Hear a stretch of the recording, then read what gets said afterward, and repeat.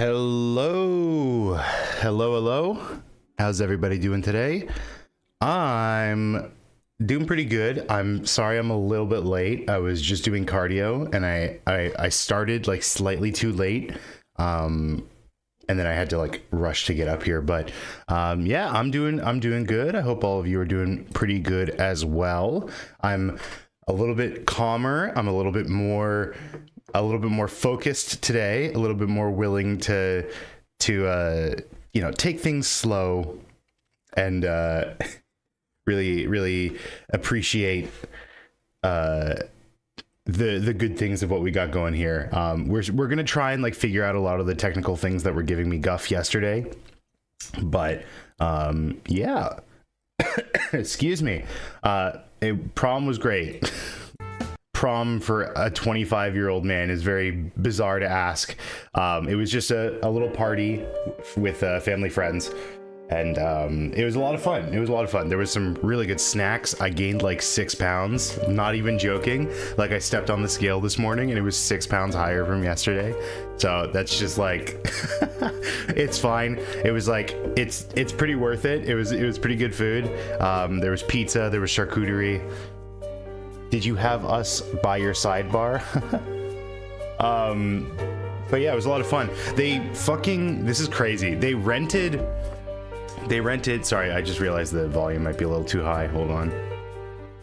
They rented a freaking, like gaming truck. It was bizarre. They had a truck, right, where the trailer was just filled with couches and game consoles.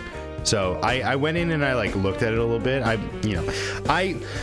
very far past the age where that's like I'm very far past the age where that's like a massive appeal for me personally. Like if I was like 10 years younger, right? I'm 15. That would have been like killer, right? But now I'm at a point in my life where it's like, if I want to play a video game, I just can't. Like I can just play a video game. It's not really like a problem for me. I can play most of the stuff. I don't have a PS5, but like I can play most stuff that I would want to. There wasn't really like anything, and it was like a bunch of kids playing, so it's like, yeah, it would be fun to just like go in there and absolutely fucking annihilate some kids at Smash Bros. But like I would rather be inside eating food, you know what I mean? Not in a truck. Yeah, I mean that part was like, I don't really care. Like it was really confined, but like the couches looked really comfy. I don't know. Stuff your pride. I don't have pride. What are you talking about? I feel like the volume is still too high.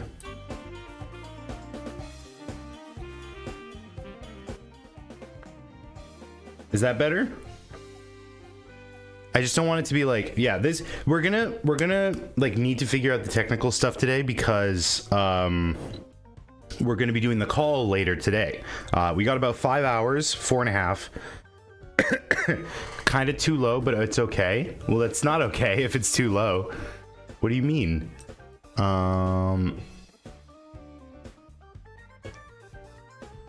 Okay, wait. So I want to be able to.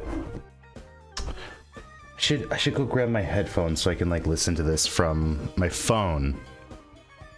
Bum bum bum bum bum bum bum bum. Sorry, I gotta respond to a text here.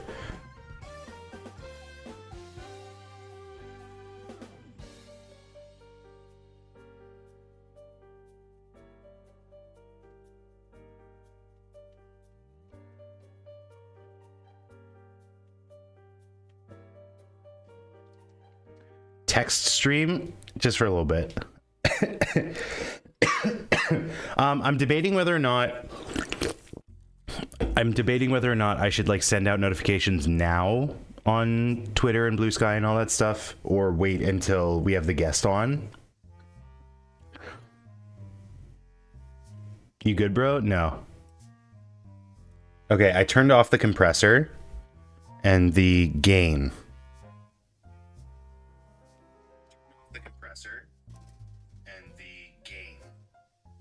Forgot about that. Why are you coughing? I just coughed, dude. You can hear my phone. That's funny.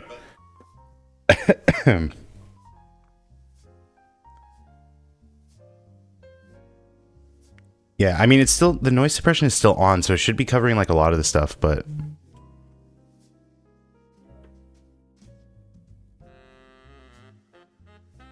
like I just don't want the music to come through as loud from my. Maybe I should have the noise gate on. Oh my god, my phone is fucking blowing up.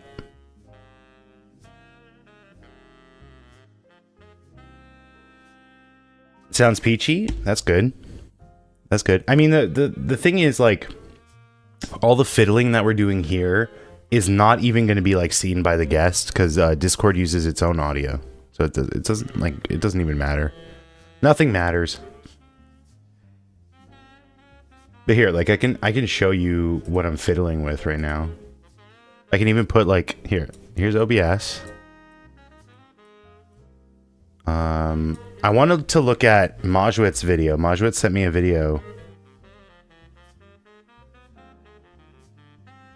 Majwit sent me a video and might be helpful.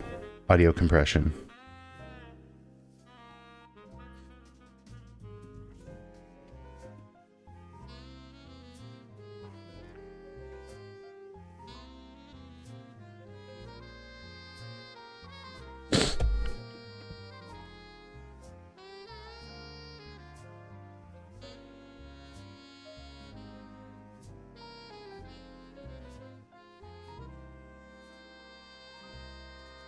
Okay, he didn't send me a video. He sent me like a whole fucking article. Like a whole ass article. What the fuck? If he pops in here, I'm giving him guff for that. Okay, let's figure out this noise gate shit. I need to be able to like fiddle with these settings.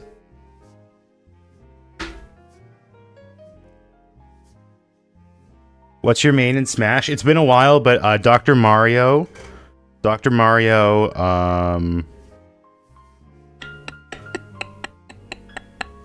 literally can't remember any other character. That's crazy.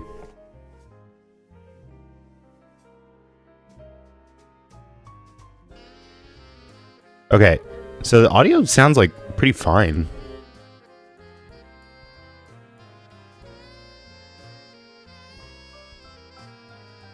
I mean, it's a little flat, maybe. I don't know. I've never been like. That's all I've seen you play. Yeah, I've never been like Dark Pit, Incineroar, and Mario. I've never been like crazy good with audio. Oh, am I peaking? That might be part of it.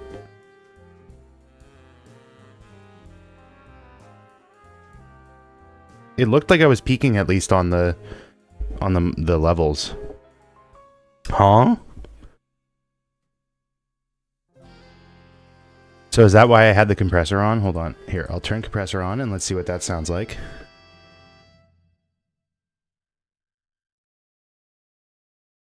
Okay, so I have the compressor on and it's like, it's making it super low, like to turn the threshold down.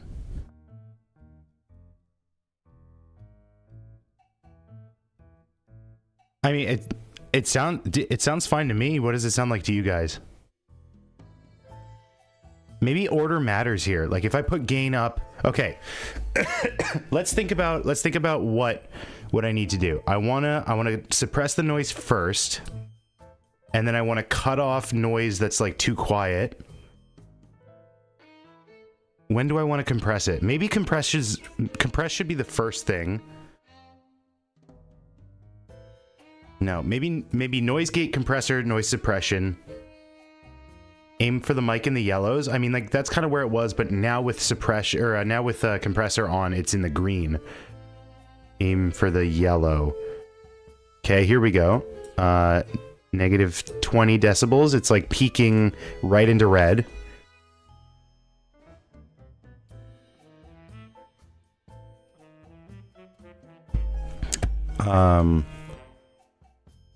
Maybe here, I'll put this back down, but I'll put the output gain to higher. We're figuring this shit out, baby. Okay, how's that? How does that sound?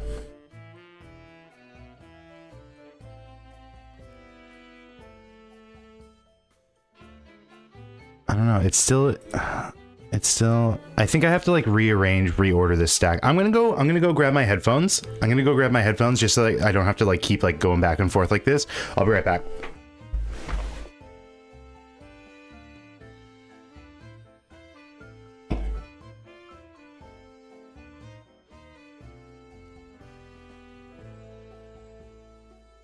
Oh, also, I'm like far away. Can you hear me from here?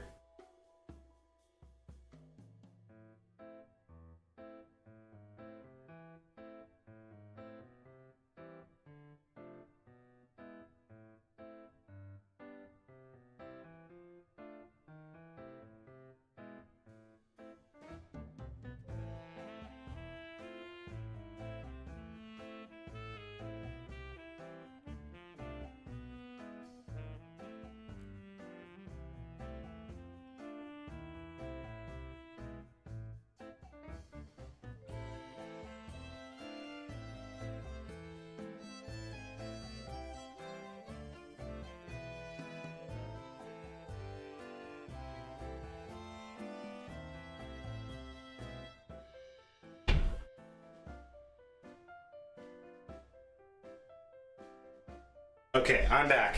I've got my headphones in, so hopefully that should help me. Oops.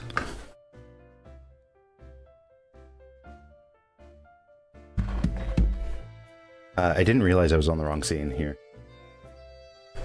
Ugh.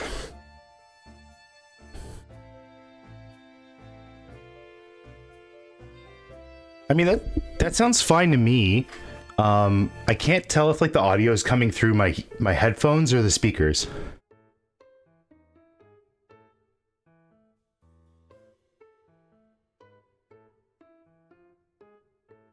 I also have, I don't know if this is going to help too much.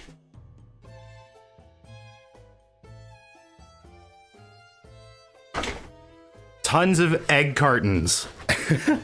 So I was thinking like, I've heard that this is decent as soundproofing.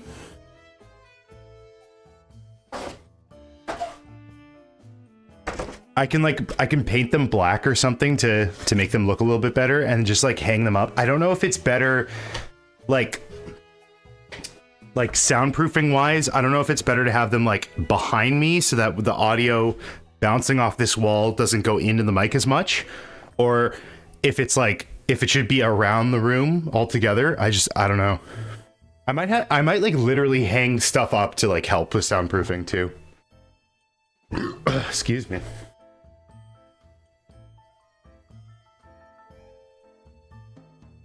This is very bizarre having this delay. It's very, very strange. Let's keep fiddling with settings.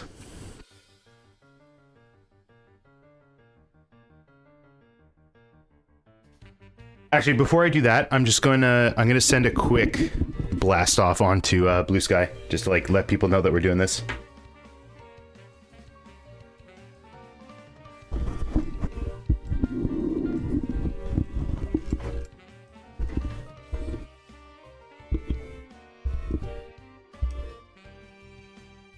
And I would love to like not have the microphone sounds like of me adjusting the microphone come through, but I don't know how to do that.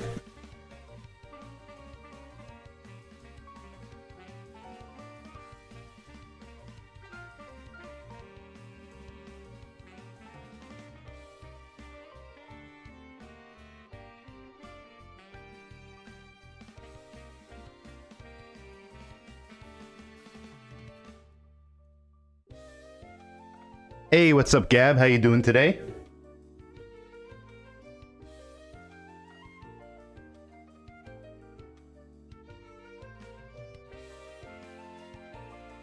What happens if I turn noise suppression off?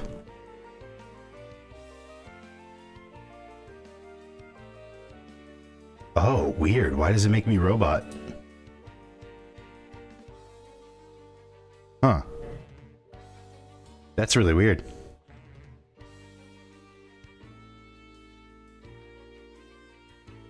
Wait, so do I just sound like robot? Because, like, why would noise suppression be doing that?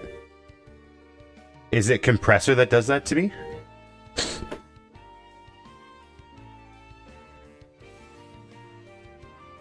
Noise gate, turn that off. So just like no filters, what does this sound like?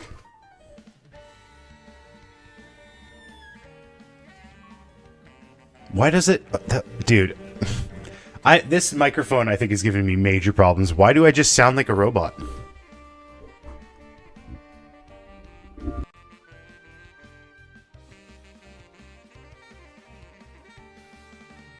Testing, testing, testing, testing. Okay, I unplugged it, plugged it back in.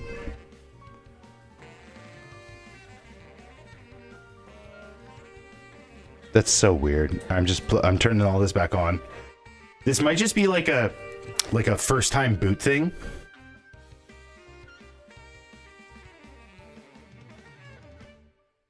Why?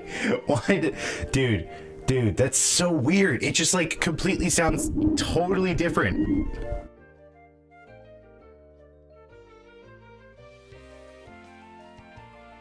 I'm dumbfounded.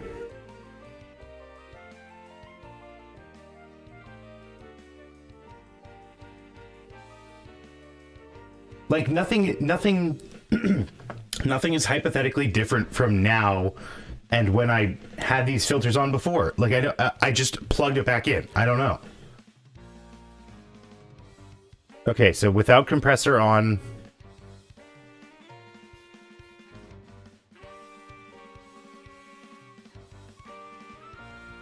No, it's still weird. It still has like this weird like duplication thing going on here.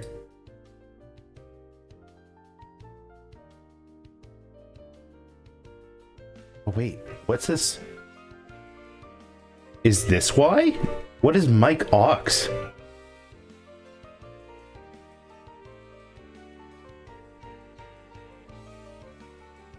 How do I turn it down to like infinity? How do I get rid of it? I don't think that was it anyway.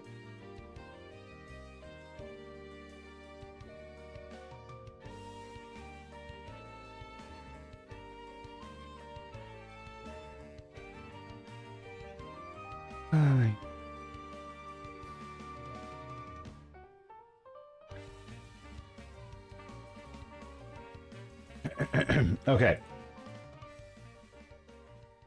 Guys, I want to keep the noise gate on regardless. Like, it's important to not hear, like, desk noise.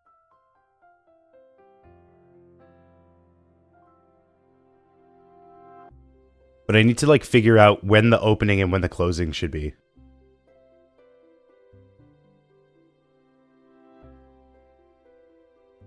I mean, that sounds pretty good, right?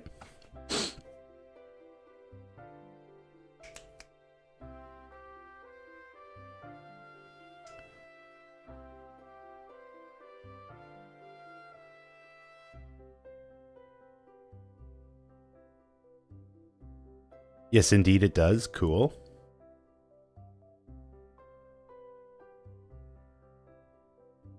So then, okay, and the noise suppression, what does that do? Does that make me robot again?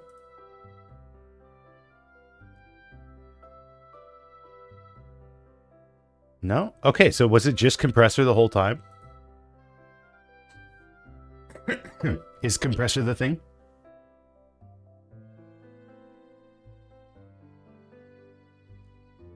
Okay, I think it's compressor, so let's figure out why it's compressor. Turn down threshold. Let's see what that sounds like.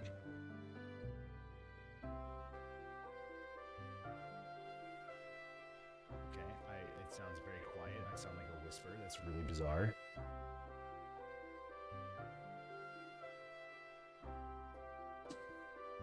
They turned you into 2 megabyte file? I don't know what that means.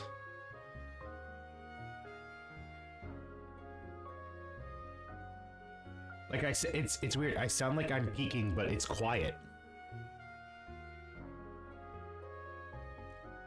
Okay, I turned the threshold up to 0.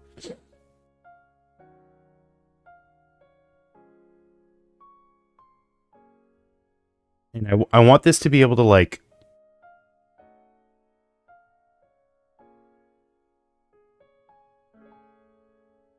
Sidechain ducking source. I don't want sidechain.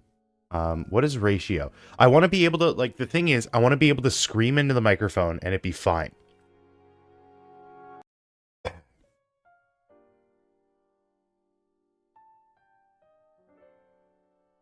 Okay, I'm going to scream into the microphone. I'm going to scream into the mic and I'm going to scream into the microphone, see how that sounds, okay? So this is your 5-second warning, okay? This is your 5-second warning starting now. 5, 4, 3, 2, 1. Ah!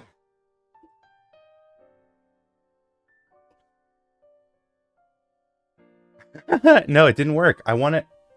Is it like something in here? Like I'm peeking here and it just like cuts it? Not that bad. Well, it's supposed to be worse. It's supposed to be worse. What happens if I turn the ratio down? What does ratio do? This is with the ratio all the way down?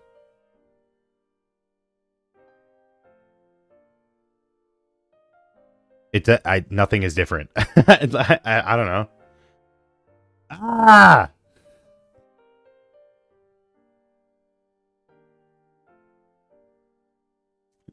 Yeah, even that got cut off, and that was not my highest, my loudest scream I could do. What does all the way up do? Can I clip it? Okay, fine. This is ratio all the way up.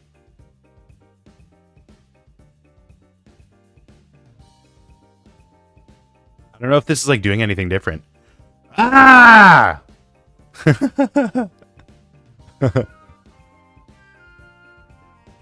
No, it's just I think this is like I think this is a dream that I'm gonna have to give up on.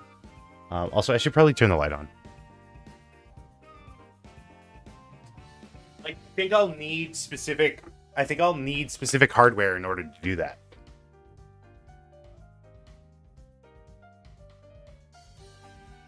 The light was off. Yeah, it's just like sunlight coming in. It's not like this really changes anything, but like the shadow being cast on my face is a little bit dimmer.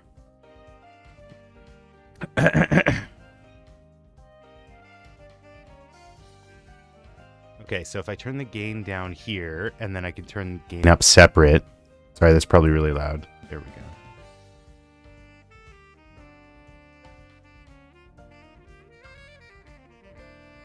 Okay, so actually, you know, we don't even need gain. Let's do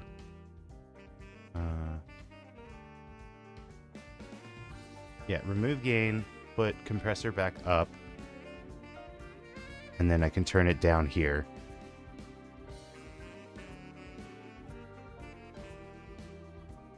Okay, how are we feeling? How are we feeling? How are we feeling? -5, -10, negative. Yeah, let's aim for -10 here. Ah!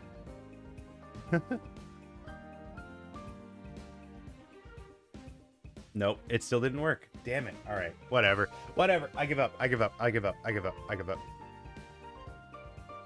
May we continue? We gotta, like, this shit needs to get done eventually. Like, I just can't, like, I can't, and you have to be the tester. You know what I mean?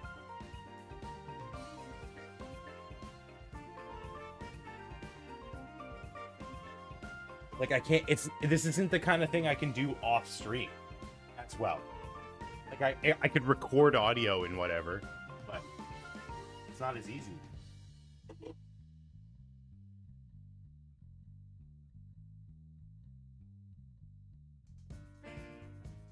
We're good. We're good. We're good. We're good to move on. And move on we shall. For the moving on that we are going to do is I have to set up this computer so I can get some files off of it.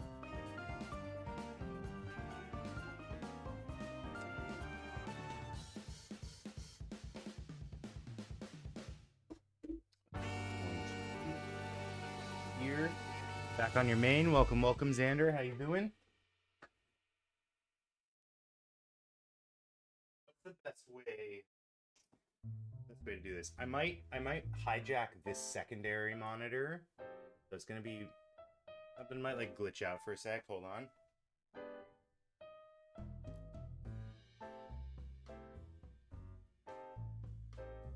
Do do do do do.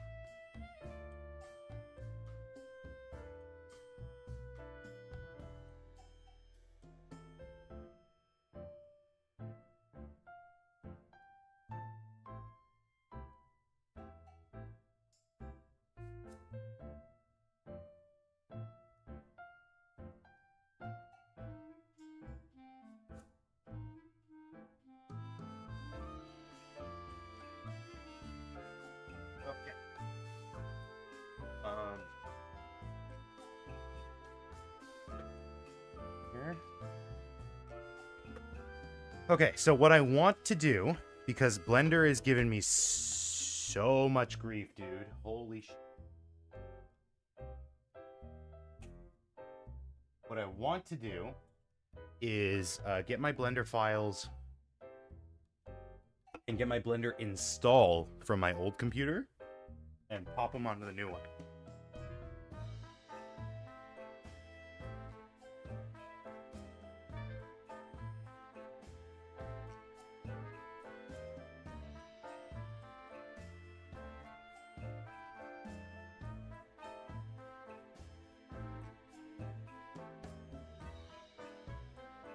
Blender blended Aaron. What shall we do for Blender isn't blending right? I'm blending Aaron's blend.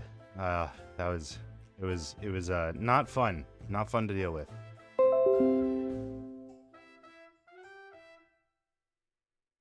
How do I make... Is there a way to make, like, system sounds quieter? Volume mixer. System sounds. Oh, okay. Perfect. That's exactly what I wanted. That's what I needed. Okay, so hopefully that shouldn't be too bad now.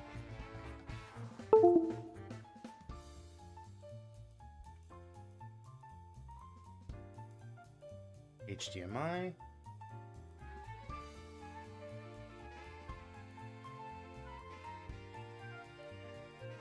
Switch, please. There we go. Okay, so if I go to downloads, this receiver is like busted. I don't know what's going on.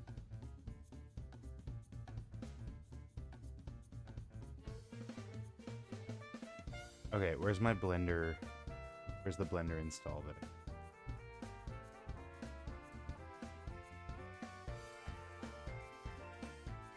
DaVinci Resolve, Audacity.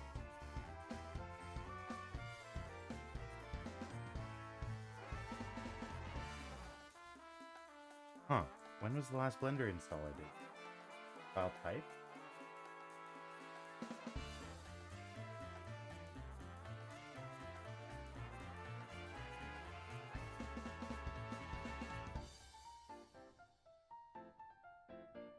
Blender benchmark.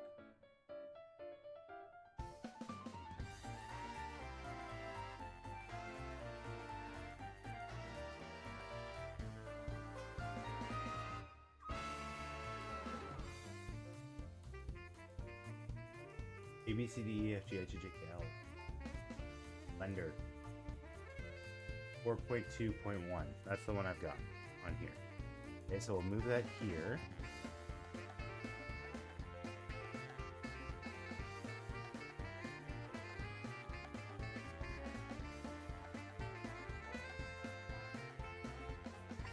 Sorry, today's a little disorganized. We haven't even looked at, like, news stuff.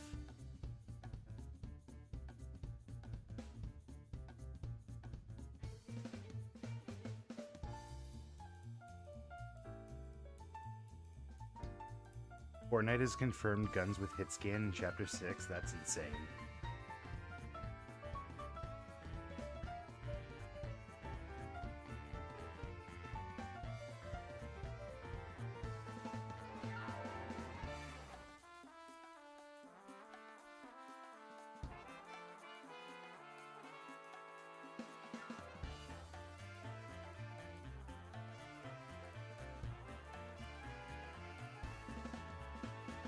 Okay, so that's Blender. Blender.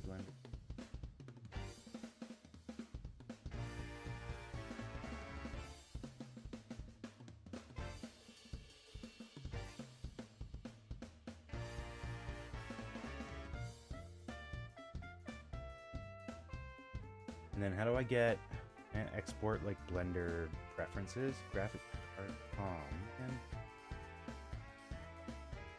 Okay, well, I can deal with that. That's fine.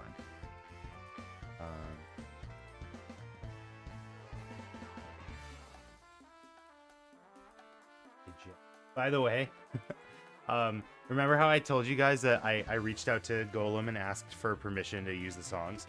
And they did say yes. I still got content ID'd for like all of them. So we'll probably not do that, at least here. I don't feel like reaching out again to be like, hey, what's going on here? It's fine. They've got like a record label that automatically did them, so I don't blame them. It's not their probably not their doing.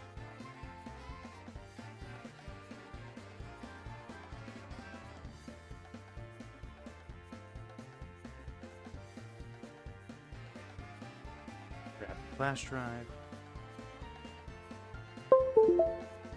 Why is it still so loud? Oh, it didn't... Wait, what? It didn't stick. How do I make that, like, stay? Okay, now it stayed. What? Why didn't it stay the first time? That's fucking weird.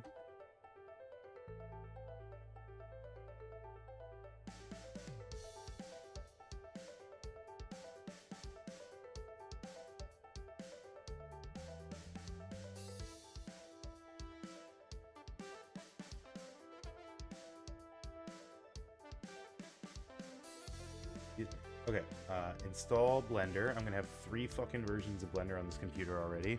That's crazy.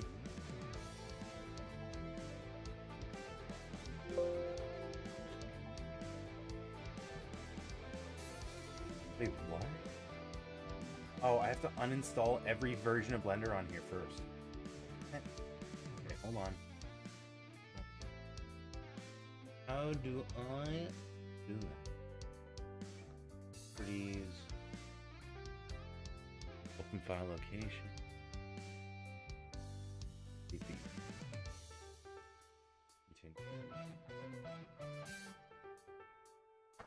Okay, well, while that's deleting, I'm gonna send a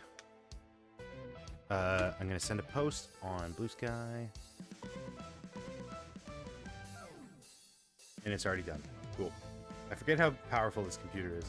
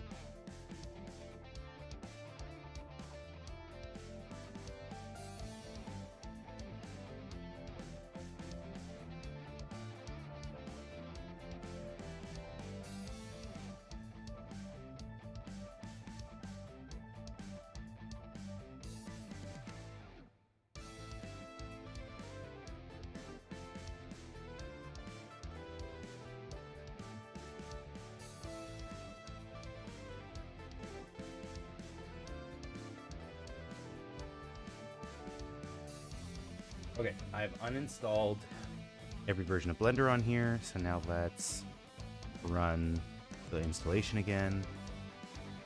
The later version of Blender is already installed. No, it's not. It literally is not. Wait, what? It literally is not, but okay, go off, King. Uh-oh. Oh, did I fuck up? Did I fuck up? I might have fucked up. Run as administrator.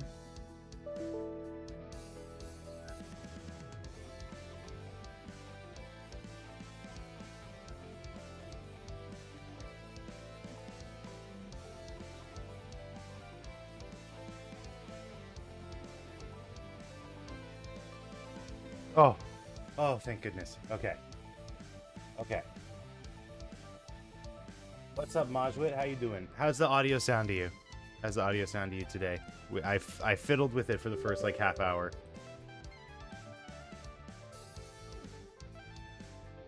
We're installing the same version of Blender that I had on my other desktop, which is still currently running. I should probably turn it off.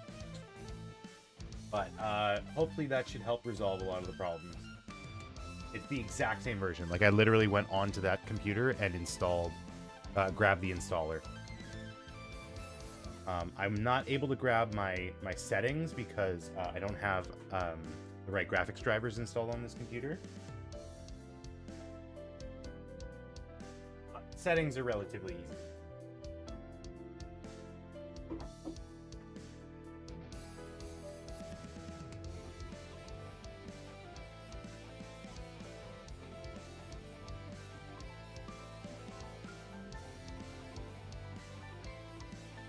By the way, yesterday's live stream got copyright dinged for basically every Golem song.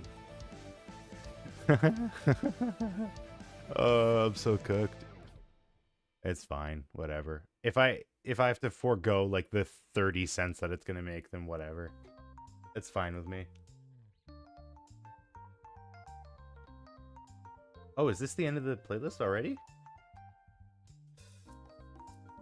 Damn.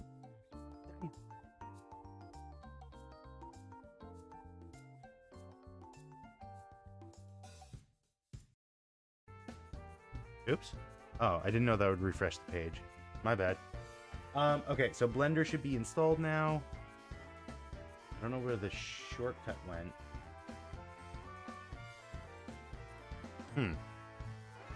Hey, what's up, Michael? How you doing today?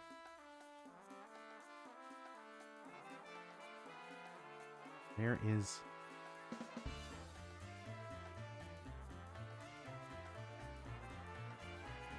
Okay.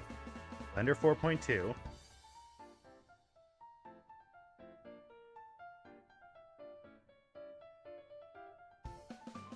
Fine.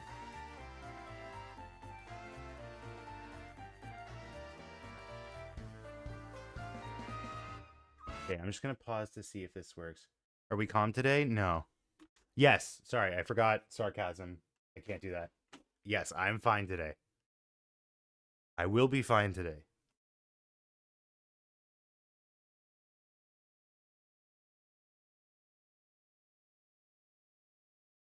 Okay, so this should be the same version of Blender. I don't know if this is necessarily going to like fix every problem that I've been having, but uh-oh.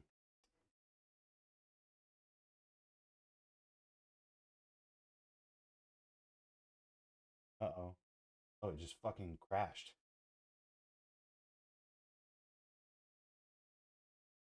That's not good. I kind of sucks, but I might have to like revert to a previous version, like a previous copy of the file. Just because like I think converting it into 4.3 is like what made a lot of this break.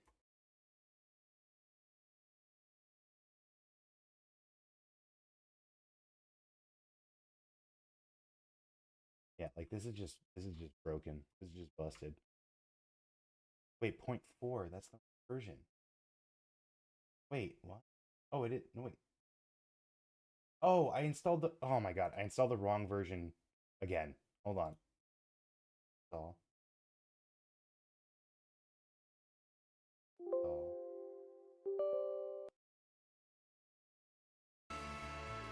I'm so stupid.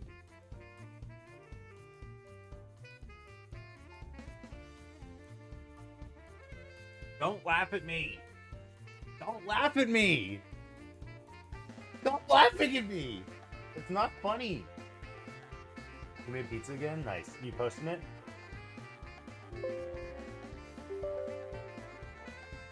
Much sauce this time.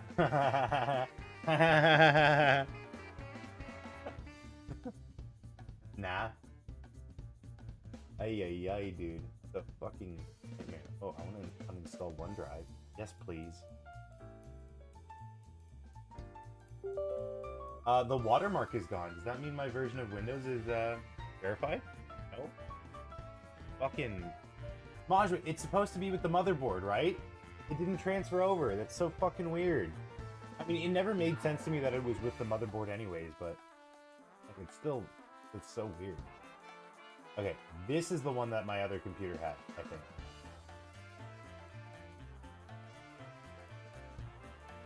It's with Microsoft account now? Fuck off, dude. Are you fucking serious? I don't want to log into my Microsoft account on here.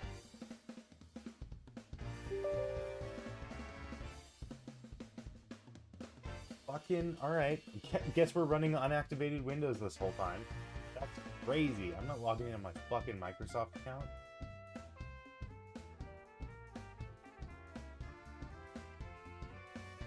Okay, cool.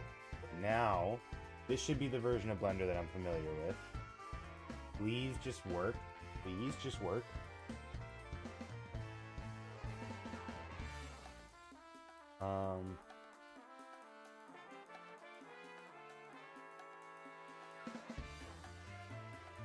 Okay, that's a great sign. That's a really good sign already, just like right off the bat. Yeah, we're definitely gonna have to like use an older version of the file. Damn. Sorry. We're gonna have to like redo a lot of work. But you know what? It's worth it. It's worth it. It's worth it. Like we couldn't use the fill tool. We couldn't use the fill bucket. We couldn't use the Phil Collins.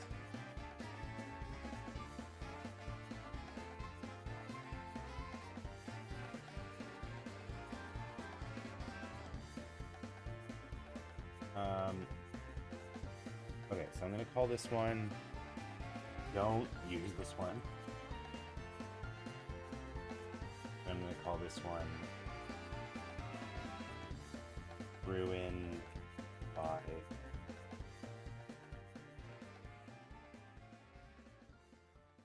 And then I should have a copy of it. Pop this shit in.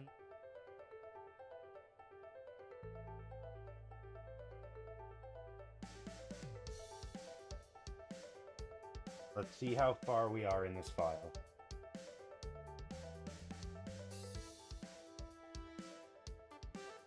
We can't be calling them in the air tonight yet.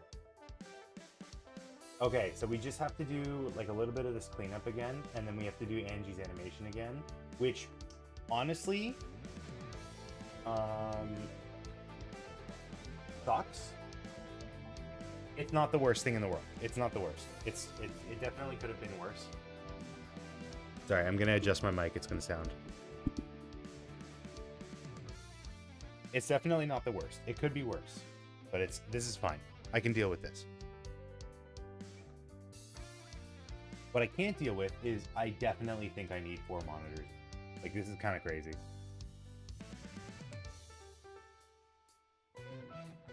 But like, I don't have room. Like, my desk doesn't have space for 4 monitors. Unless I like, unless I mount one to a tripod and put it above the other 2.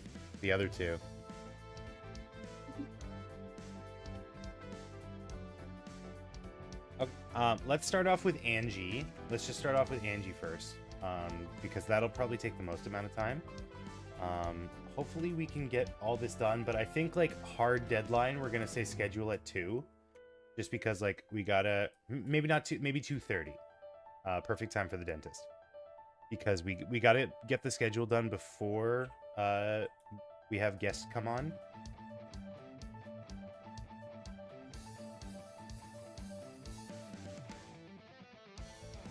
Yes. Okay. This is what I was running into, Majwit, yesterday. So these lines weren't showing up in the newer version for some reason. Like they were being colored in pure black, but because it's on a black material, you couldn't see them. What happens if I... Yeah. They're white now. Oh, did I fuck it up? Did I break it already? Hello? Okay. Yeah.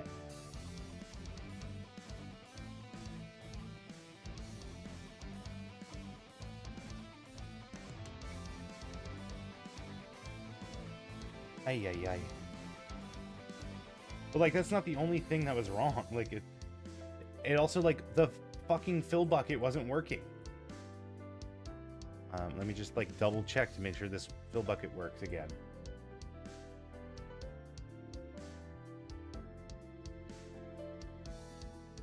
Yeah, there we go. Oh my god. Like, what? How did it go so wrong, dude? How did it get so wrong? I mean, we're gonna like try and figure out a way to use it moving forward, because like obviously it's well, maybe it's not better to use the newest version. I don't know.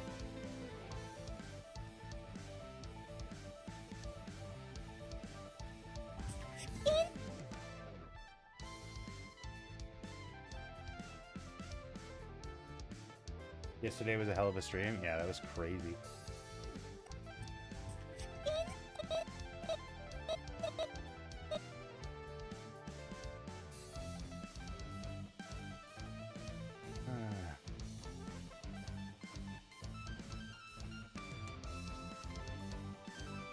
The version had an LTS in the name, which means long time support. What does that mean in this context? I'm not a developer. I don't develop nothing.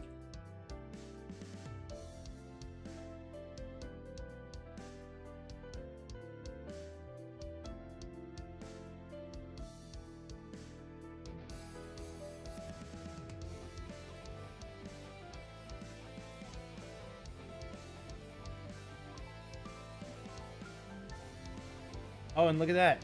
Here's the menu. So it was points, strokes, and frame. But for some reason in the newer version, they got rid of these three and just made it delete. I don't understand. Like, some of these changes are so freaking weird, dude. Dude.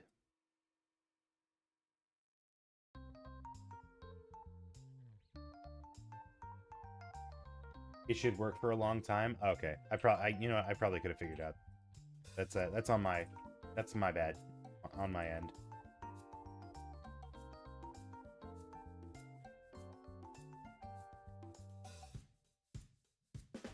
There's a zombie on your lawn.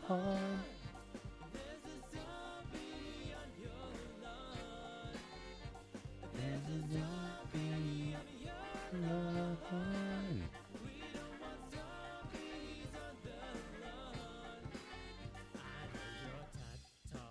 And dead, you wanna bite all the petals off of my head and then eat the brains of the one who planted me here. I'm just a sunflower, but see me power an entire infantry. You like the taste of brains, we don't like zombies. Insane how the last one took like 3 days and this one keeps screening with you. Yeah, there's like a whole bunch of shit that's like kind of gotten in the way of this one. I don't even remember like any of the jokes from the next episode, so I don't know where we're gonna go from here. Like this one changed everything, honestly.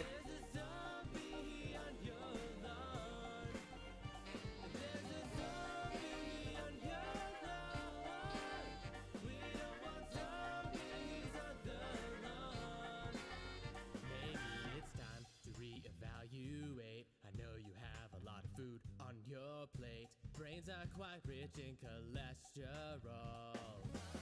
You're dead, so it doesn't matter. Instead, we'll use the solar power to make a lawn defense at any hour.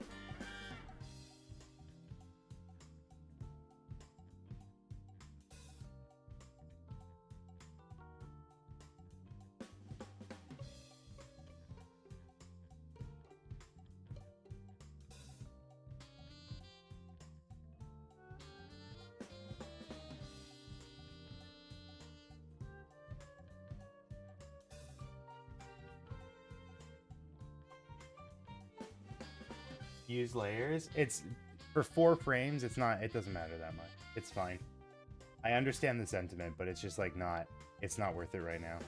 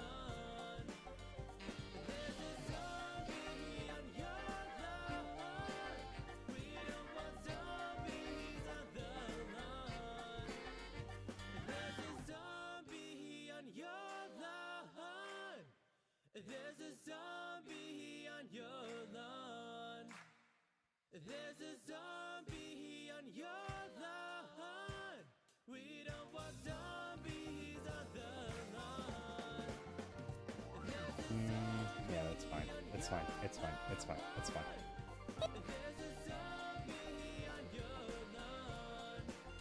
Sorry, I'm not talking because I'm like really trying to focus and just get this part done, because this is like this is the hard focus part. This is the part where I need to hard focus.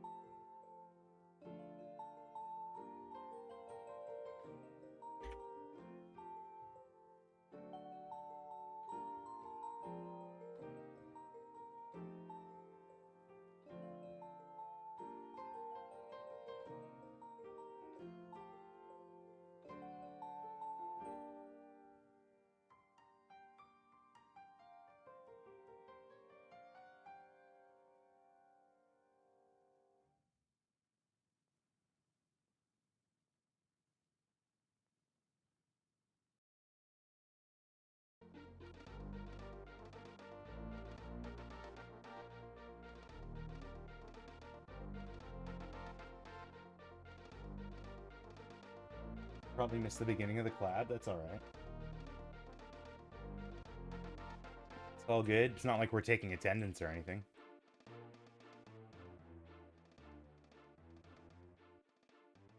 I'm not your dad. I'm not your teacher.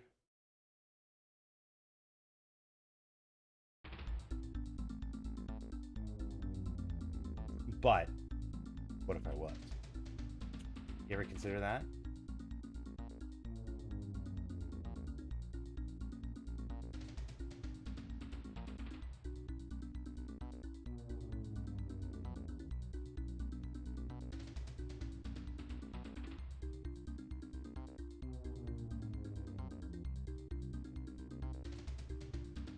No, I'm not.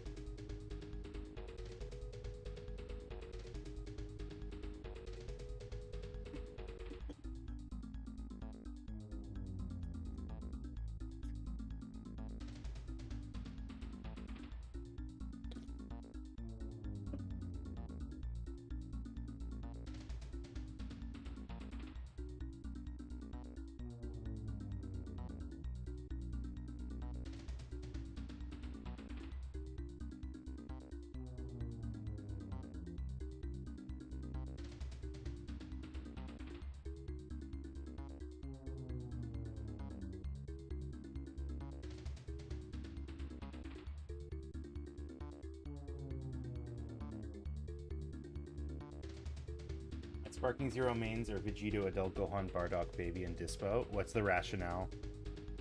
What's the rationale behind that team building?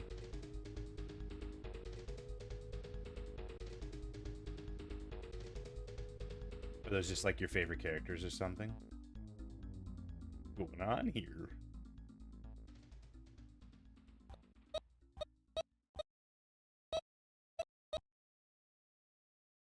They're fun to play? Okay. I haven't played Sparking Zero since the last time.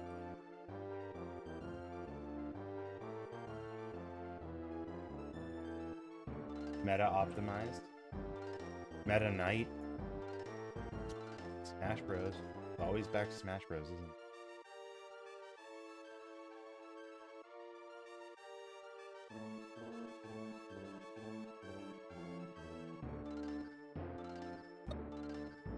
Gotta make frames in between, and then that's it for eeny meeny.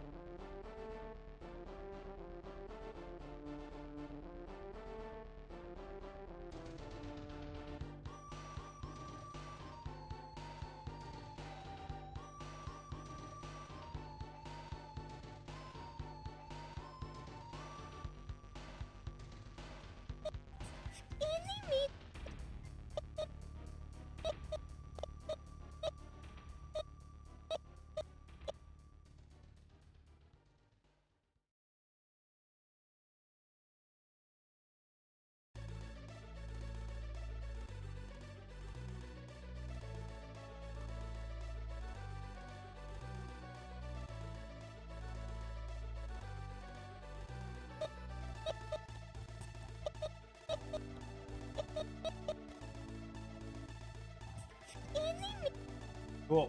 Awesome. So now do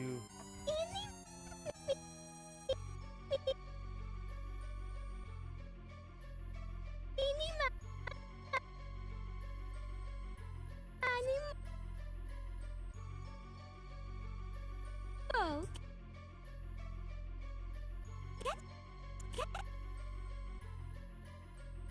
That's the culprit.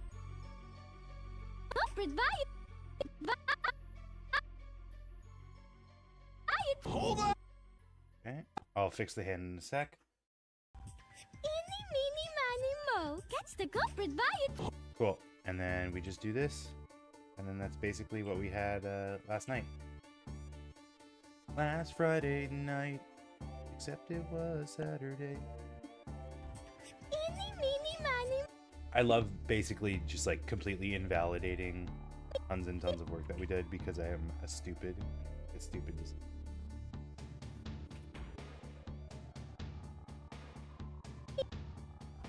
Eeny, meeny, miny. Mo. Catch the culprit by it. Okay, so now we do cleanup. Everybody everywhere.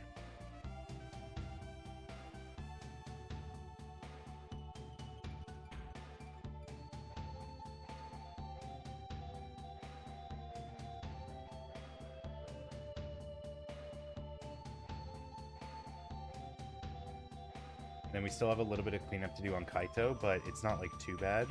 I feel like fills are going to take a while on Kaito, but it wouldn't be too bad as well. We got tons of time. Got plenty of time, plenty of time. Putting the time, fuck, putting the time.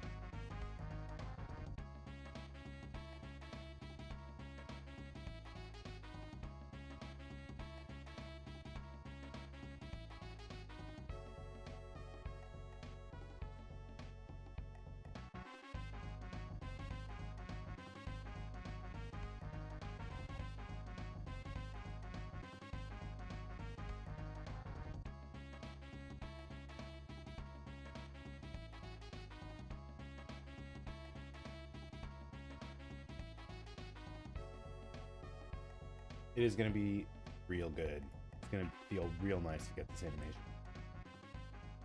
This has been hanging over my head for far too long. But the problem is, like, I know this doesn't solve. I know this doesn't solve anything. Like, getting this one done just means instead of 14, I have 13 left to do. So it's like, yeah, it's great. Still a big roadblock in the way. Reach. Yeah.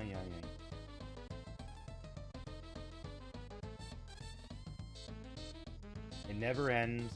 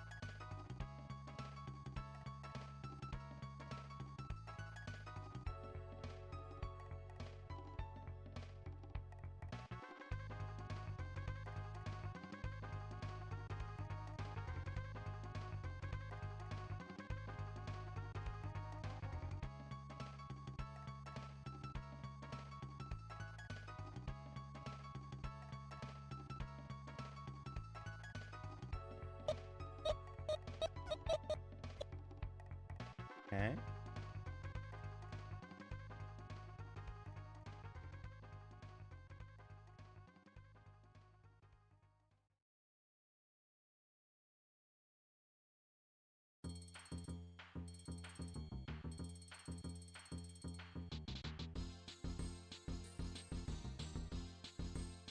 Eeny, meeny, miny, moe. Catch the culprit by its... Okay, the only thing that's like kind of bugging me is this gets like noticeably shorter. Yeah, I should like squish it in.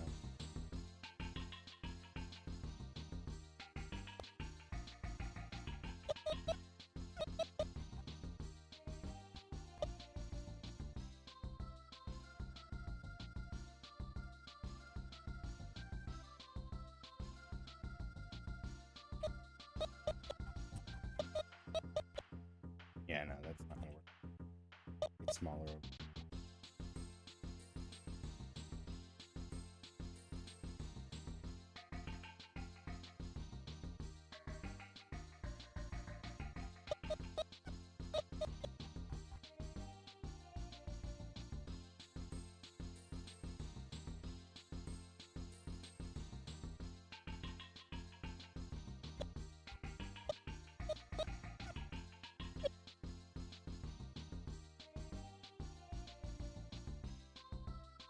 Eeny, miny, moe.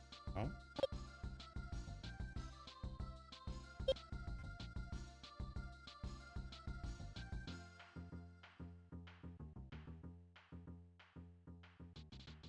Eeny, meeny, miny, moe. Catch the culprit by its... Cool.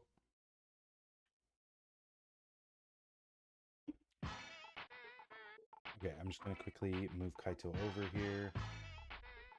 Over here.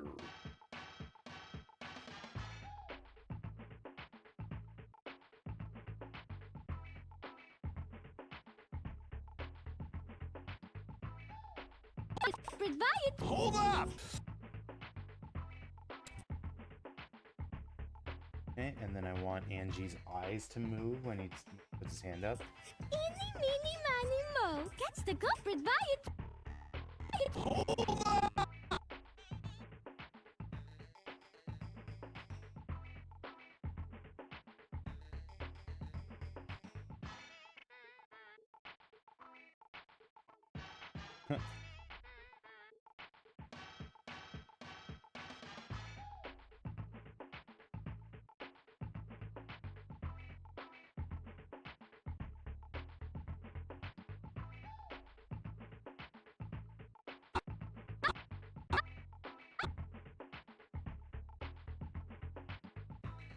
Really looks like a cat.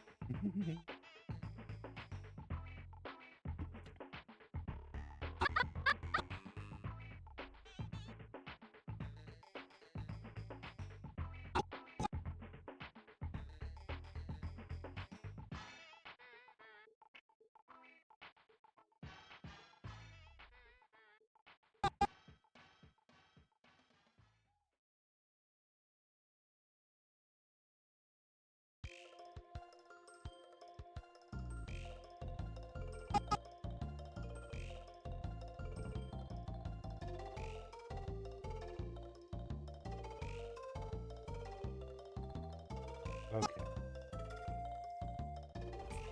Eeny, meeny, miny, moe. Catch the culprit by its... Hold up! I can't. Cool.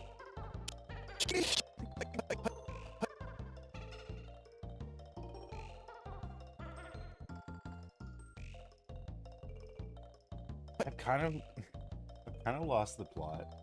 One, why did we make Kaito unmodel? We do that. Why did we do that? Dude, we could have had this done in a fucking week. We could have had it done in a week if we had just left him like little caricature. Eeny, meeny, miny, moe. Catch the... I wanted it, yeah.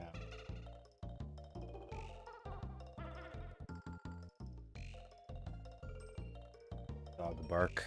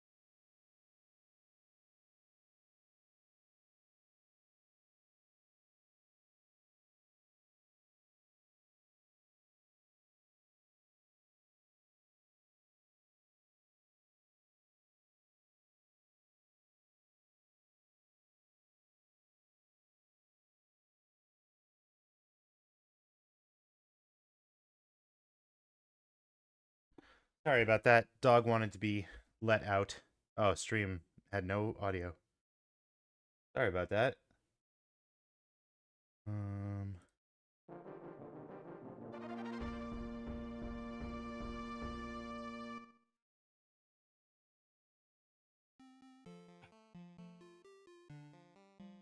Who let the dog out? Me. Me. What were we doing? Eeny, meeny, miny, moe. Catch the culprit by its... Hold up! I can't keep up with your song.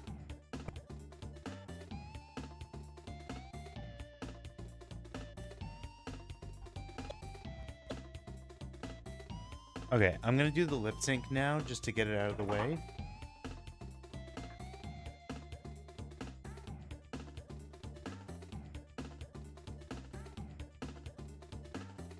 Hey, Stefano, how you doing? Welcome.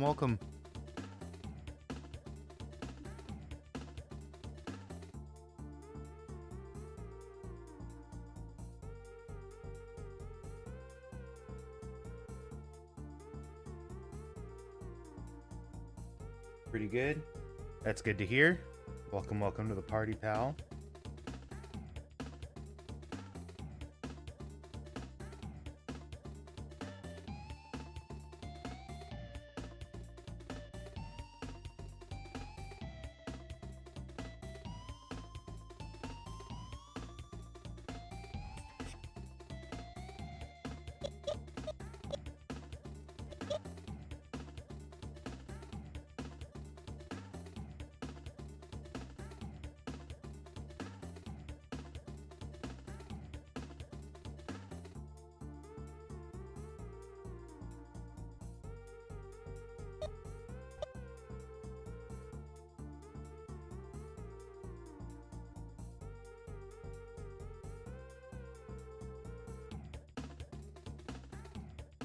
No, I'm not gonna do that.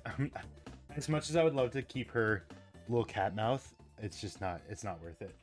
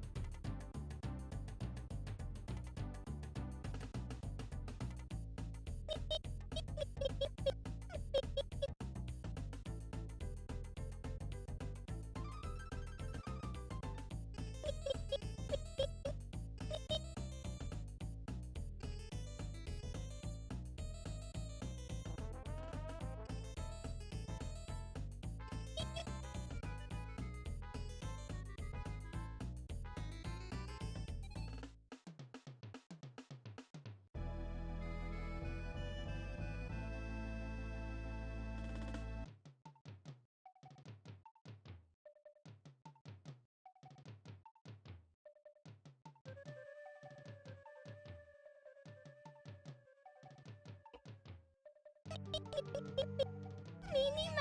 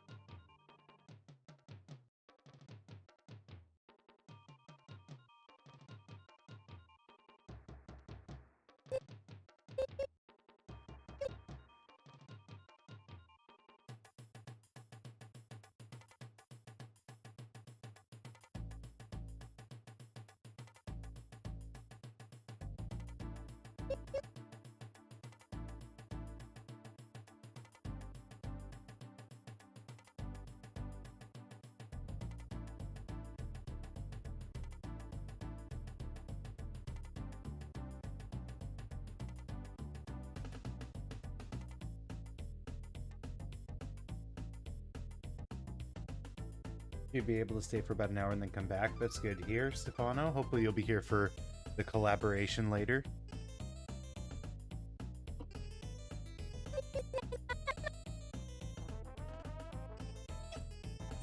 eeny, meeny, miny, eeny, meeny,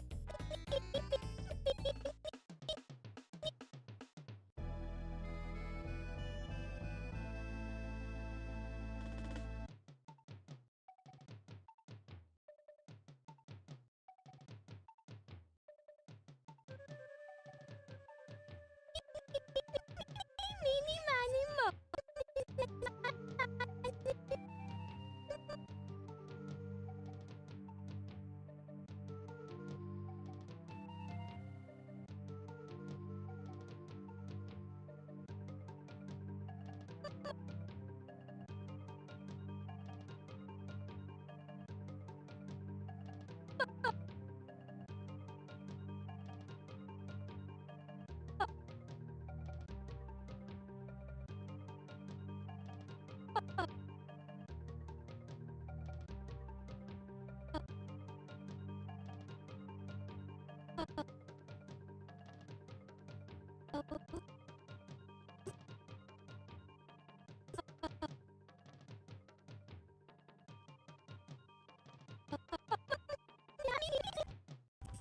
Eeny, meeny, miny, mo.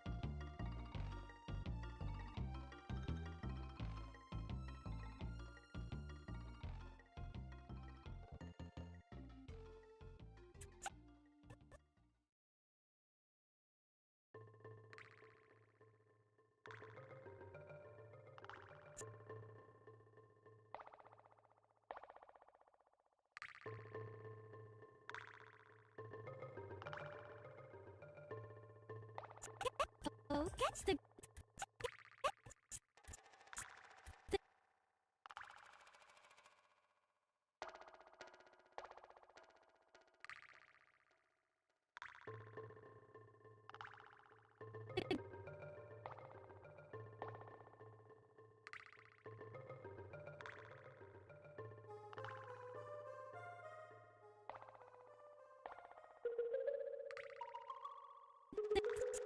catch the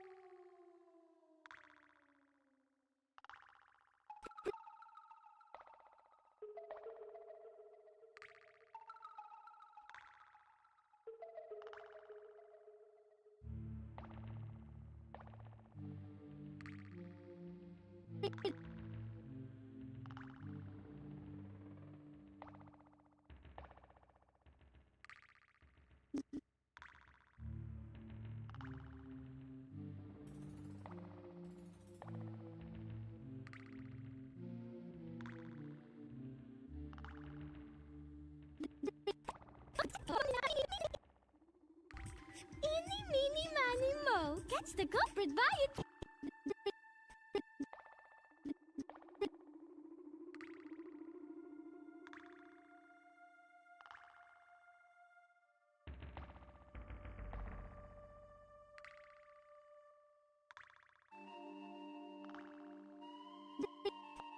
Culprit by it.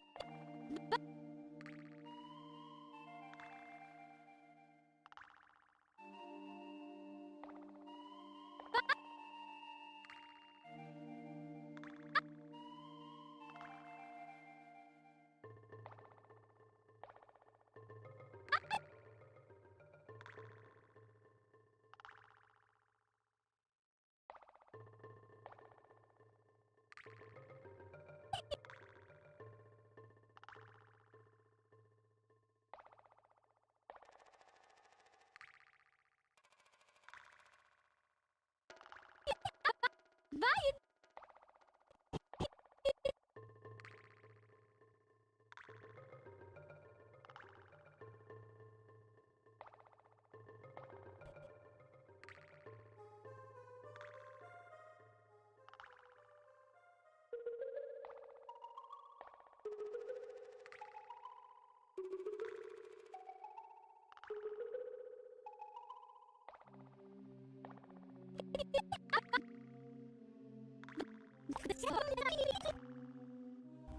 Eeny, meeny, miny, mo. Catch the culprit by it. Hold up!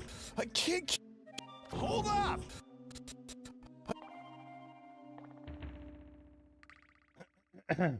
Okay, I think that's it. Eeny, meeny, miny, mo. Catch the culprit by it. Hold up! I can't keep... Cool. Cool.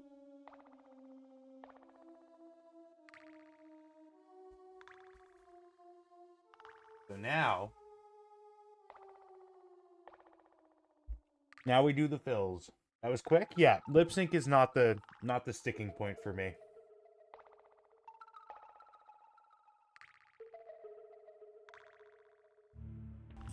Eeny, meeny, miny, mo. Catch the culprit by it. Hold up! I can't keep up with your... Let's just get Angie like done.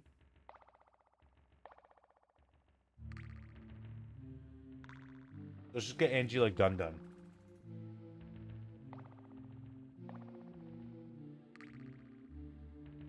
What are you munching on? Turkey burger. They were leftovers from work.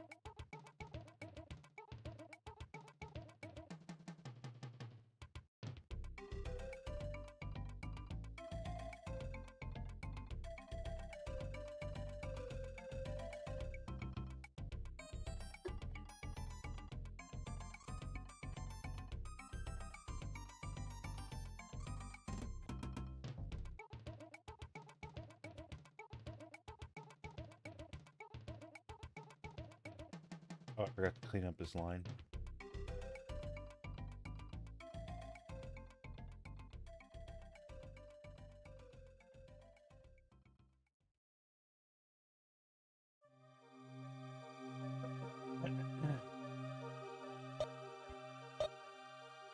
And I forgot to clean up this one. What the fuck?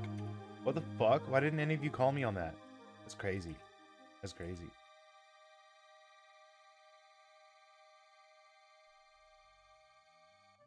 And this one. What the fuck? Yo, that's nuts.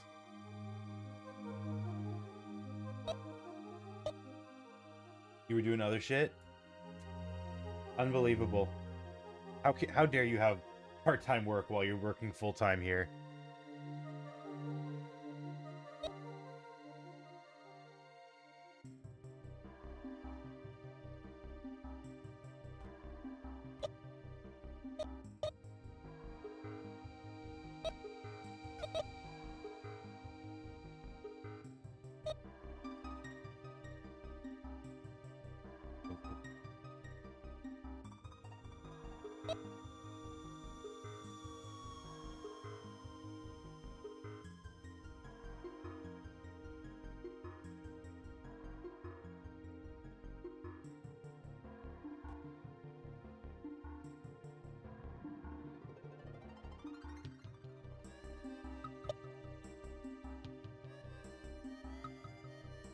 Part-time watcher, full-time viewer. True. And yeah, we'll get the Discord up at some point, and we'll do like mod applications for that.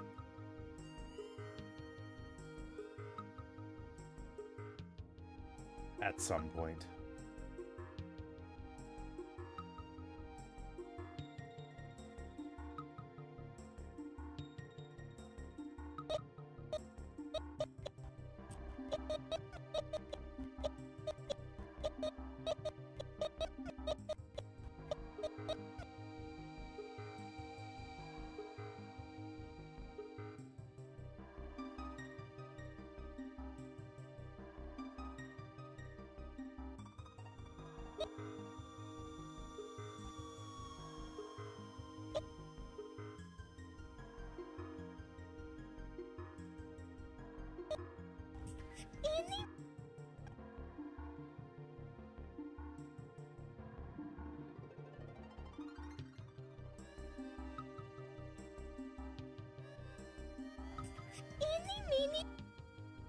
Oops.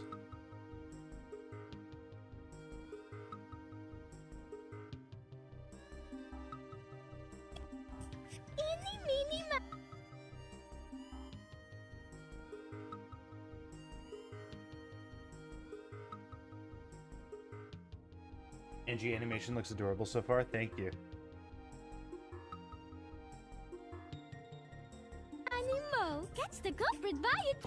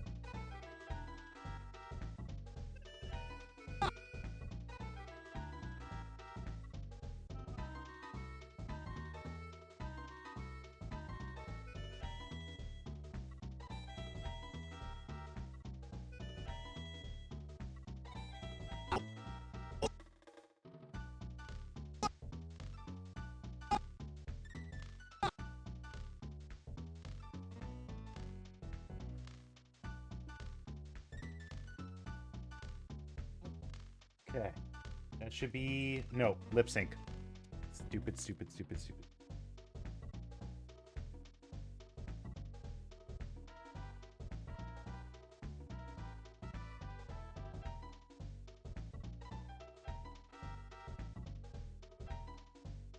1 push-up per frame. 400 push-ups? That's what you're asking me? 600 men? 600 strike?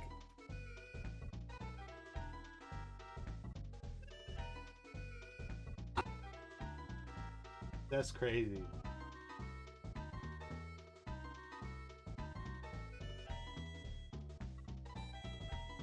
I can't do 400 push-ups, you fucking nuts?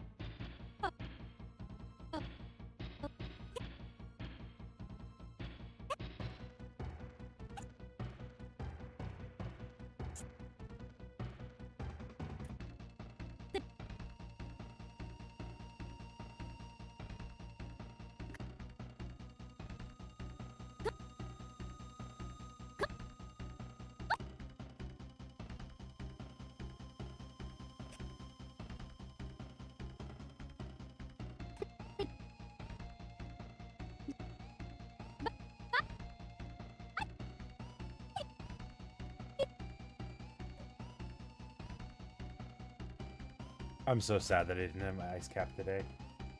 I'm so sad. I want an ice cap. I'm not doing caffeinated drinks all of December. Gonna be rough. Gonna be rough, dude. I don't even know. Or maybe it's gonna be amazing. We'll see. Eeny, meeny, miny, mo. Catch the culprit by its... Hold up! I can't keep... Caffeine-free ice cap? I wish they did that, dude. You kidding me? Ice? I got an iced coffee from the mall the other day, and it was good for the first, like, 3 sips, and then it was just ice. I understand the feeling of being caffeine-free. I mean, I feel like in Italy, in, like, Europe in general, that's, like, a little bit harder, because it's just, like, so... Like, it's ingrained in the culture here, but it's just, like, so much... to my understanding, just like a part of your existence.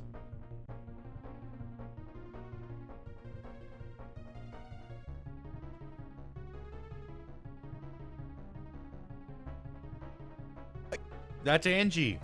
Eeny, meeny, miny, mo. Catch the culprit by its... Hold up! I can't keep up with your song! Your average Italian has coffee every day.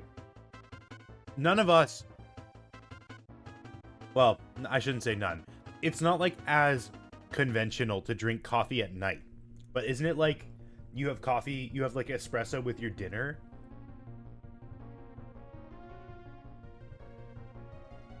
Didn't know for the longest time that normal Coca-Cola had caffeine.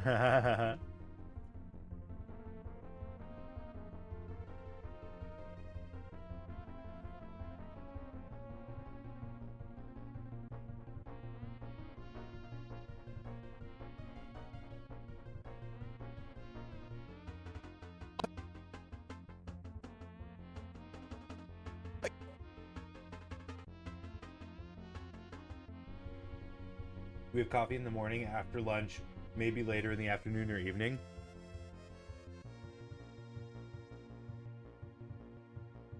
All right. Long trek. We have the long trek ahead of us.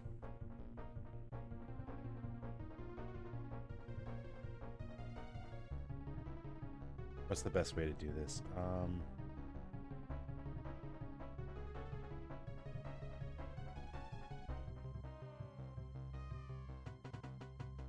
No rules against night coffee. But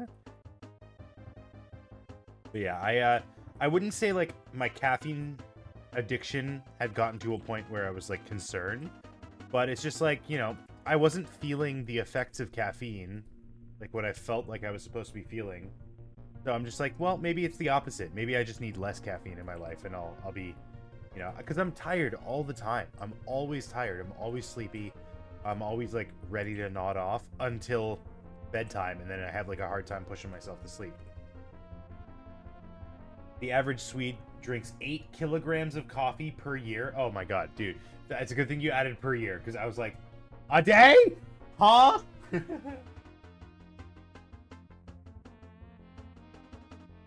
Do any of you use Pokemon Sleep? No. I'd rather not, but it's just me being cautious. I'm a tea person and or hot chocolate.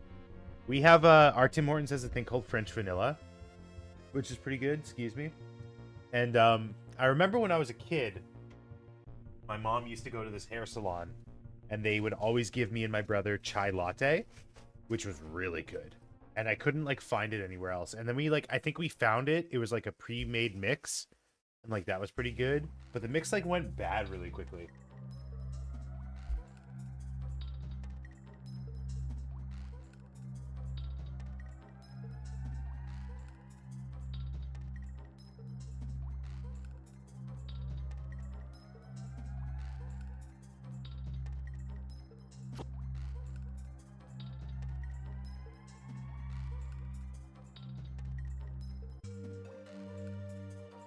It's kind of crazy how early this was able to get finished.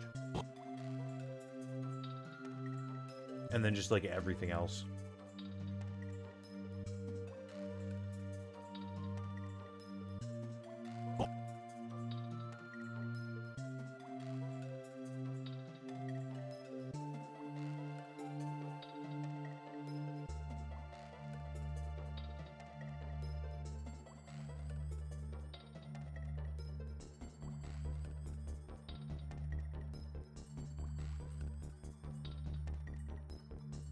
Three cups a day was my limit back then. Now it's much lower. I have 1 cup and it's caffeine free.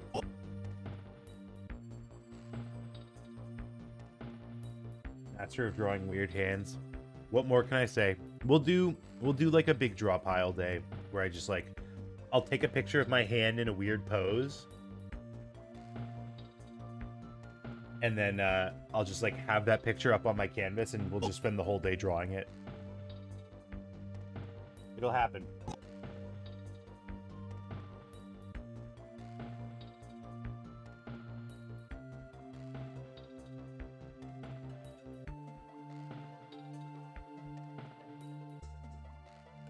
I have like 3 cups a month. Dude, I was having 3 or 4 cups a day the last like little bit. I wasn't addicted. I can give it up anytime I want to, which is right now. I am addicted to ice caps though. That's gonna be hard. It's gonna be tough. But I mean, like cutting down to a week, like once a week, was already hard enough. So I don't know. Maybe I can do it. Maybe I'm stronger than I think I am. So you use your hand as reference. I think that's a good idea. Yeah, of course. You'll see like when I'm doing lip sync, I'll also use my mouth as reference. Like not necessarily looking at it, but like making the mouth shape for some reason like super helps.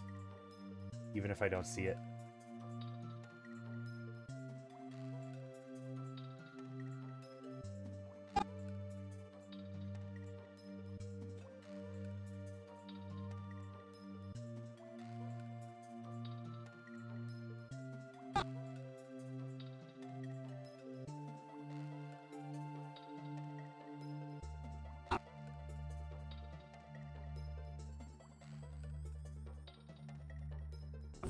Hey-ya-ya, hey-ya-ya, ha.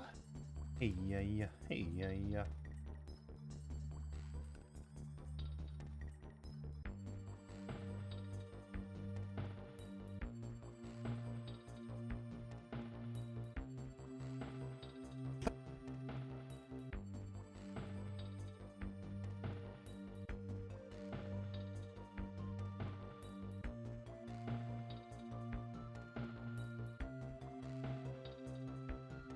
By the way, by being caffeine free, I've been more of a tea person lately. I mean, what kind of tea are you drinking? Because there are a lot of teas that are more caffeinated than coffee.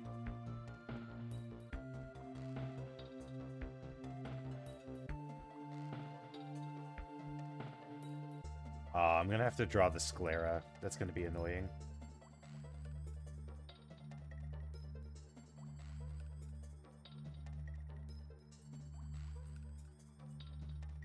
Huh?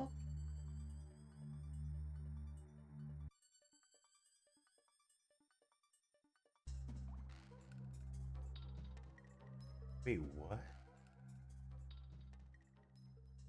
What material did I use in this? Huh? What? Why is it a different color? What?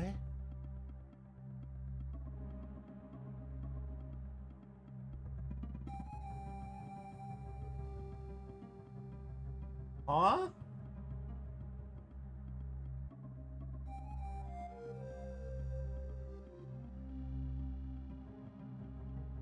Why is it a... What? Why is it a different color?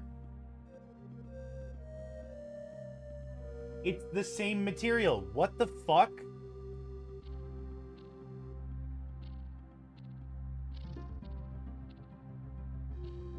What the... Dude.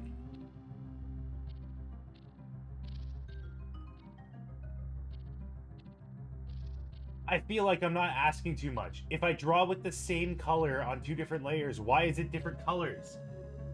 What? What's going on here? What's going on here? Oh, okay. No, it's my fault. It was my fault. It was my fault. It was my fault. My bad. My bad. My bad. My bad. My bad, Blender. I'm sorry. I'll never question you again. I'm sorry. Please. Please spare my children. Can't catch a break? Yeah. By the way, it's past 1. I will understand if a good chunk of you leave to go and watch the new Game Grumps episode. I'm not caught up. Again. I've not gotten up.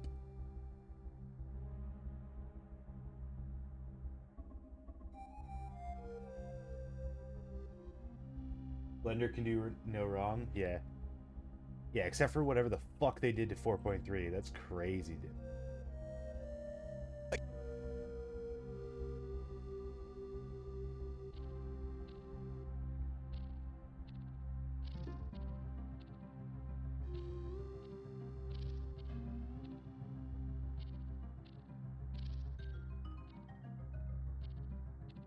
Thankfully, a lot of whatever we see on Kaito is the same color. Like, it's basically just his jacket.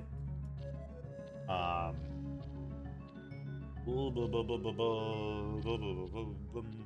the episode later. It's too long for me. Wait, how long is it?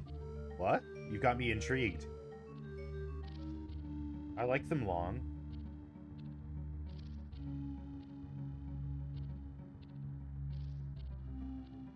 It's not that long. Oh my god, Film Theory did an animation versus animator video? That's crazy.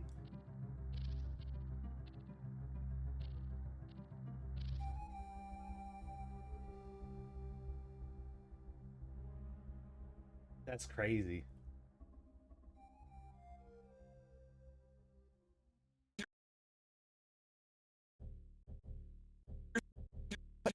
Why was it coloring the beard in?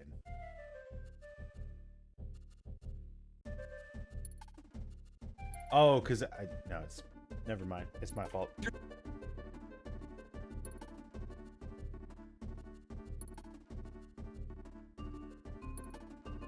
Skinbeard.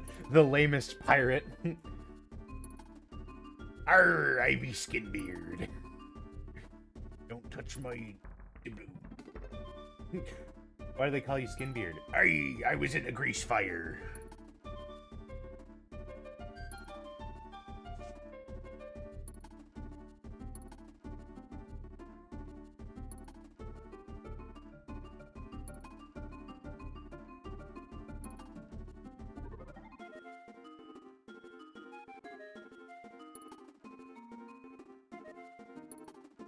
Moisturize.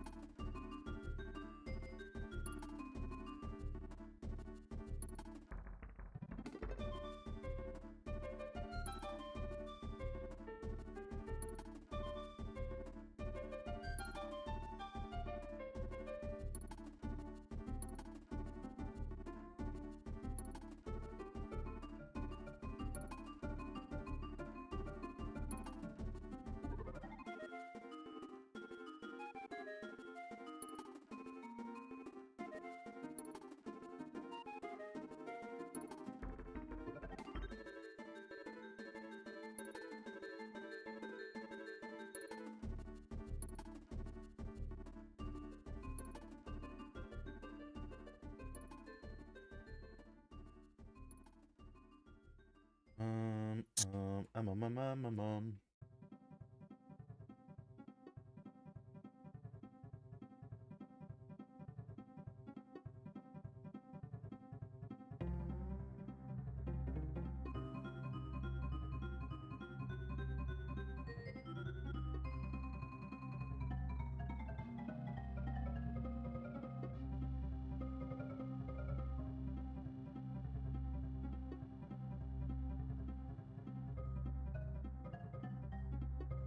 Hey, Dan the Man, welcome, welcome. How you doing? Oh, that reminds me, we gotta put your fan art up too. I forgot. I gotta, cause I have to. There was something I had to like edit about it. But if you could do it, then that would be even better. Back from New Orleans, that's exciting. Yeah, I've got. You'll see, I have Maddie's fan art up. I still have yet to print yours out, but I'll print it out, put it up. But there was something that I wanted to do to it first. I think I wanted to edit something out of the screenshots that you sent me, or that you posted.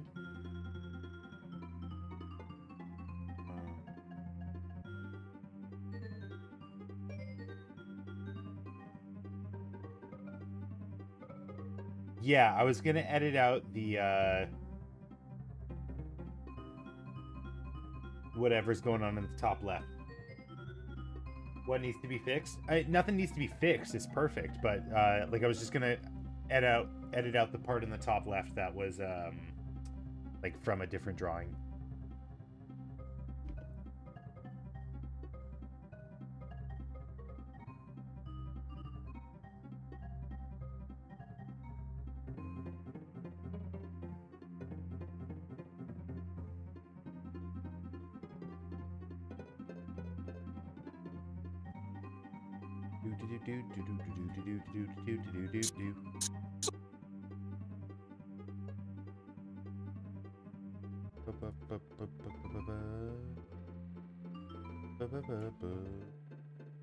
No problem, easy fix. Yeah.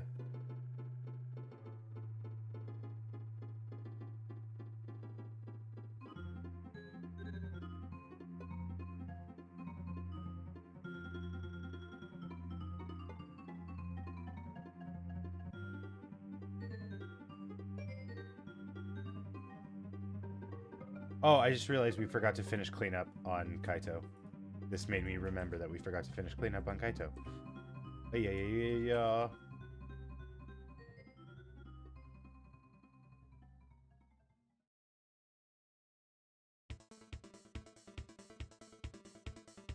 Alright, let's do that.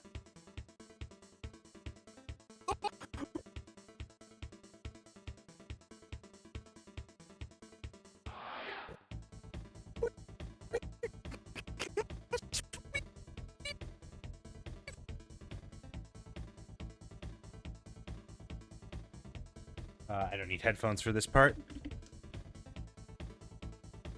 Ugh.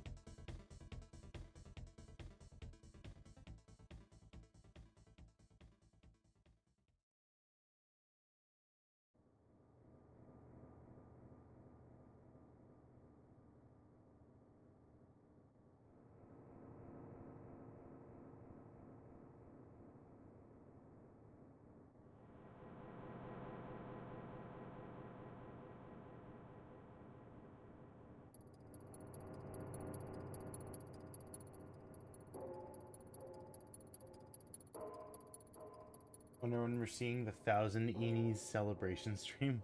What do you mean by that? Celebration stream is gonna happen soon because we're gonna be fucking finish this animation finally. It's gonna happen. It's gonna happen one day. In the near future. In the very, very near future. I gotta figure out like if I'm just gonna go lazy on the background or not. I'm probably just gonna go lazy on the background. Now that I'm saying it out loud.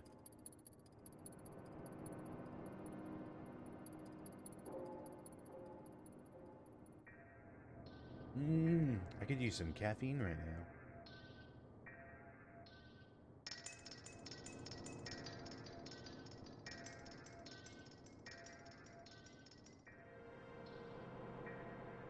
Hopefully for New Year's. God damn it, dude.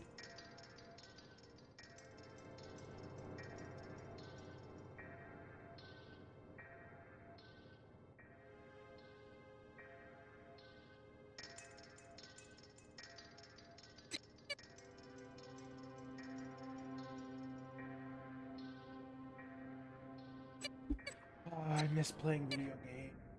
Is animating for fun.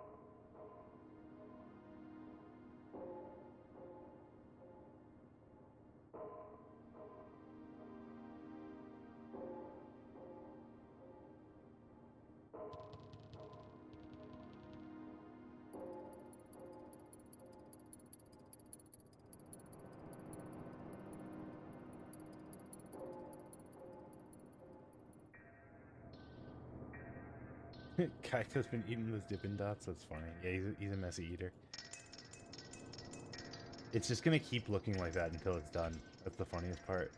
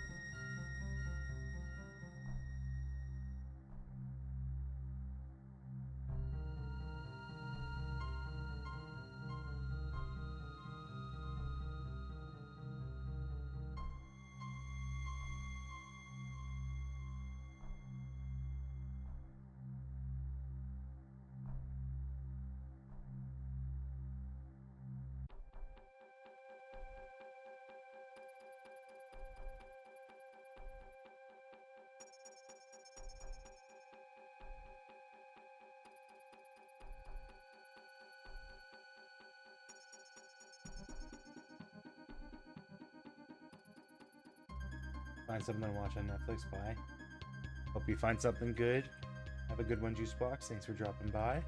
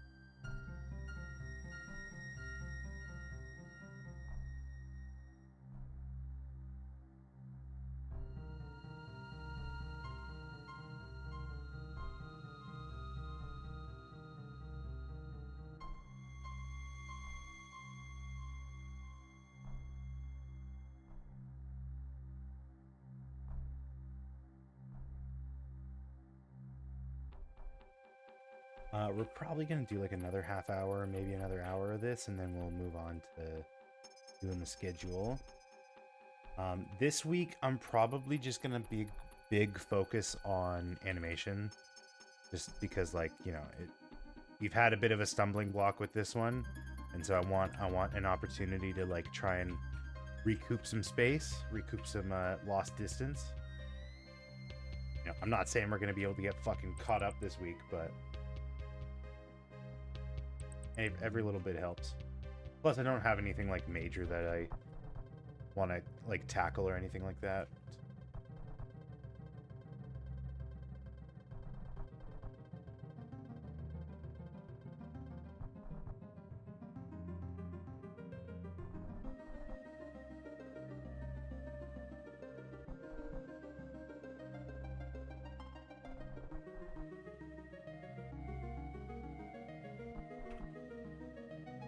Not even our bus project? Probably not. We'll see, but most likely not. Just gotta get like some serious fucking work done.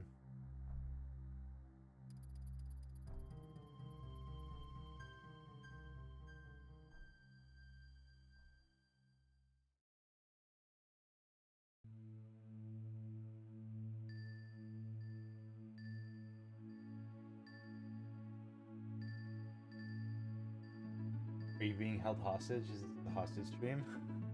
Welcome on, Ju. How you doing? Have you not seen the new space? Is this your first time seeing it? That's exciting.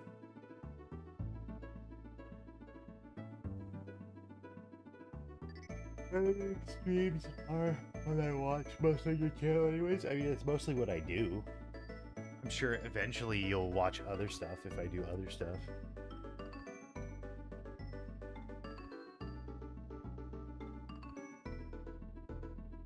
Is it a new space? Is it comfy? Yeah, it's nice. I'll have to put up like sound insulation, soundproofing, but it's good.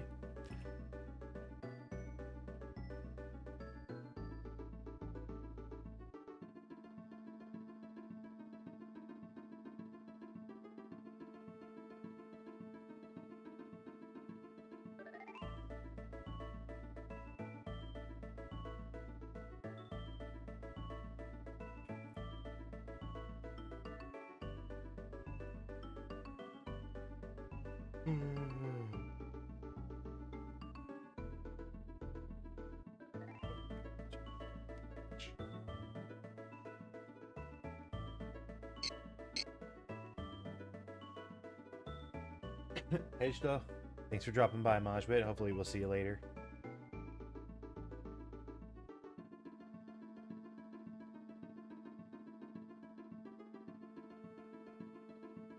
Looks like you've watched Better Days jump off a cliff and die. I'm tired. And I miss my ice cap. I want an ice cap.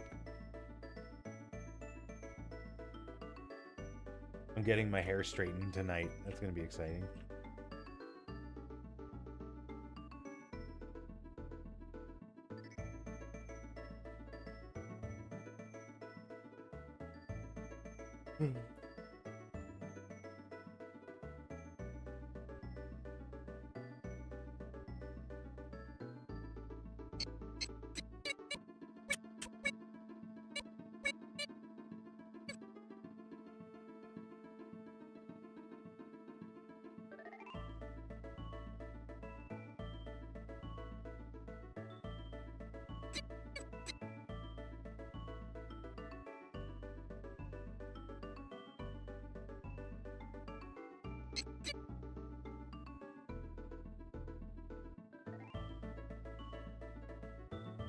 Huh? Don't have that Joe? Oh, like coffee? I'll find a way. I'll be fine.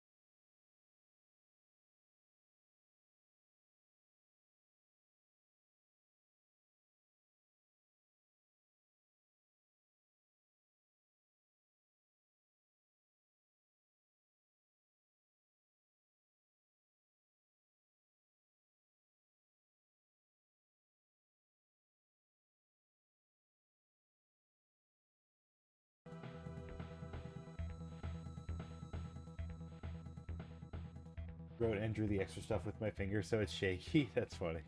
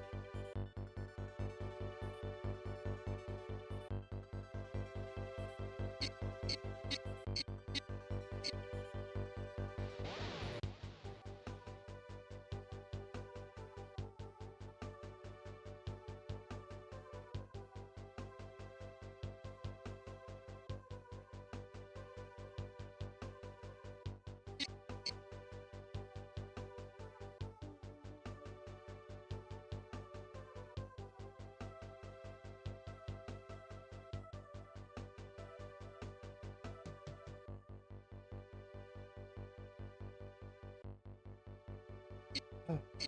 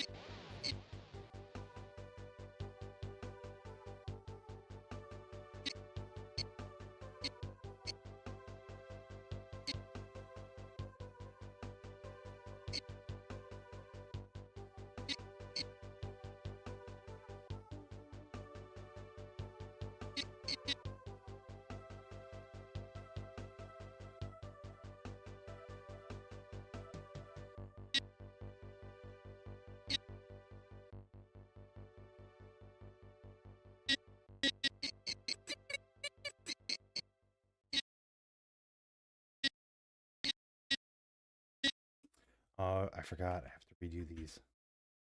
Draw the thumbnail, the fingernails and stuff again.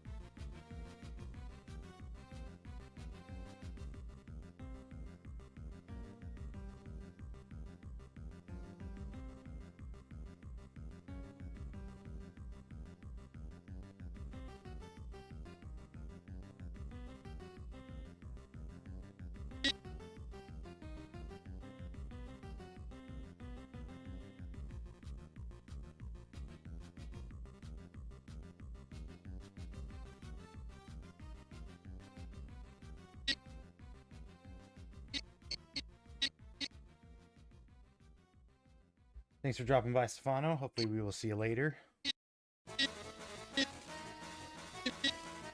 Almost done. Don't worry. I know this is stellar, astounding content, but I'm trying to focus, trying to get this shit done, and then we can do the fun stuff.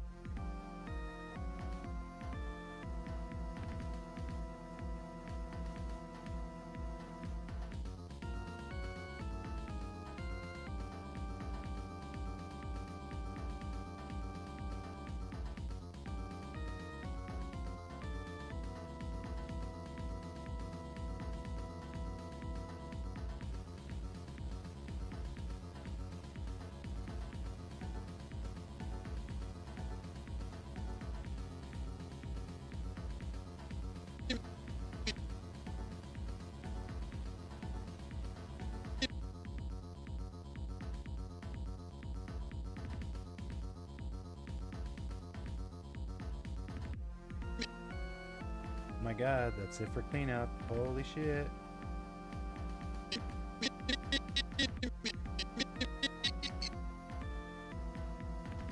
Okay, I'm just gonna see it from the top.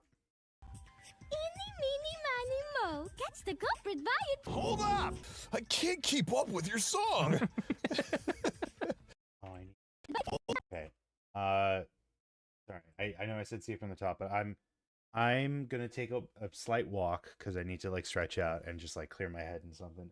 When we get back, we're gonna do the fills, and then we'll jump into schedule, and then yeah. So I'll be right back.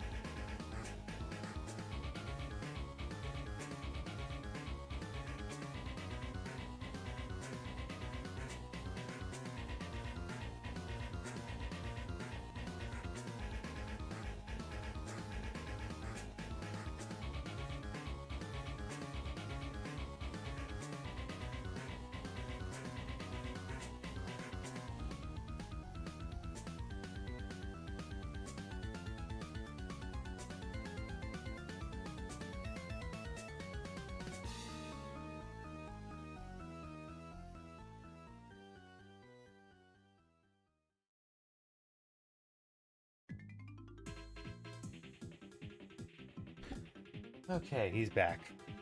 He's back. Everyone hide. I don't know if I fucked up my leg sleeping on it or like working out yesterday, but like something's not 100% there. Regardless, let's do the fills, shall we? Now it shouldn't be like too difficult. The only thing is like it looks like the so the lip sync we have to do a little bit extra here. I can't. Yeah, like this little part like has a gap, so we gotta clean that up.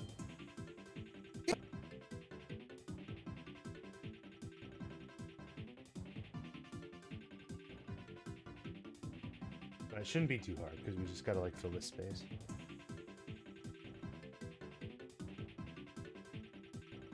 I can't keep up with.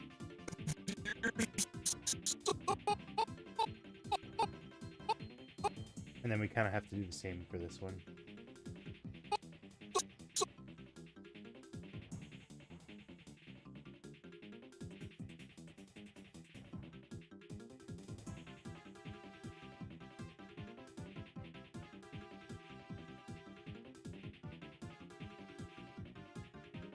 Movie the jaw and lip sync, bold of you. I know. It was a big mistake. It was a big fucking mistake. Everything here was a big mistake. If I were to go back and, you know, if I were to go back 3 weeks to when we started this one and make some new decisions, it would definitely not take 3 weeks. That would be the big one of them. It's been such a fucking, it's been a nightmare. It's like coming to grips with this like reality that I've created for myself.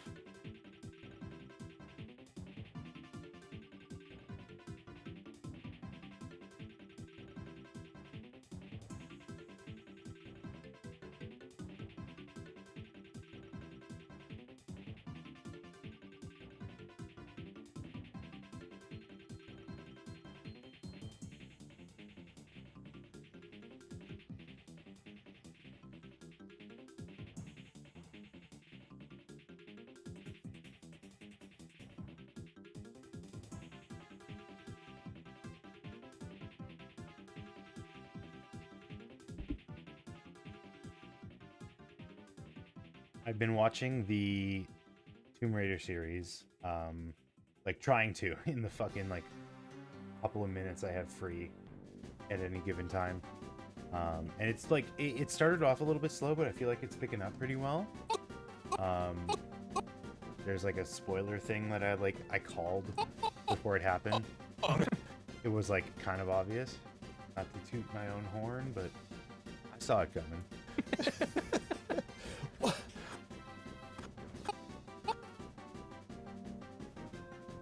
But it's been good. It's really difficult to pick from the list of stuff that I have to watch which I should watch next. You know what I mean? Like, what should I be putting my attention towards? Like, I really want to watch Arcane. I really want to watch Pantheon.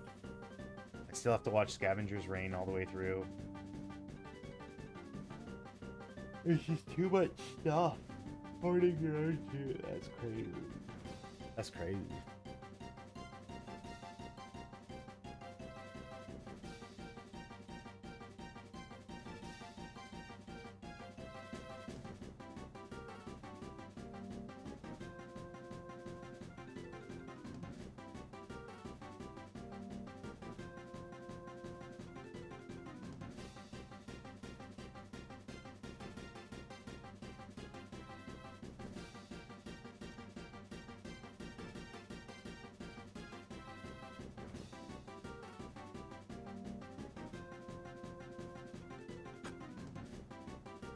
Oh, I just realized the underside. Oh, shoot. We don't have the... I have to look for the image file. We used to do, like... Because we don't use Kaito that often. But when we do, we put, like a space background for the inside of his jacket. Because it's, like, what it kind of looks like in the his official design.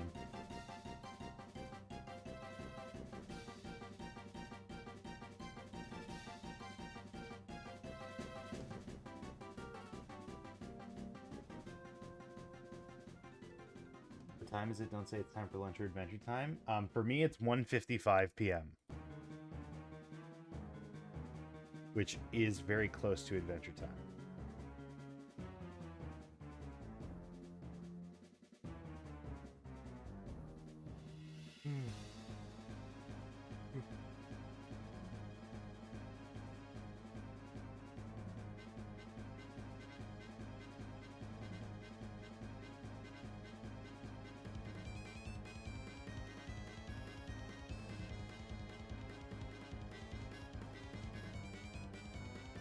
Yeah, it kind of sucks. I feel like my energy is like super, super low right now. I'm not really feeling like a ton of motivation to work and stuff. Very weird. I'm pushing through it, but I just like, I had like a wave of want to go to sleep. I just want to drop everything and go to sleep.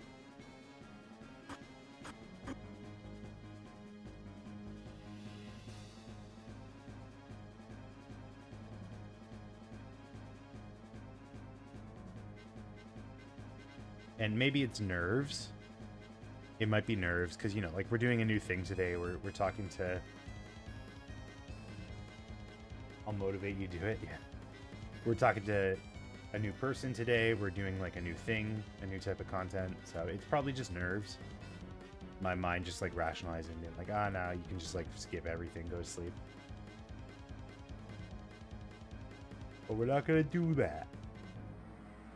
No, we're not going to do that.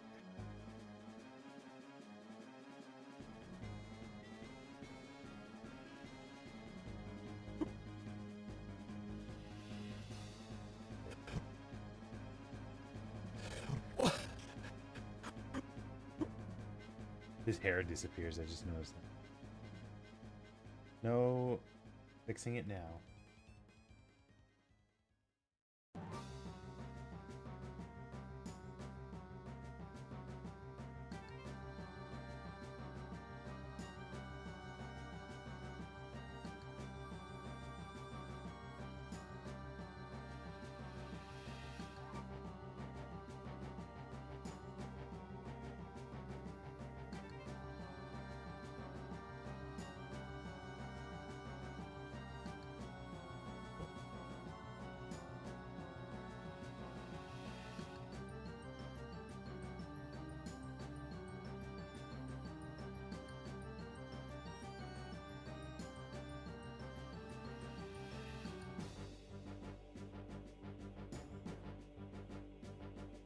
We still have class? I don't know about you. I never had class to begin with. More like crass.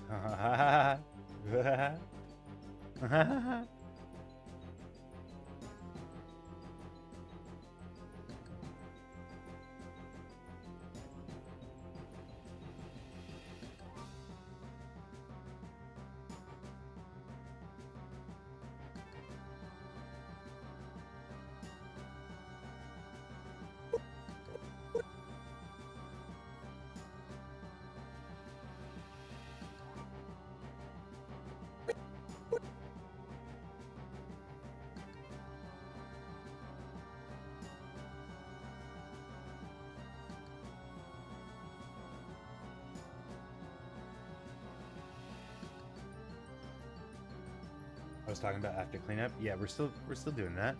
What do you mean?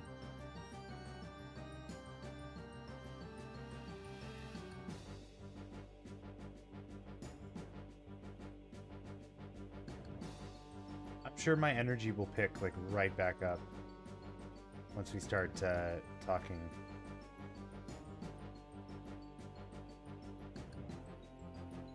I guess it's just not like stimulating it for me.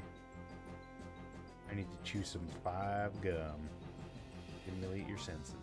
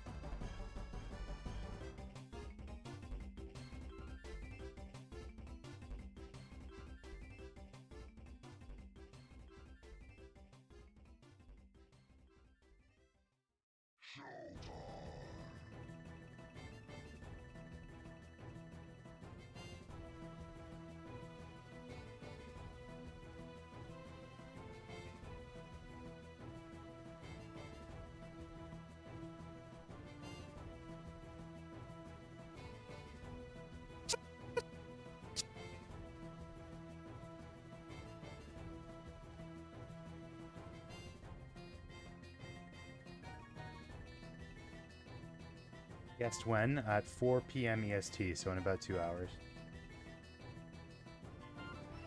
Yeah, we'll give them a call. We'll give them a call in a bit. I think, I don't know. I talked to them on Friday.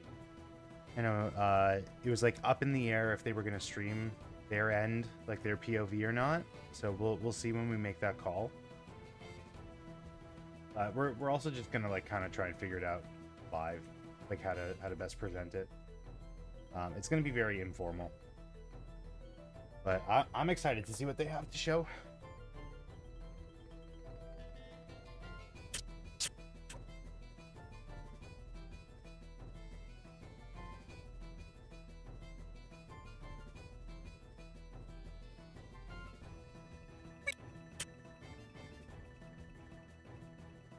Hope they stream via model. I mean, that's how they took the call, so I would assume yes.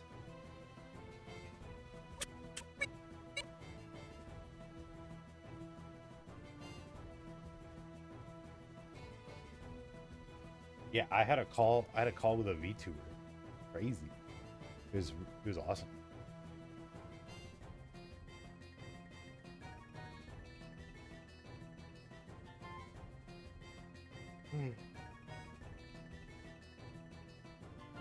Oops.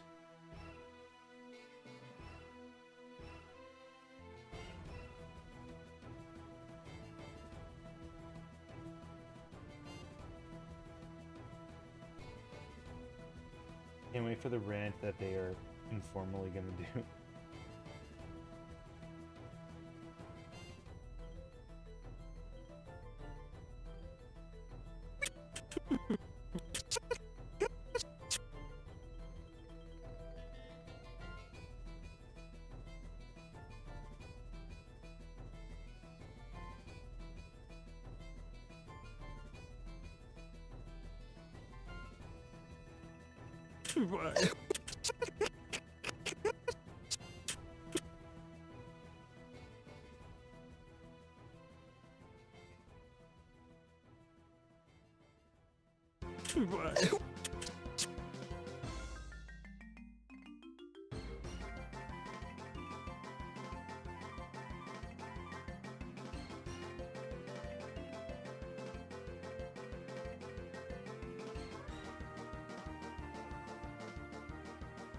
What do you mean?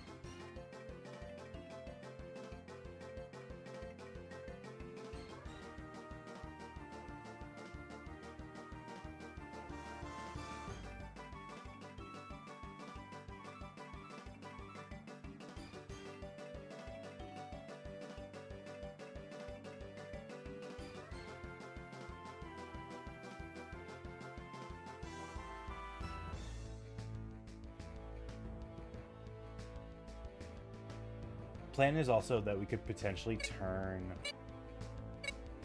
the collab into a video. I'll put it on the schedule that we'll do like a little bit of video editing at some point in the week. But it would be cool if we could turn it into like a little thing that'll live on the channel.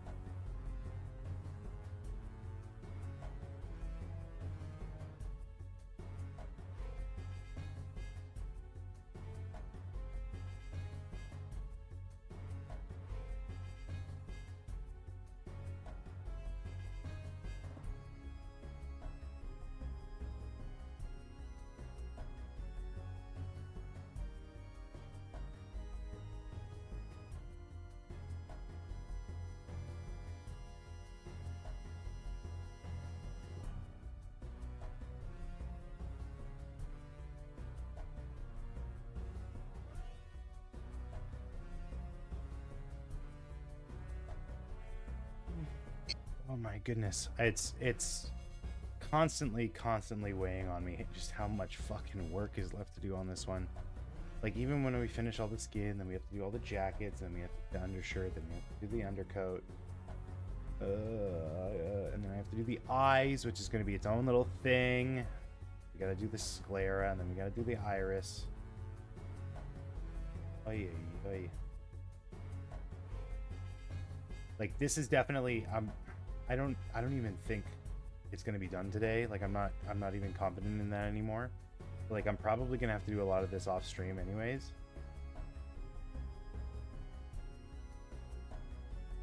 This sucks. Just a shitty fucking feeling to have. I don't know, like, I feel like I'm like disappointing you guys. It just sucks.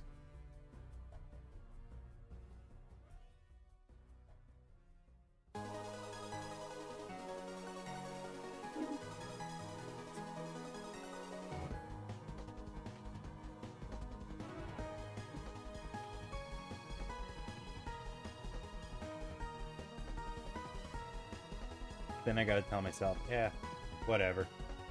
It's not that big. It's not that important. Do what you can. So, I got those 2 wolves in me. 2 wolves. Disappointing, you realize that now? Yeah. No, before I thought I was crushing it. Just absolutely dominating in every medium, every field, every vertical, and every horizontal.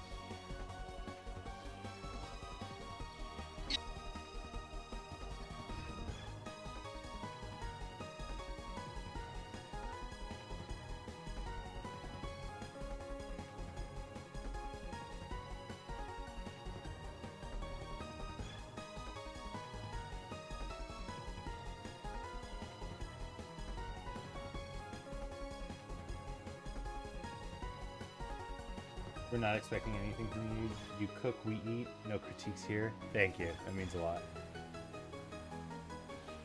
Yeah, it's more just like my own self-defeating mindset and mentality. I gotta fucking get rid of it. Doesn't need to be here. No need. It's just hard to like have positive vibes because I feel like I'm lying to myself.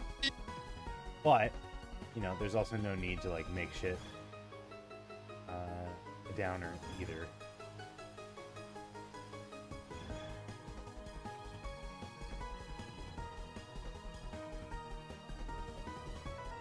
It also, like, it just sucks because I feel like I'm not, well, it's not that I feel, I know, like, this is not, like, amazing content to watch. Like, me just sitting here filling in it, and I don't, like, have anything to talk about. That in the trash can? Yeah. Yeah.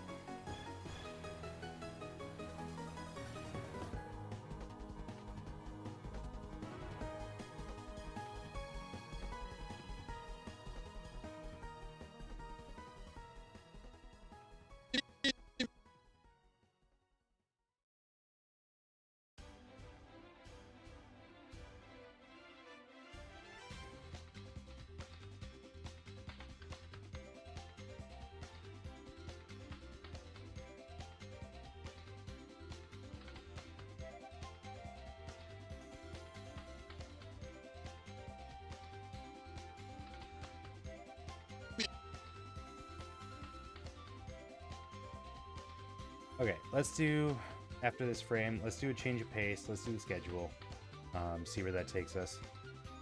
It's probably not going to take too long to do that, but change of pace.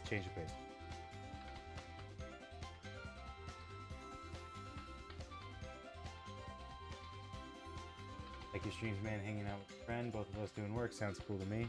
Fair. Fair and balanced. Okay. I do actually have to install CritUp, now that I thought about it. I haven't done that yet. I have the install somewhere. Yeah, here.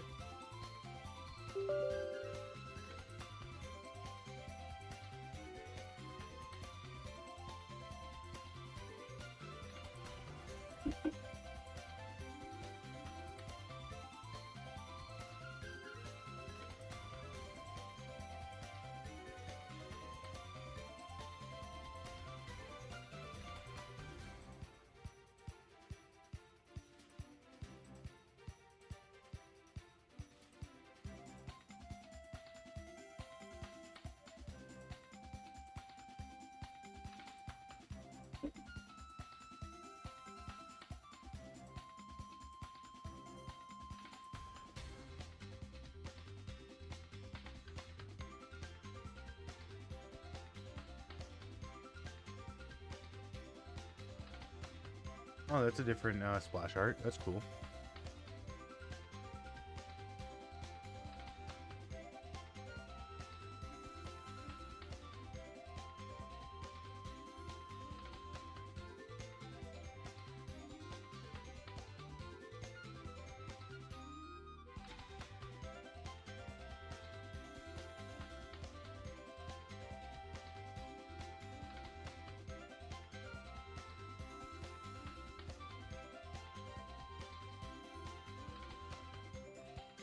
There we go.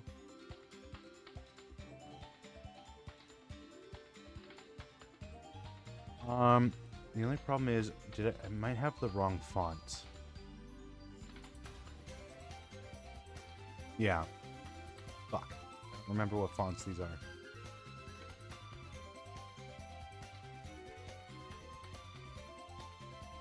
I mean, honestly, I don't even mind these fonts that it defaulted to. I don't mind it. To be fair, to be frank.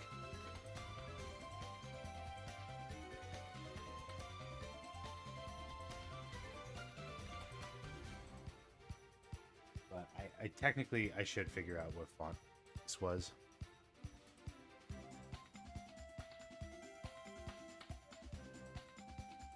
Just for some parody.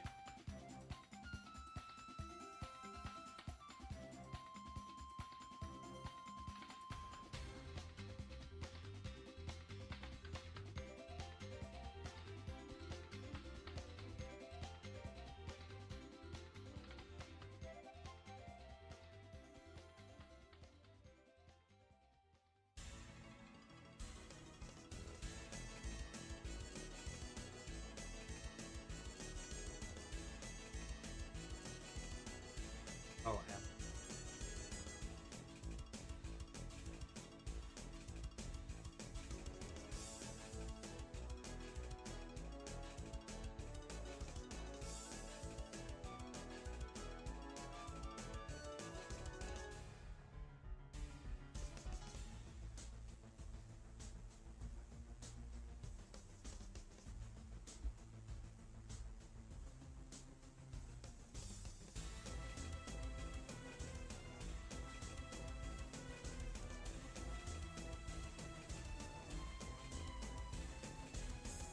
What the?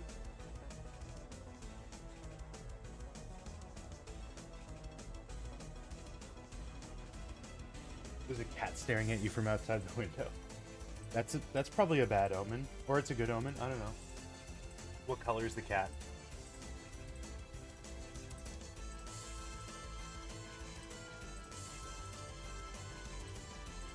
There we go.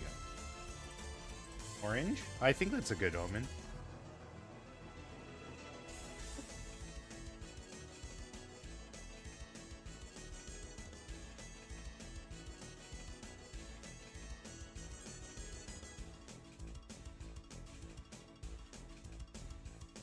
Don't want to pet a random cat.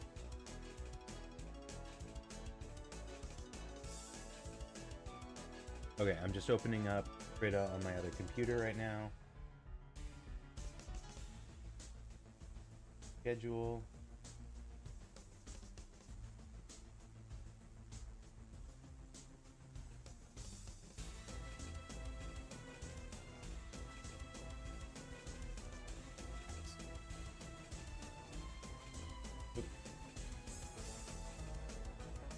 Open Sands Extra Gold. Okay, I guess I don't have that font on.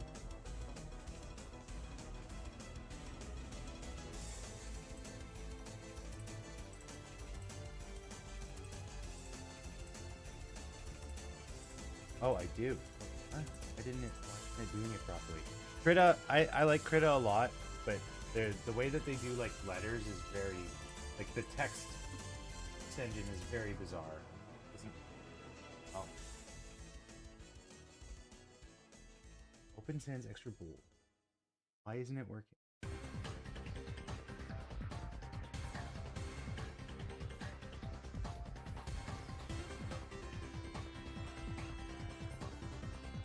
Oh, maybe they don't have it.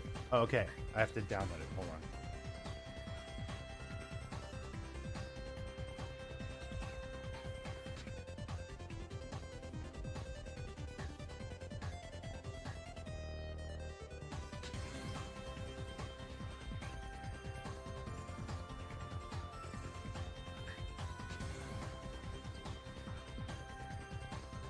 What's up, Lamone? How you doing?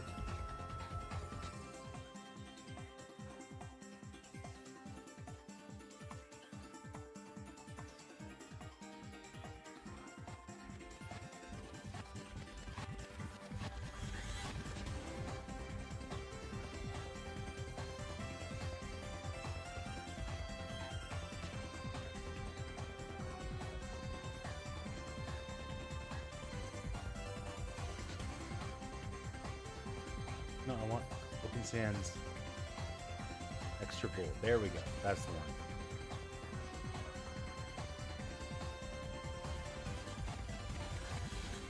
Okay, and then I think I have to close Krita and open it again.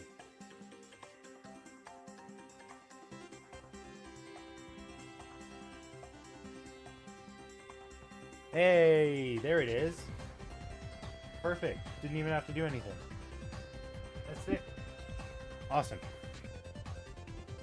Excuse me. Okay, so let's get...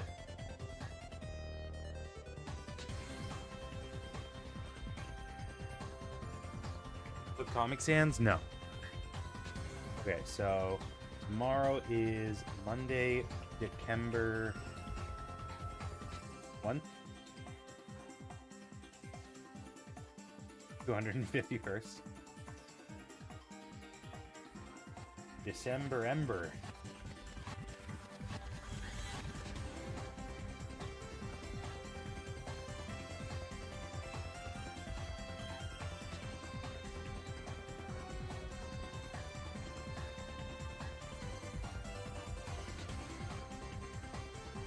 December Vember. So you don't like comics? What do you mean? Like Comic Sans? It's fine. It served its purpose of being readable on low resolution monitors, but we're way past low resolution monitors, so you don't really need it. 26th was your birthday. Happy birthday. Happy late birthday. Or happy very, very, very early birthday. You ate cake. December Earth.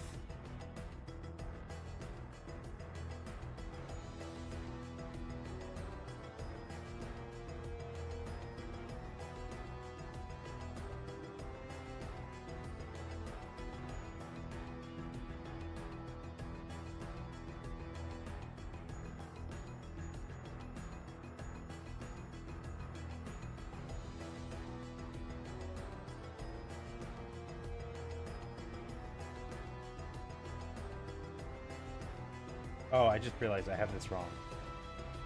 Tomorrow isn't the first, it's the second. Why didn't anyone correct me? Raiders, all of you.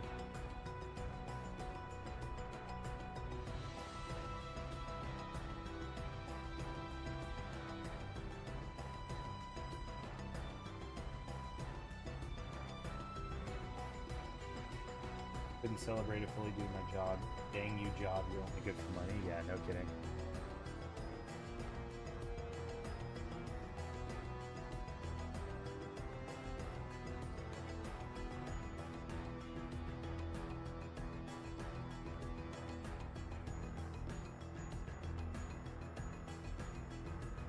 12th is going to be your birthday. Happy birthday. Happy early birthday. Sound level seems lower than usual. We fiddled. We fiddledy diddled.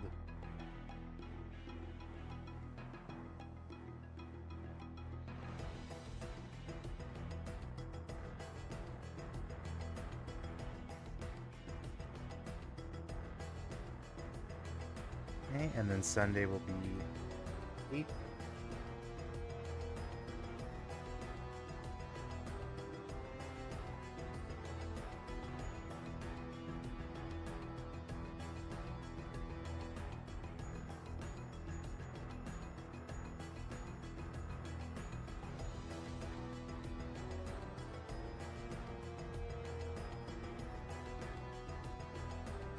Okay.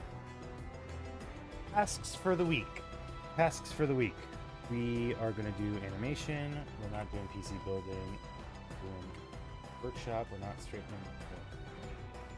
We are going to need to do like a little bit of house cleaning. And that's just going to be like general, you know, like getting the space set up, getting any software installed that I need, anything like that. We'll dedicate a stream to that. That way we don't have to like keep playing this song and dance and just like, oh, is this gonna be okay? Is this like the levels all good? Straighten your hair when? That'll be tonight. After the collab. And then we're also gonna do a lab video editing.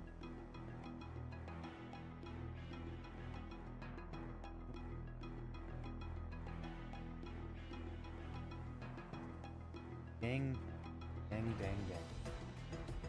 Krita, I love using you, but you gotta, your text engine is very, very bad. Oh. No, I don't want to table this short.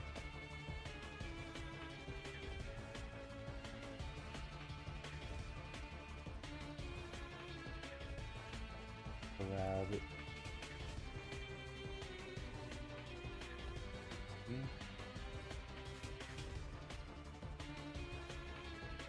Not the keys. Well, I turned it off, so it's all good. Lab video editing. We didn't play any games really this week. Oh well. Sorry. I'll still leave Pokemon and Dark Souls as games that we could potentially play next week. But yeah, didn't happen. Tomorrow we'll do. What are those anyways? What are what?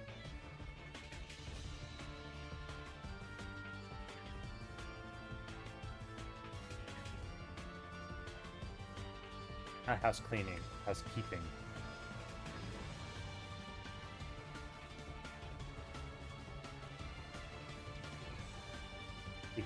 I don't know what it's for. I've never actually like looked into it.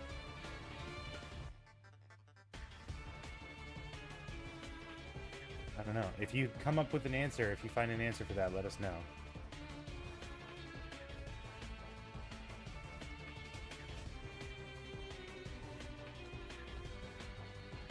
Okay, and then that there.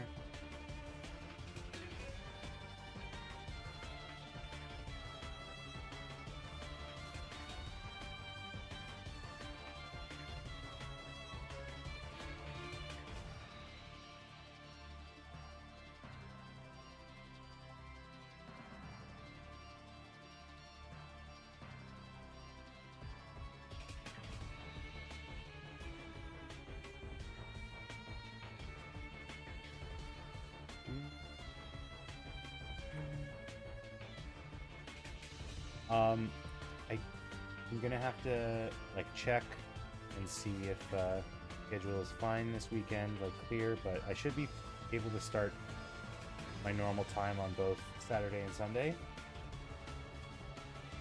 That'll be 11 a.m. on both days.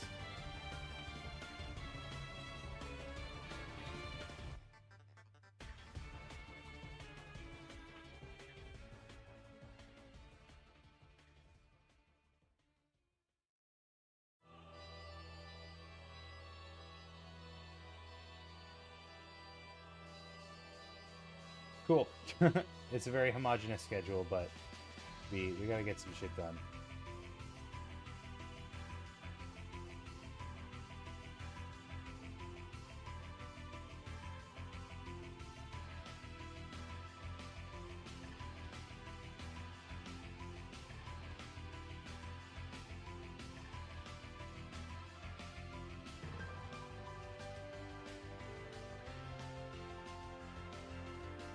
It's the best schedule. Thank you.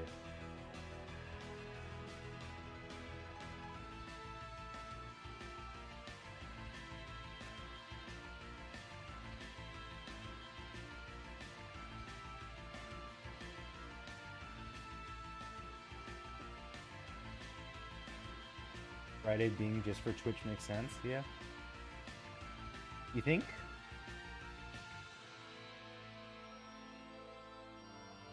I think it works fine, because I end up doing my laundry at the same time anyways. That's a nice little benefit, a nice little bonus.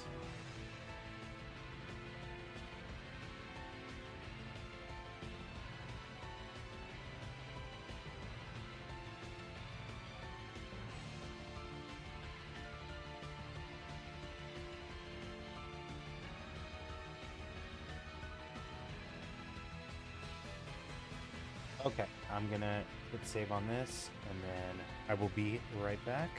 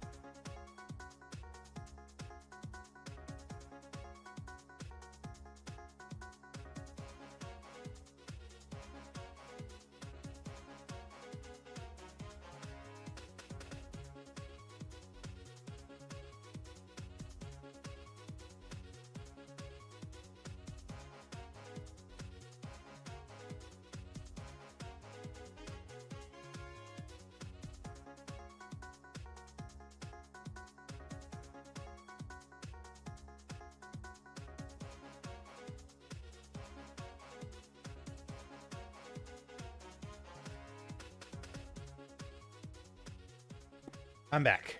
Okay, so let's put this aside for now. We can jump back into Blender.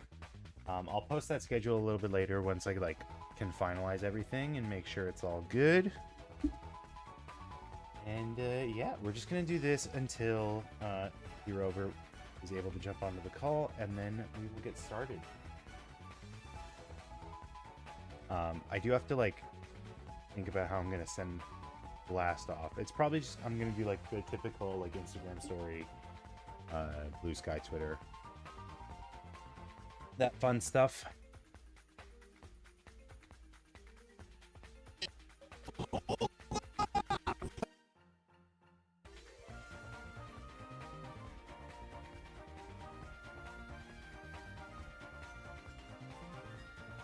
Need to go fix. Okay. Whatever you say, Lamone.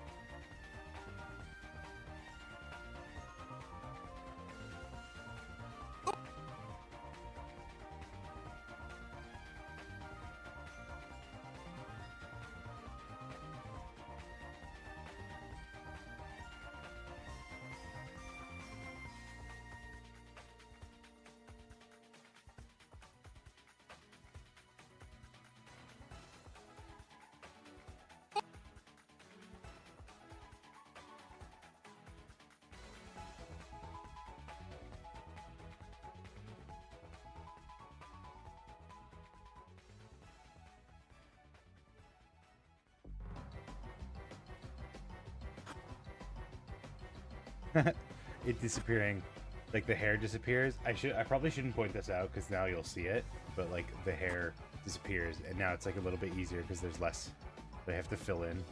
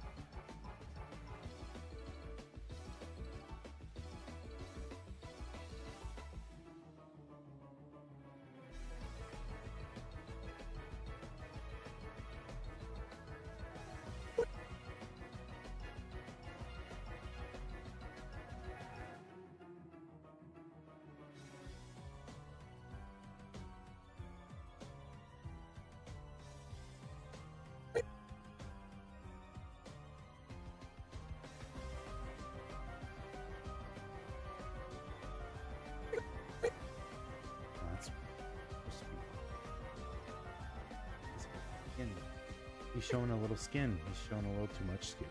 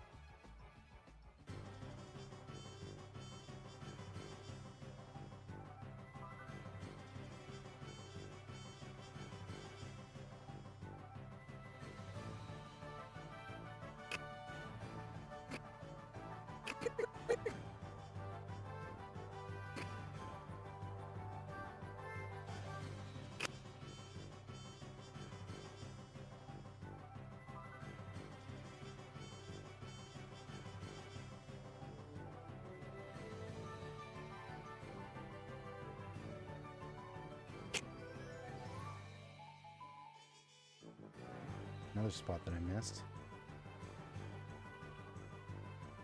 Let's been focused on something else. Crazy. Oh, another one.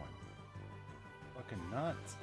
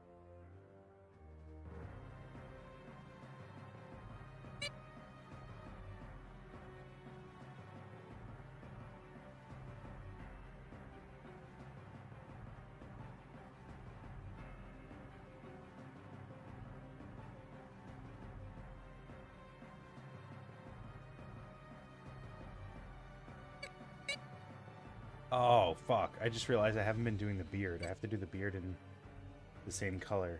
Damn it. Ah, the entire time. Damn it, damn it. I'll just finish doing the head hair and then I'll do the beard.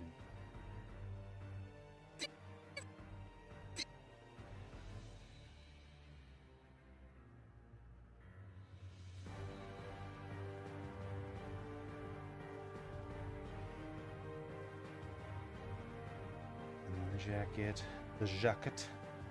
Oh, that's supposed to be something.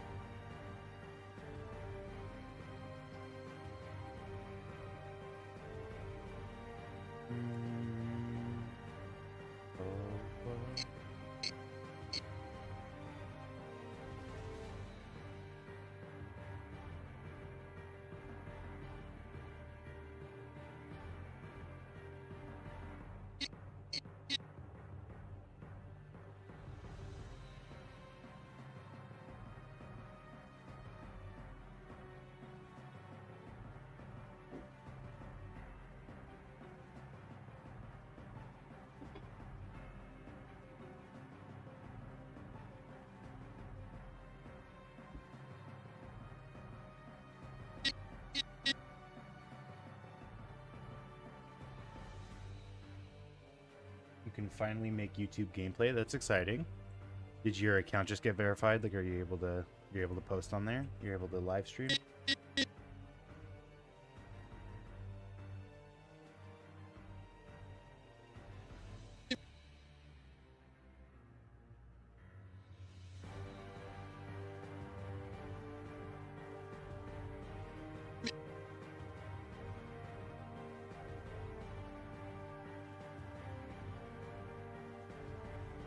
Eeny,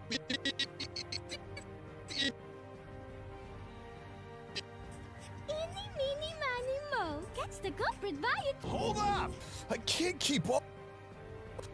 This is gonna be so worth it, dude. It's gonna be so worth it. It's all gonna be worth it. Oh shoot, I gotta do them in frame.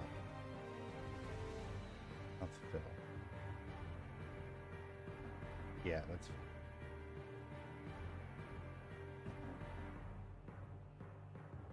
Interesting.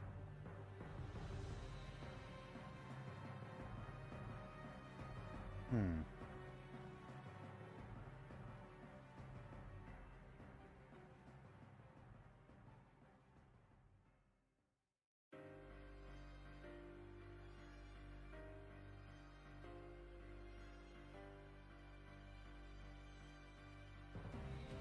Oh, I didn't think the beard was going to be the sticking point here. I thought this was going to be a little bit easy.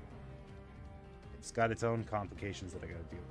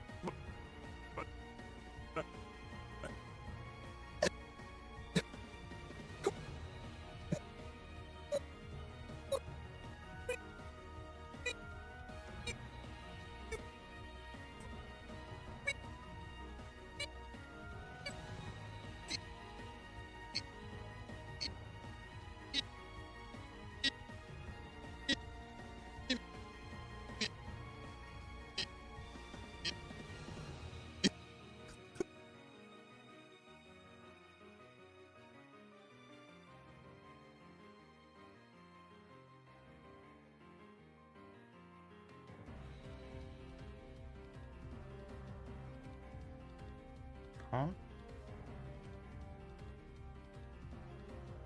Wait, what?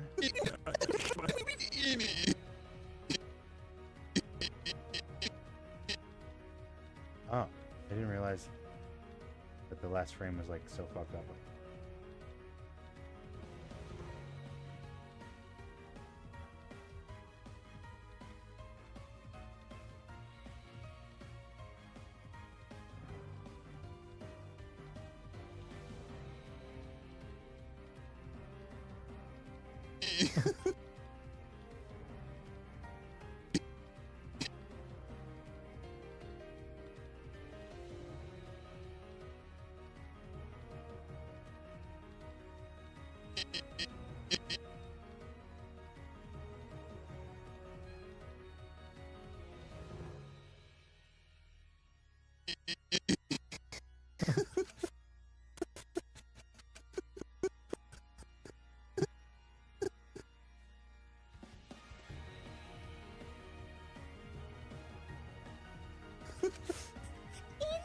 Okay. The goatee I couldn't do in some of the frames. Just Keep because, up with your song. Yeah, like in these frames I didn't have the cover up, so it makes more sense to just put them in here.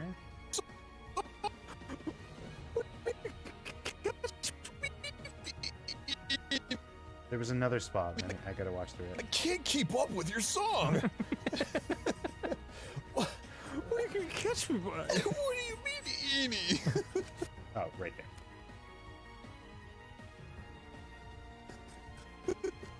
Perfect. Okay, that's the hair. That's the hair. Let's just do the jacket. Biggest one first. Yep. Big pain in the fucking... Big pain in the ass.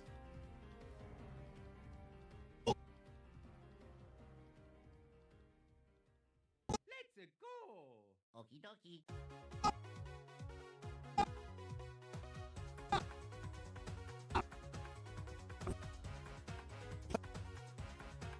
Okay. That's scary. That is scary. Wow. Okay, so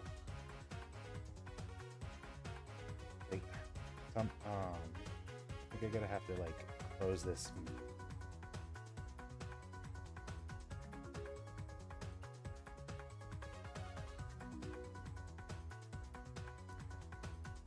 I'm gonna have to like close this manually every frame. That's kind of a pain in the ass.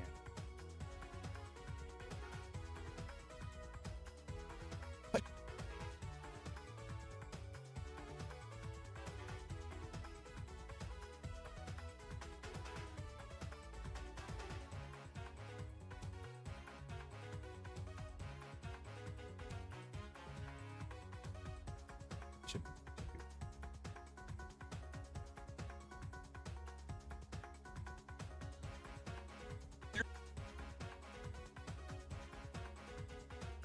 So he's got undershirt and then he's got undershirt.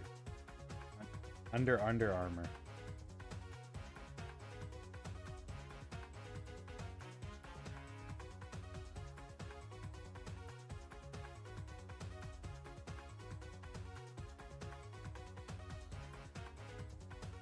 Actually, you know what I could do? It might even be easier to just do it this. Where I do it with the line and then I go in afterward. Yeah, that might be easy. I don't know if I'm explaining that well, but you'll see.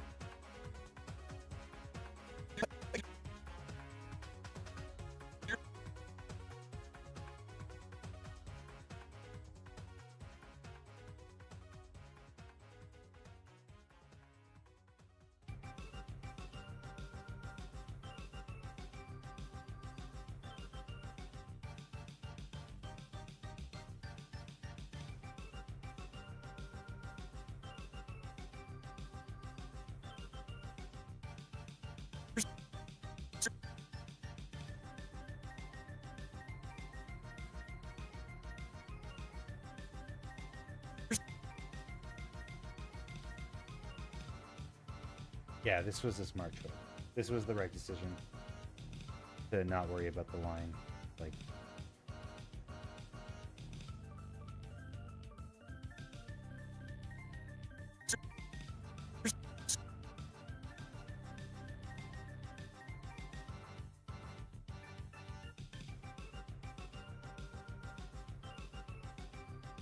ooh, except this is...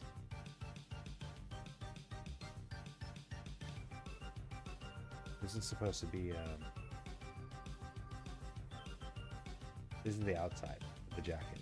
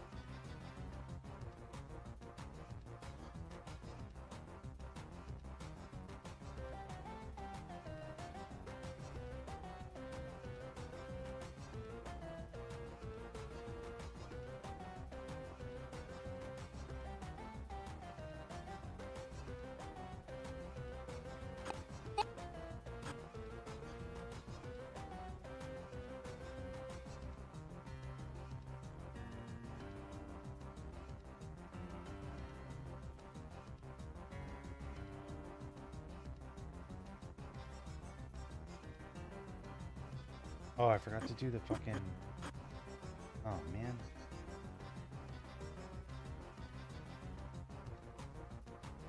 Forgot to draw part of his collar here.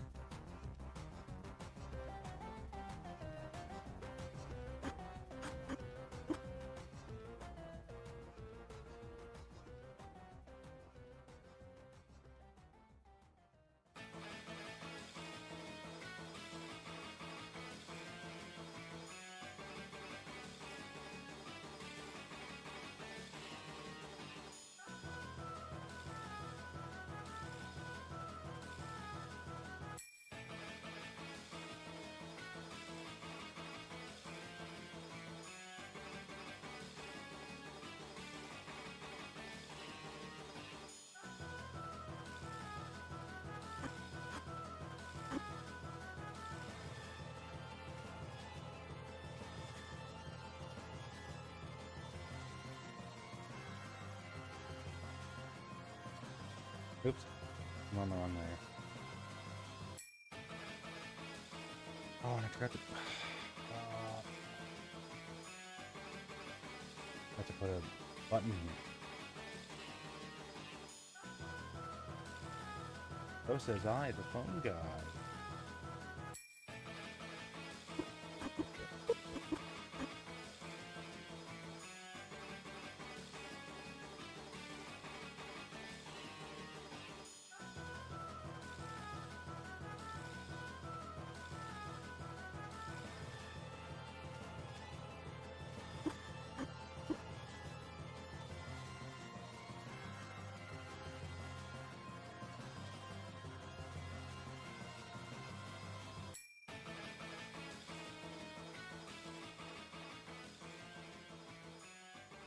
Two Q's for epic? What does that mean? Two Q's for epic.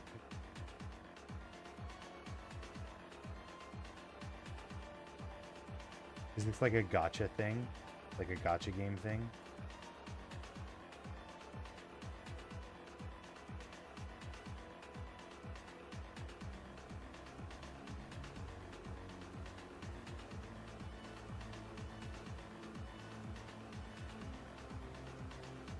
Questions? You have questions for me? I'm epic.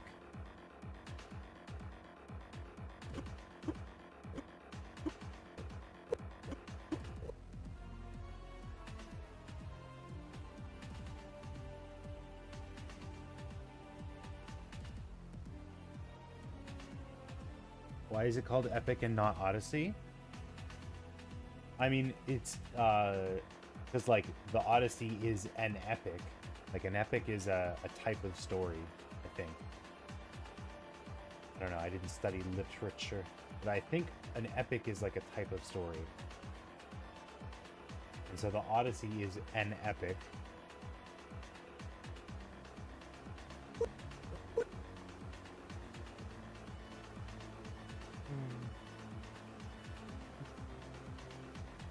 What's the other Q? Maybe I can half answer it, half-assed answer it as well.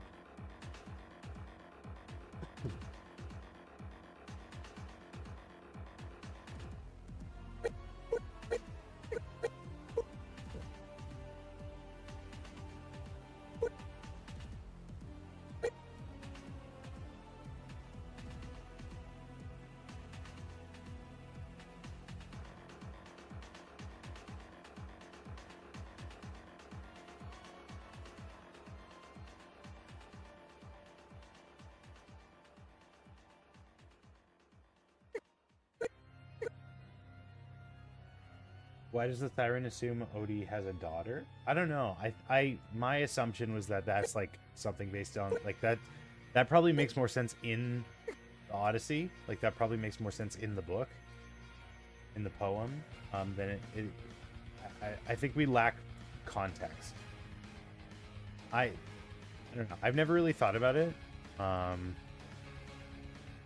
'Cause that doesn't make like a ton of sense. My running explanation for why the Sirens got details wrong was like because of the earwax, like that had something to do with it, but I don't know. That doesn't really make a lot of sense. The beeswax. I mean, not the ear. Well, it's earwax if it's beeswax in your ears, but what is beeswax? Like, how do they produce it? Do bees produce beeswax?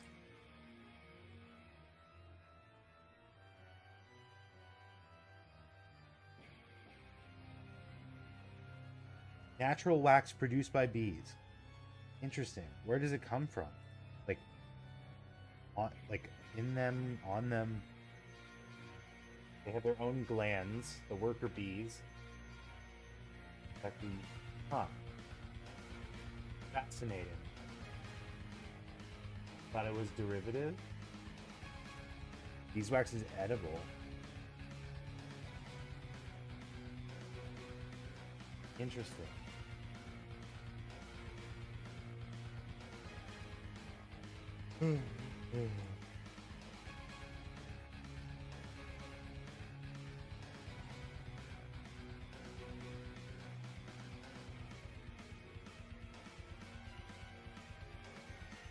Thought it was a... Is derivative a noun in that sense? Derivative.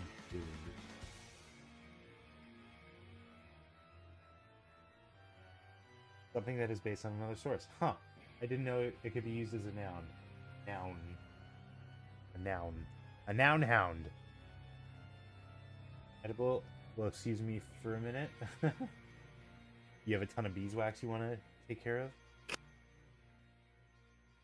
What do we use beeswax for? Is it like to wax like a car or something? Hound is a noun. A noun. Oh my god, what is wrong with me today, dude?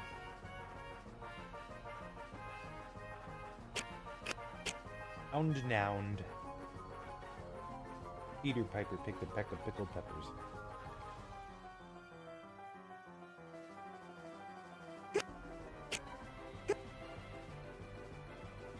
To plug ears, have you learned nothing? No. Especially not from Epic the musical. I almost said Epic the Homer Odyssey. Also by Homer.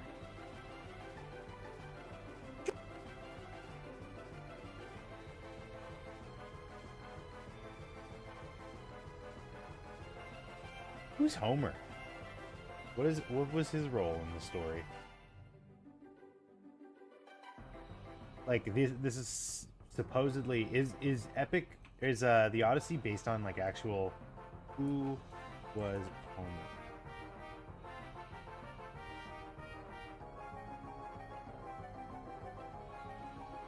Greek poet.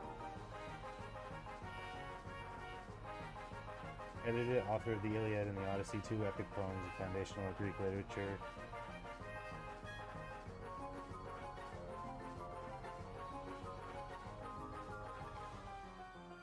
Narrative poetry epic. Also by Homer.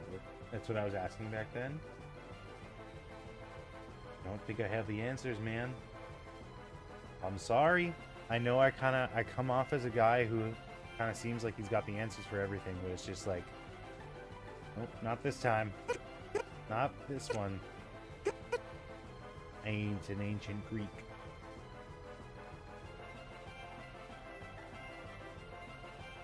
Although no one understood we were holding back the flood, what do we know what song this is? What song? What song? Fast and Furious. Yeah. You know smart? Not always. Not today. Today's a different day. Today, so I don't know. I woke up on the wrong side of the bed today. I don't know why. I don't know what this like funk I'm going through is all about, but not today. The flood.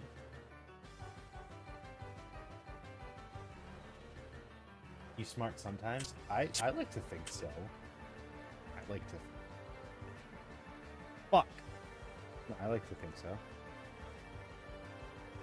Why do you disagree? When you smart? Do you not remember when I solved the Riemann's hypothesis? Someone wasn't on stream yesterday.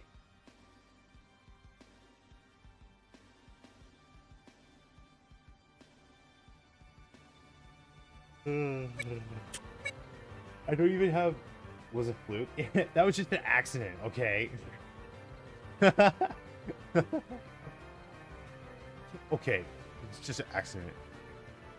You solved interdimensional space travel, but whatever. Anyone could do it. You just like, you know, it was fine, fine. I was just like, it's my off day, you know. Like you know, you do legs one day, you do back the next day. I'm not doing mind today. I'm not working my mind today. Oh, but tomorrow, oh, just you wait.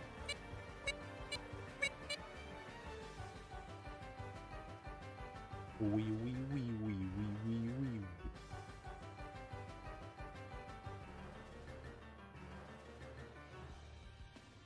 What's a fool?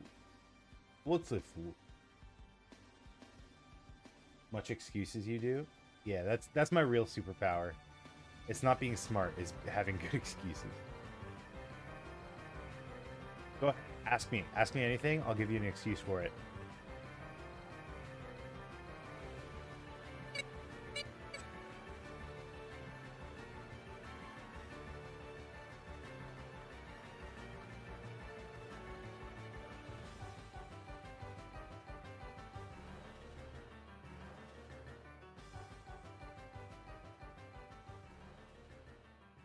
I didn't mean to put you on the spot like that. I didn't think it would be that difficult to come up with a question to ask me. That's crazy.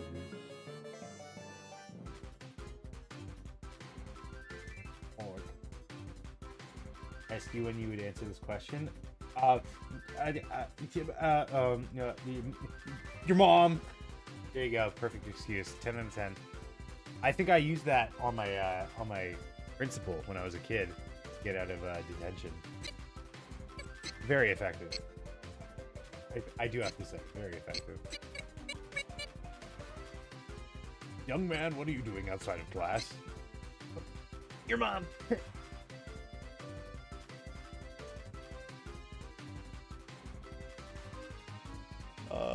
I'm the smartest person around, I think. That's so stupid.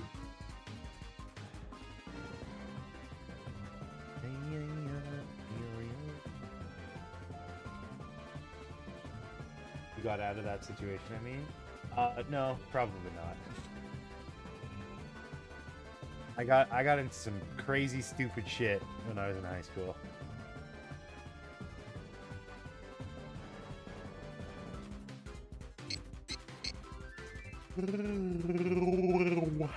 I saw a car crash, like on my last day of high school. It was crazy. I was walking back from lunch with a friend, and we like get to the school. And like one of the intersections of the school, just a car crash, like on the last day of school. It was wild. What happened? That was an intriguing story of me getting the principal off. No, we never really had like hall monitors or that kind of thing in my school. Is that more of like an elementary thing? Because we definitely didn't have that in high school. No one really, like, at least when I was around, no one really got hassled for being in the hallway during classes. But maybe that's more of like an American thing. Who knows? Who will ever know? We'll never know. There's no way to talk to an American.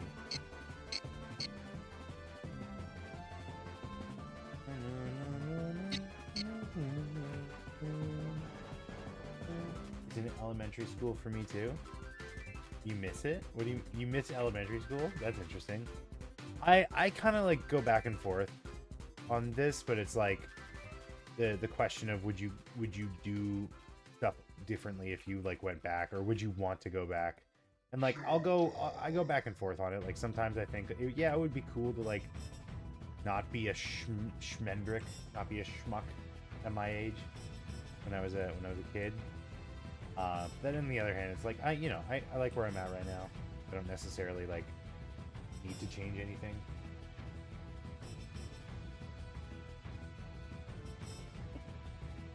You know what I mean? I'm in a good spot. I'm doing good.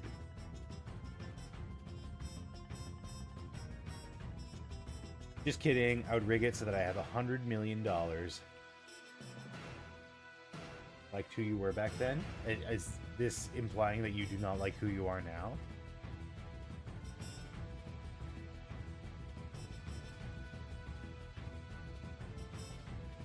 You enjoyed secondary school? Yeah, I liked it too. I feel like I that's when I started like figuring out who I was and what I wanted to do. Yes. Oh, I'm sorry to hear that. You're great. You're awesome.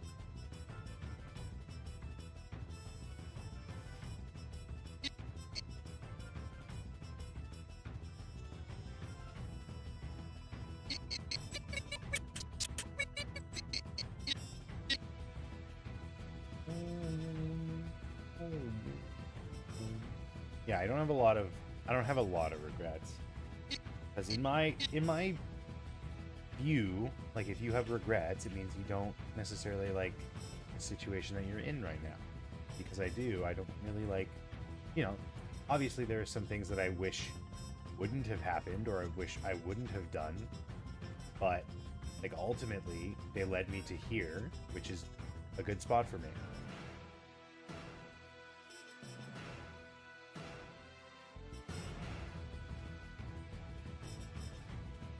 So, do I wish that the lottery ticket I bought on my 18th birthday was a winner? Yeah.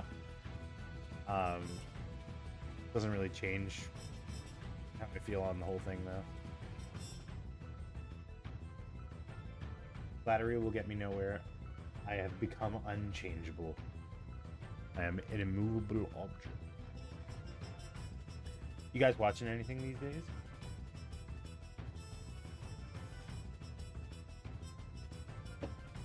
Non sequitur. Change the subject.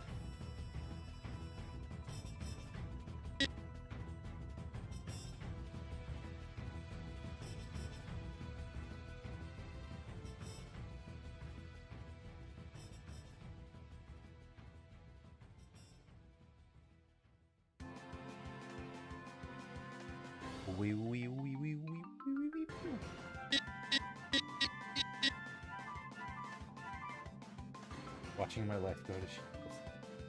Come on, man.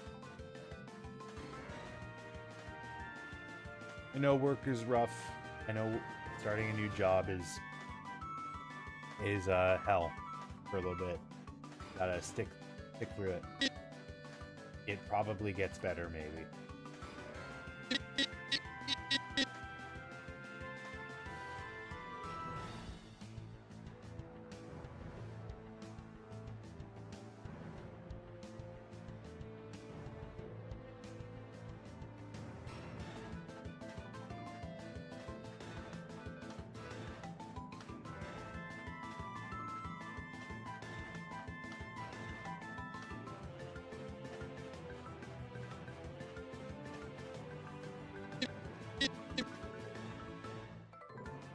Probably and maybe in one good sentence, that's just a good sign. Like I'm not gonna sit here and lie to you. I had some real stinkers of jobs. No amount of optimism is gonna fix how shitty it is to work at a movie theater. But, you know, ebbs and flows. You're gonna have some tough times, you're gonna have some good times. I'm very luckily in good times myself. And I hope you will see good times soon as well, whether that's in your current job or not.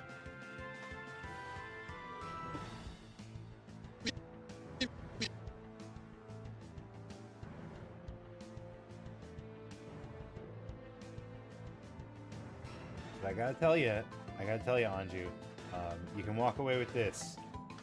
The last like 20 minutes has really like changed my mood around. I was very doom and gloom. I was very doom and gloom for the first 4 hours. But you right now, I feel like I'm over the hump of that little funk I was in. Just by having like little combo. I appreciate that. I credit you with turning my mood around today.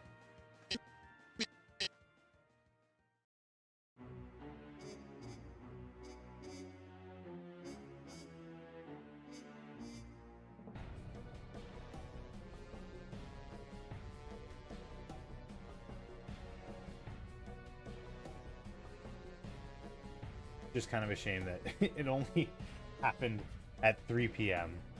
Maybe that's what coffee gave me. Maybe that's what caffeine was giving me. Ay ay ay. And my knee still is sore, and this conversation has done nothing to fix that. So, you know what? I think I will banish you to the Shadow Realm.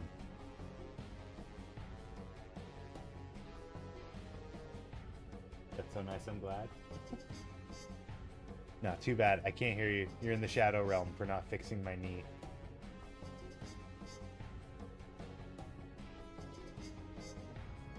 Who do you get to make it home?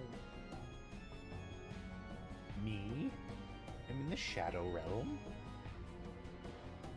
That's his jacket. Hold up! I can't keep up with your song! What are you gonna catch me by? What do you mean, Eenie? Jacket!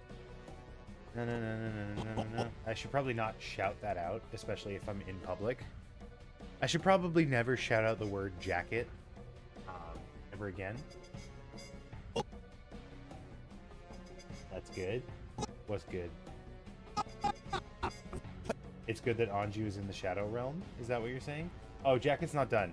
Sorry, I forgot. I forgot we had to do this part.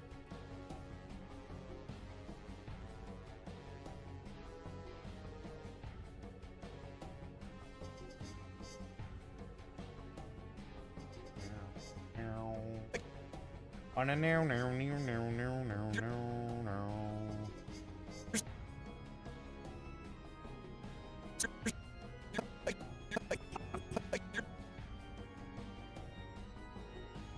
We are not in public unless there's something we can't see. Yeah, my set is actually outside. It's -3 at the moment, -3C. I'm fucking freezing. That's not even a joke. I am actually kind of cold in here, which is crazy. Because I'm never cold. I used to never be cold, and then I lost over 100 pounds. And now I'm cold, not all the time, but it's happening more and more frequently. It's very strange. It's a very new situation for me to feel cold frequently.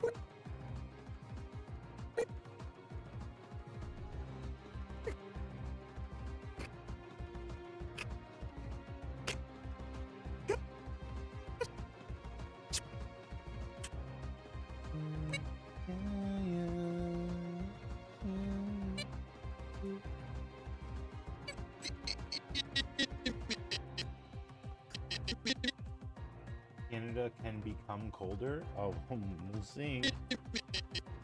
We'll see. Who knows? Who knows what will happen?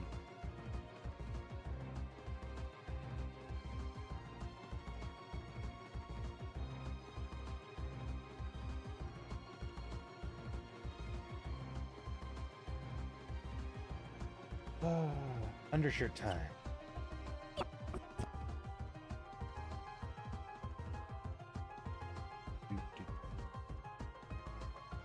Do.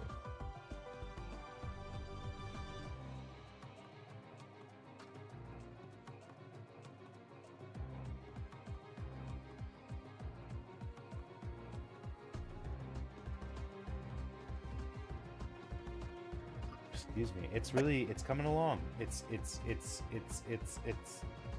been 1 week since you looked at me. It's coming along. It's still very slow going. But progress being made.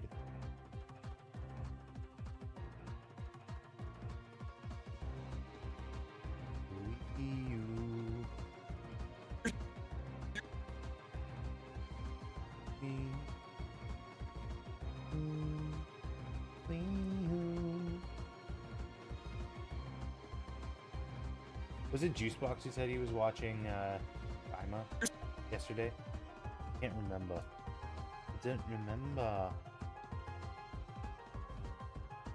Someone was like watching Daima and they didn't like the pacing.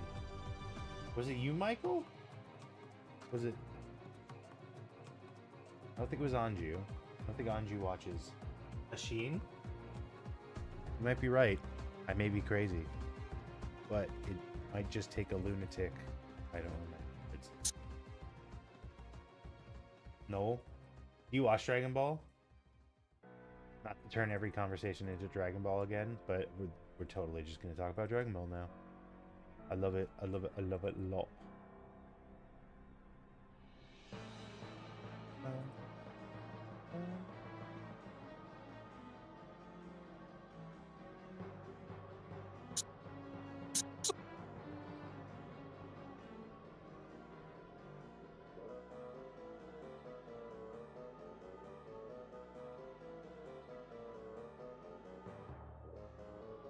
Don't watch it. Watch a few episodes of it recently. Interesting. What happened in the episodes that you were watching?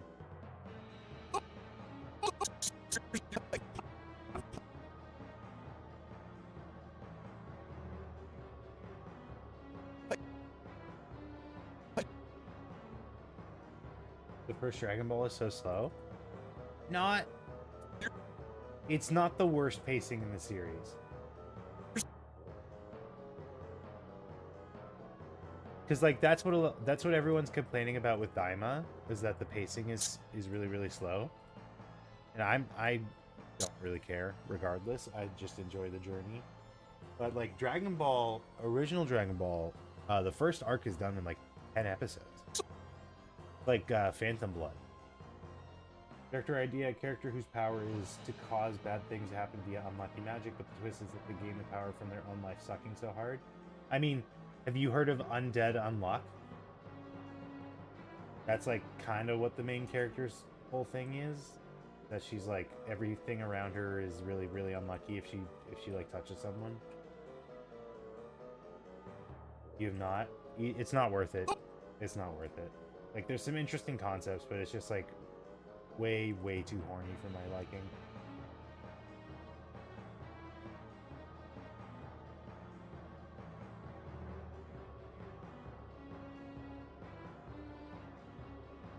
I was watching Super in the tournament arc, collecting members of the team, watch the tournament itself. But that's like the third entry in a series. Is that where you started watching Dragon Ball? That's crazy. That's not where you should start watching Dragon Ball. Imagine like firing up One Piece, but instead of starting at the beginning, you start at fucking Water 7. Like, yeah, it's a good arc. Why would you start there?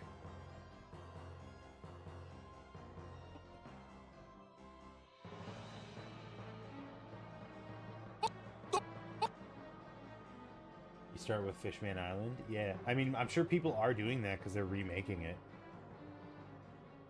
They watch like the live action and they're like, oh, let's take a look at what the animation is offering, and then they start at Fishman, even though that's like 30 arcs ahead. The funny part is though, like if they had just finished watching the live action and then they watch Fishman, it's like, oh, that's like Arlong. That's like what Arlong is. I guess it's not like that far-fetched. The Pokemon. Why isn't Farfetch'd in the... Oh, it is. I was like, why isn't Farfetch'd in the trading card game? And then I just remembered it. It totally is. Absolutely.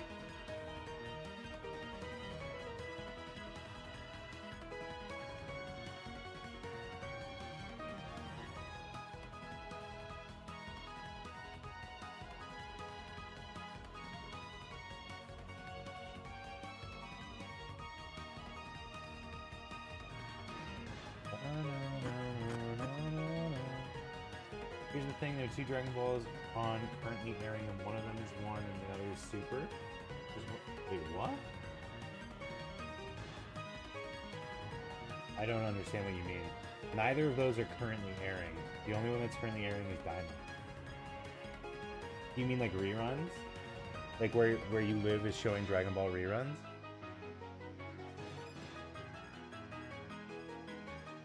Just randomly watch it. Yeah, the only one that's currently airing is Daima, which is the new one. Yes? Okay. I see. So you just catch it whenever it's on TV. Character idea, a group of speedsters have different speed powers and they'll just race each other. I think that's more than a character idea. I think that's just like a story. You just like invented a story.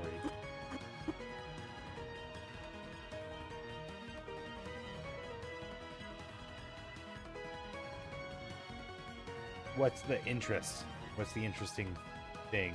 Like, how do they have speed powers in different ways? Like, excuse me. Are they speedsters from like different continuities? Like, is it like Killua versus like, I don't fucking know, whatever the speedster from Invincible was called? Whenever I decide to watch TV, but now I can't either because I have no time. I mean, that's fair. Who's got the time? Not I. Except I have been watching Dragon Ball and Don Don.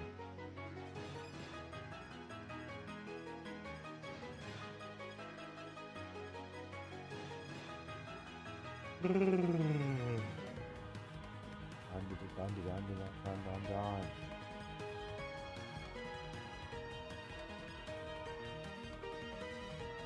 Different sort of ways, and they gave them different sort of origins of their powers.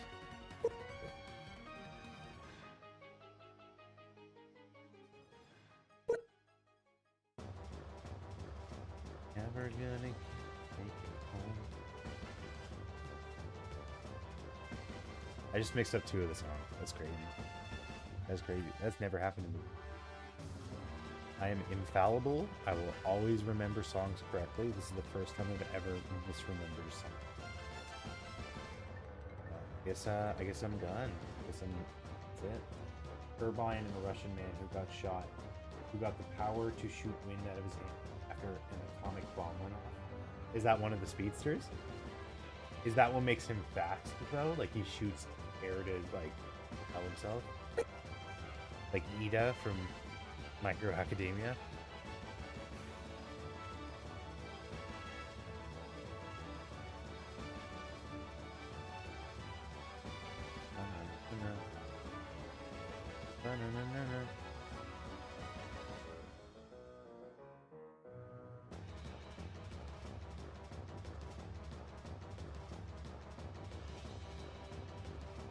Thematically, why would an atomic bomb give you wind powers?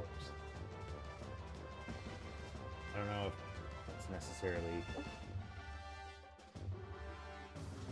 Cheetah legs, an African man given the human proportions of a cheetah after being experimented on by the mad scientist, mad doctor, mad dog.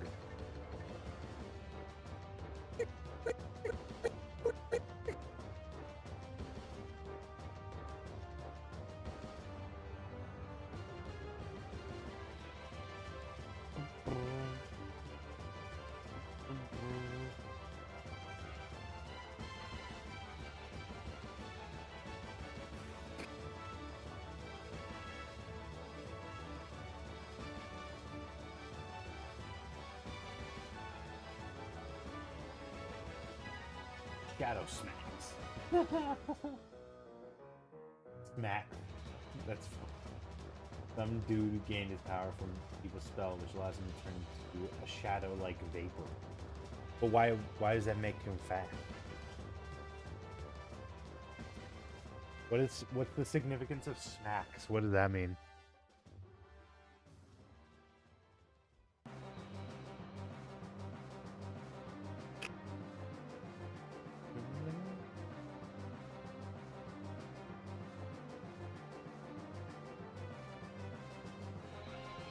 Crazy that it's December. That's just hitting me now.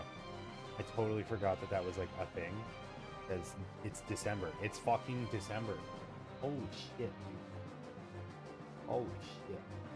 Fucking December, dude. Who let that happen? Not I. It was out of my control this time. What happened this year? The three brothers, Sky, Zephyr, and Breeze, three Scottish brothers who gained their powers via Celtic ritual, which gave them the power of flight. It was time? Unbelievable. Who came up with this fucking time concept? That's insane.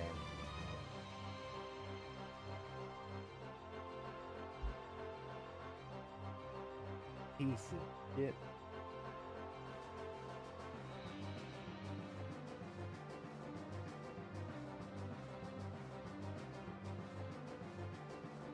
Almost time? It is almost time.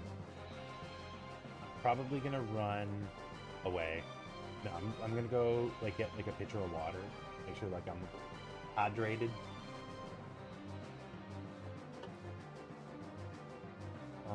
In like a bit.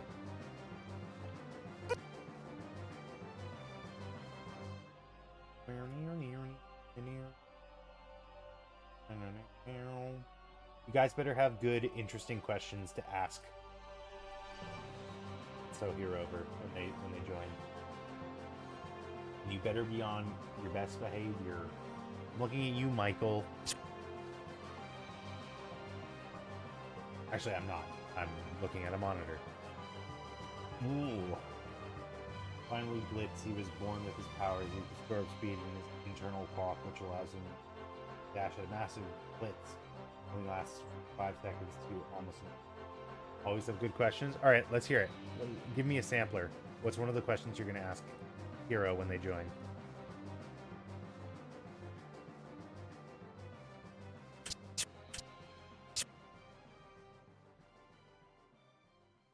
What does the guest do? They stream on Twitch. They make VTuber models. They do commission work.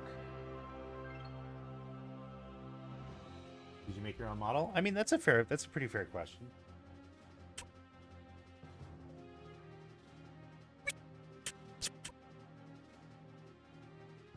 But, you know, they're going to introduce themselves when they get here. You don't have to worry about me getting stuff wrong.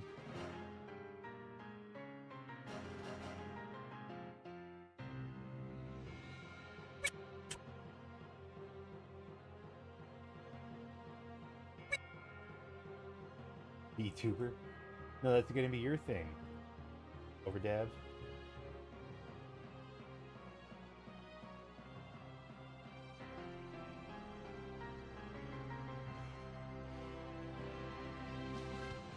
Can you pass questions to them? I'll have to go soon.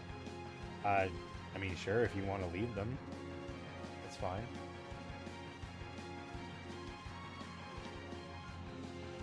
It's a shame you won't be able to fit in for that.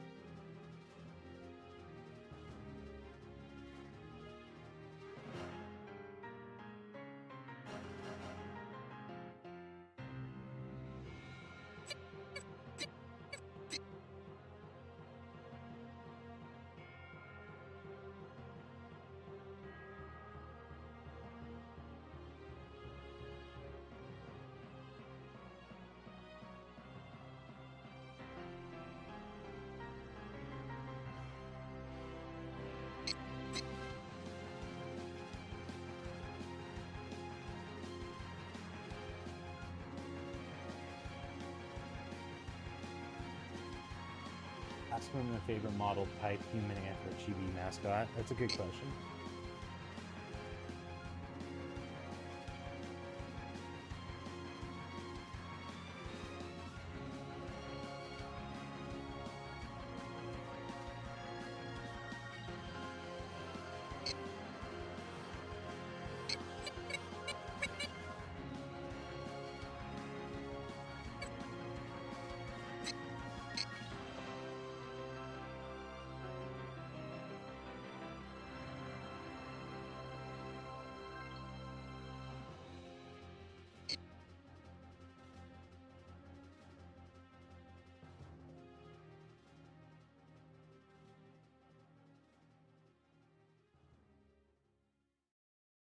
Wow, we did it.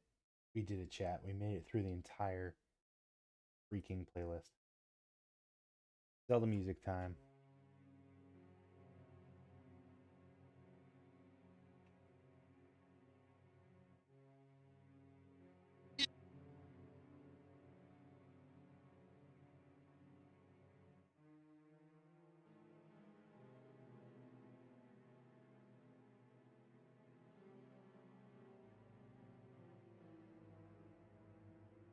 Can I see the animation? Sure, just one sec. We're almost wrapped up here with this material. Dang it. How do they go making a model and how do they keep things organized? Good one.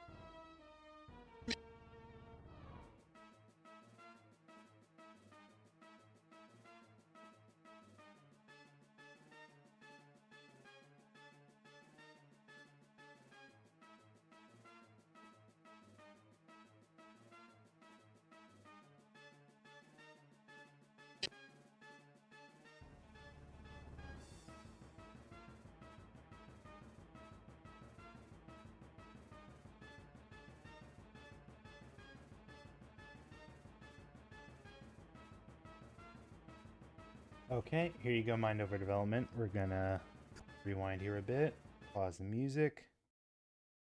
Eeny, meeny, miny, mo. Catch the culprit by its... Hold up! I can't keep up with your song. What What are you gonna catch me by? do you mean, Eenie? Ta-da! Witness the fruits of my labor.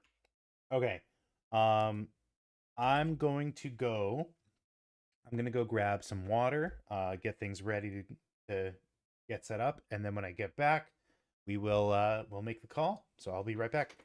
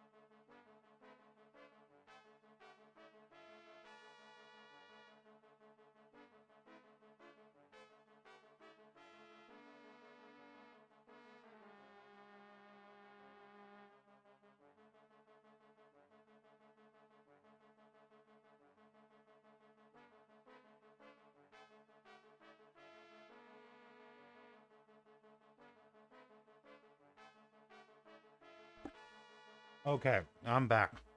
That's crazy cool, so good. Thank you, thank you.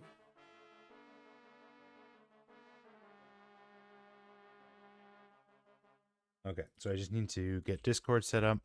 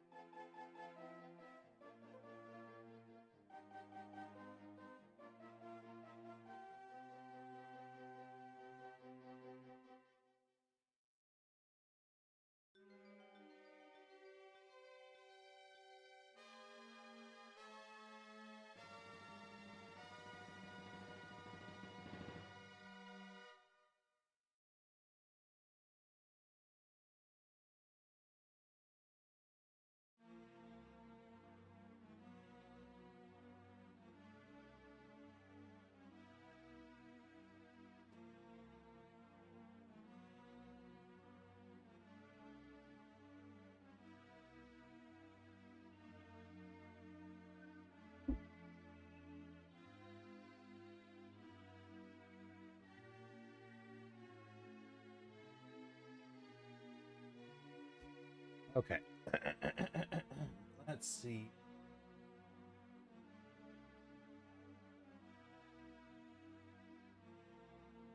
I think it would be better to take this call with headphones just in case, like, I don't want to duplicate audio or anything.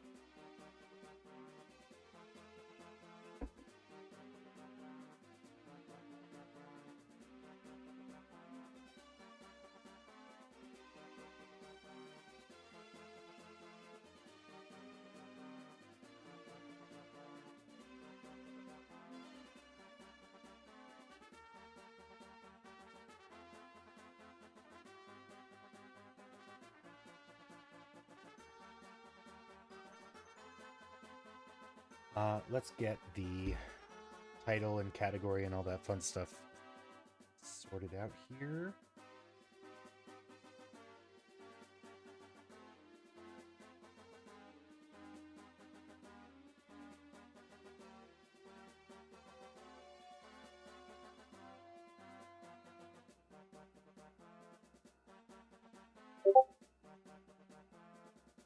Okay.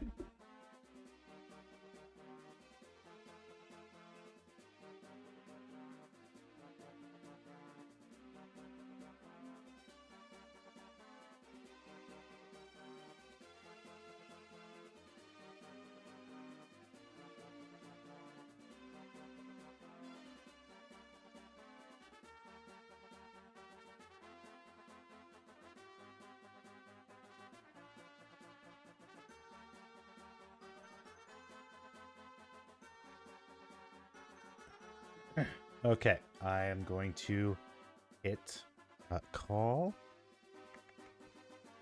I'm gonna hit call here.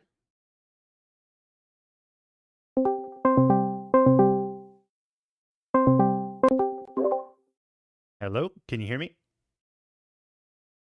Hey, how goes? It goes good. How are you doing? Oh, not too bad. Just made some pancakes and got some coffee. Amazing. So you're actually on stream right now. Your audio is. Just Yeah, so- I was watching it a little bit. Perfect. I'm just gonna turn you down a little bit. Yeah, no worries. I can talk so you can match audio if you want for a second. Just making some noise so that you can match audio. Perfect. I think that should be fine. Chat's gonna have to tell me how that sounds. But how are you Yeah, doing? no worries. How you doing I'm today? good. Good. Yeah. No, just had a chill morning. It's been pretty good. Amazing. So, why don't you introduce yourself to chat while I get the title and the thumbnail ready and set up? Sure. I don't have my VTuber thing up quite yet, but it will be up in a minute. But hello.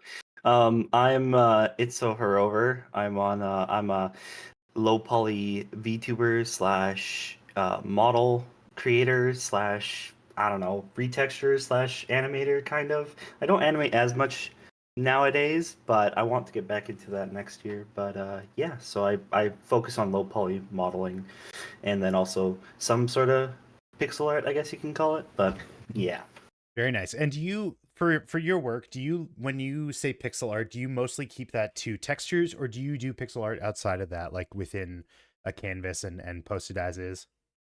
But when I kind of say pixel art, I mean like a lot of the times when I will of course, like I'll work in 3D, but then I'll like end up rendering it into a 2D image, and then I'll end up drawing on that. So when I say that's why I'm like kind of beating around the bush when I say pixel art, because it's not like I don't really draw like uh pieces of art that's just straight up like, oh, I open a 2D program and I draw pixel art. But like, I mean, if you count texturing, that's kind of it. But like, I don't know. I know how to draw low or like pixel art, but not necessarily how to. I haven't done any 2D art.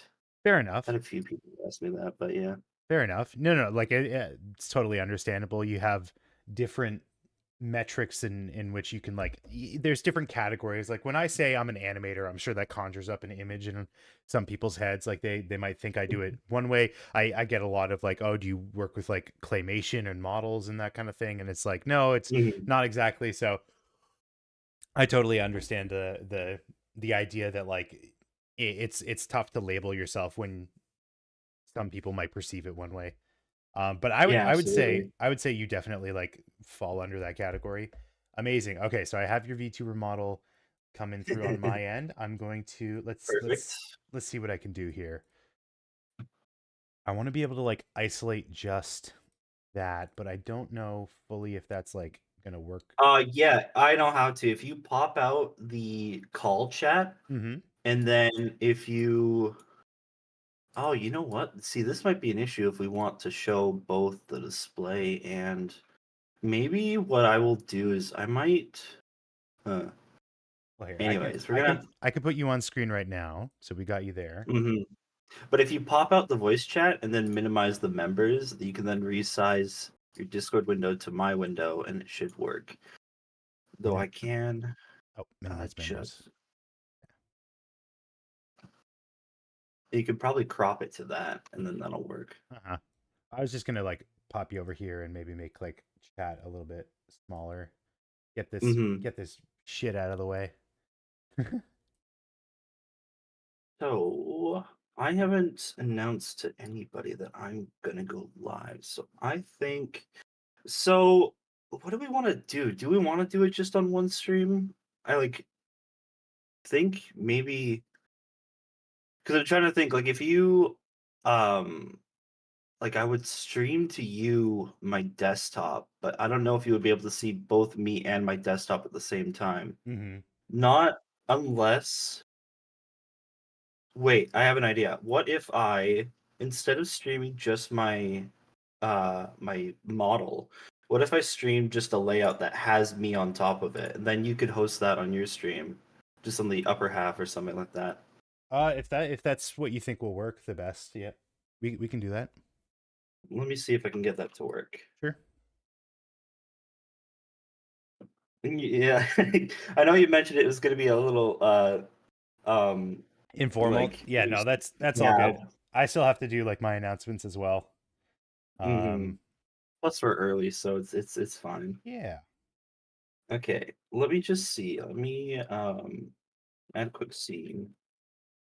We call it collab for now.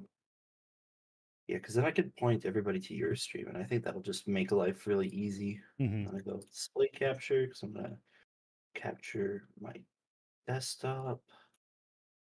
Just that one. Because then I take this. So move that there, and then we just add. I mean, the nice thing too is that I am also a streamer, so it's like I kind of know my way around stuff like this. Doesn't hurt. Yeah, and I need the window capture. And we're gonna actually let's just add. I want word over. There we go. I'll just minimize that. And then switch this to scene. Set this to collab. There we go. Okay, so let me.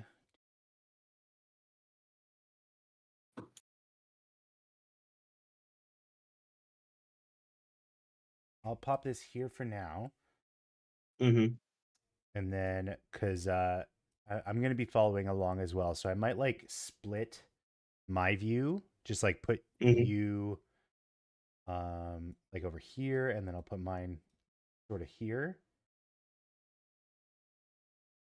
Mm-hmm. I was wondering with the resolution if you could either do like a half and half or a vertical half and half. I'm not sure if vertical might be better, Mm-hmm. but I mean Blender's sizable. Yeah. Also, I just wanted to double check, but do you think my resolution is going to be too small for your chat to see? I think uh that is a valid concern. Especially if I'm doing it like that, like a smaller view. Mm-hmm. Maybe what I'll do is I'll follow along on a different display. Whoops, I just closed everything. I'll follow along on a different display, and then if I like have anything interesting on my end to show off, I will. But like Mm-hmm. we'll mostly make it the you show if you're cool with that.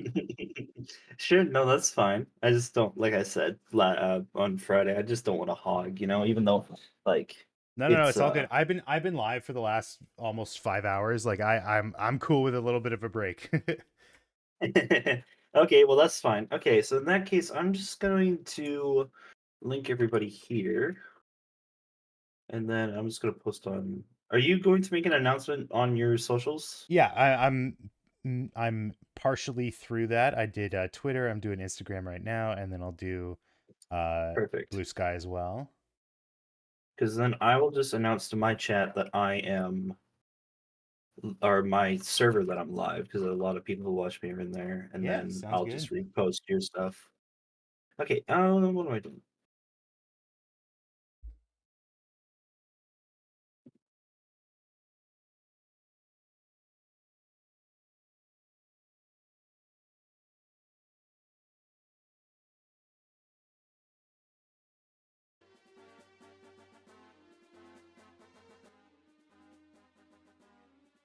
Use your power tools. Thank you, Anju.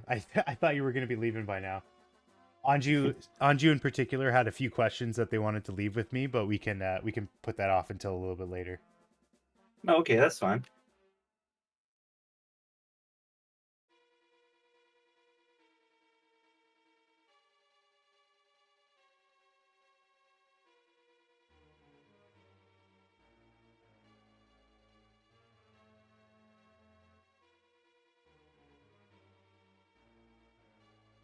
Is it gonna embed? Yep, it embedded. That's good. This is the right stream link. Sure is. Cool. All right, I just made an announcement.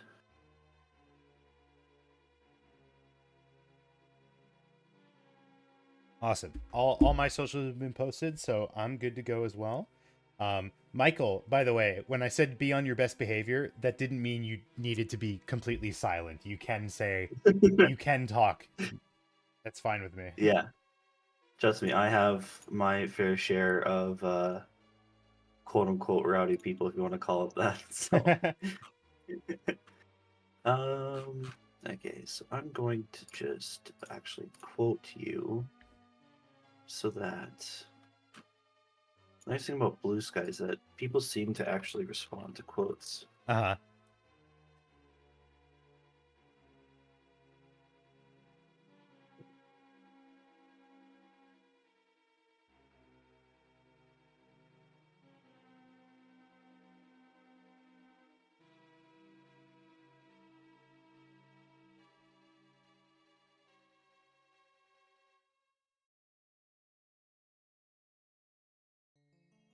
And you've got screencast keys on your.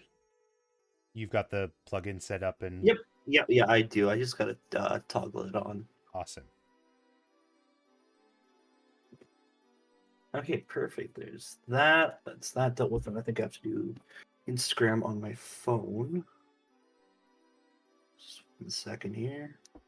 And I'm just letting you know. I don't know if I made this clear when we talked last, but if there is something interesting that we can glean from this, we might turn this stream into like a short video to post on my channel. You cool with that? Oh, that's totally fine. Awesome. Yeah, I'll let you know if there's any progress on that. Mm-hmm. Astrathist, thank you for joining in, Professor Herover. I'm Oh, taking that's notes. that's one of my beers. Hello, Corin. How goes? Very nice. Yeah, I like this Alright. cross-pollination. I'm trying to. I can't see your. Hold on, let me just search you up. Oh, I might not have my camera on. Sorry. No, sorry. I was just searching for your What's it called? Oh, why didn't it tag me? Well, can I send this to my story? Should be able to. That's fine. All right, I'm not gonna worry about that. I liked it. That should do something. Mhm. Okay, so yeah, before we were gonna go live, one thing that I was going to do was like, I was going to kind of, I was gonna kind of go over. I also have your chat open too, so I can read it as well. Perfect. But I was gonna kind of talk about how I like the 3D model just in general, because I kind of work in a tiny bit of an unorthodox way, because like all of my models are built off of Herover. Mhm. So whenever I make any of like these two, for example, they're like under the hood, they're still Herover. And I mean, like, you could possibly kind of see it. Like, I always try and change the face shape a little bit, but like I still redraw the eyes and such to make them not have like the same face syndrome, Mhm. for example. Yeah, that's But working there's still smarter. Yeah, exactly, right? So I learned how to do this from here. I can show the old model. I had a very old model that I made at the beginning of this year. That's the 2.0 version. I want the 1.0 version. Mhm. Where are you? There you are, Kikiri. Have you ever watched Bocchi the Rock? I wanted to. It's on my list. I have like a long list of stuff that I want to Mhm. watch. It looks really, really funny. Wait, drink water. Oh yeah, you can't you can't spam this chat with hydrates. Whenever I stream, I have a hydrate button that they like to spam a lot and force me to drink water. So Oh, I see. That I actually like prepared ahead of time. I went and grabbed a pitcher of water that I'm trying to clear through. yeah, that's what I always try and do when I stream. Mm-hmm. It's a good habit. I So- definitely need it.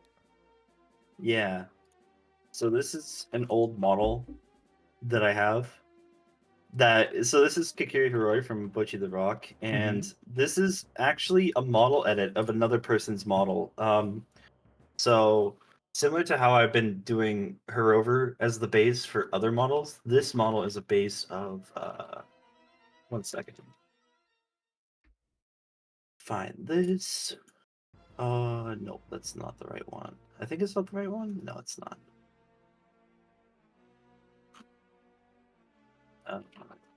Does that show up? It's T Yes. for T. This is 1984. I think that's a very apt comparison. I am censoring you specifically. Okay.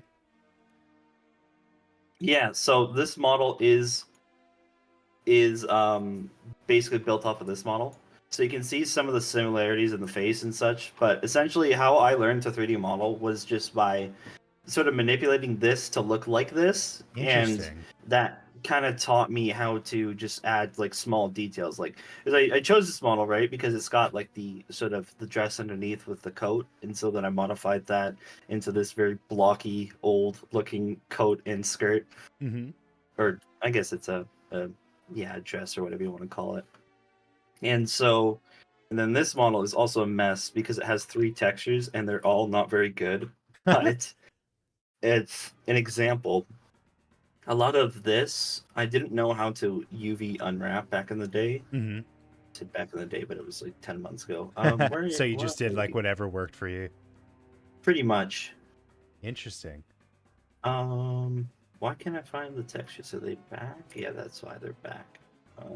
So there's two main textures here, but the kind of messy part is that, for example, the hair on one of the textures is split between two different projects, or two different textures. Uh-huh. So, for example, this kind of side bang piece right here is off of this texture. It's using the broken half of this texture, Uh-huh. which just kind of works because, like, it kind of looks like it, but there's an edge right there that doesn't look It very gets nice. cut off, yeah. And then on this side, this is using this other texture that I redrew over. But a lot of these textures are just like less of me. Like I didn't know how to UV unwrap, so like I just kind of drew over the existing textures, which meant I had to do some kind of heavy manipulation just to like be able to draw on it, like constantly rotating the view to get the right orientation. Because like the bottom parts of the jacket right here, that's I can actually show it in Blender. Mm-hmm. But the lower parts of the jacket here, for example, are like cut off there, and then I think there's one piece on the back that's here. Okay. And so it's kind of a mess, and I have learned how to UV unwrap very cleanly, Mm-hmm. but I don't know if the way that I do it is really a normal way of doing things, but I found that it works really well. It's not the So- it's not the weirdest approach. Have you ever heard of a trim sheet? I kind of, I don't think, I feel like I know what you're talking about, but I don't recognize the name. Mm-hmm. So I went to school for game design, and one of the things, one of the assignments that we had at one point was building a trim sheet, which was essentially a single texture with multiple different patterns and materials on it, and then you essentially apply those different textures to different polygons the same way that you have here. So you grab, this part of this part of the model, you're like, oh, this is supposed to be the masthead of a ship. So we're gonna take the polygons, we're gonna put them over here on the UV. So that's it's not the strangest approach that I've ever seen. Certainly. It definitely worked for you at the time. The thing I'm kind of curious about is because you say specifically that this is based off of like the other model. I don't know the VTuber specifically, but It's okay. It's Corone is her name. Corone. Did you download the Corone model and modify it? Yeah. So So sorry, I just wanted to, because no worries. you have multiple textures on this model. Did it come that way from, like, did this model that you download also have like 3 different texture files? I believe I'm just gonna literally download it right now and find out, but I believe that it had 2, if I remember correctly. Let me just go here and I'll just dump it in here if it wants to. Mm-hmm. There it goes. Yeah, it's called the UBtuber. UBtuber. Yeah, so this is the reference model, and of course I believe that this person models in I want to say it's 2.7, whatever the Okay. one with a really gray UI is. That's fair, dude. I was having so much headache and strife with I just downloaded 4.3 yesterday to try out, and like, I don't know if you've messed around with Grease Pencil, but my Grease Pencil file was not having a good time in 4.3. Like, I couldn't fill tool, the lines weren't showing up properly, it was just a nightmare. So I had to, because this is a new computer that I like just built for this new space, I had to put my old computer back together so that I could grab the Blender install from this computer and put it on this one. It was quite the hassle. Michael was sounds not like having a it, good yeah. time watching me not have a good time.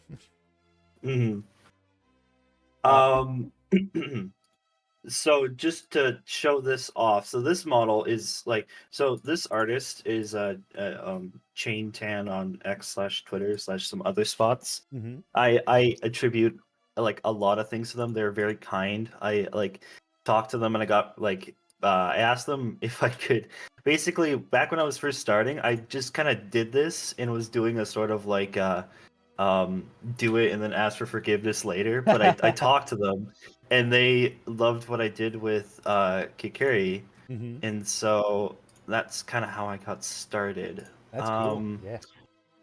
But let me just actually get the texture on. It doesn't seem to want to. There we go. And then we just gotta hold on 1 second. I'm doing it the manual way because I don't know how they set up. Yeah, I know there are cool plugins that like let you import the materials automatically, but I don't know that shit. Yeah, me neither. This one actually should be set up because it's a blend, but I think it's because of the way I imported it. I want Uh-huh. shading. That's what I want.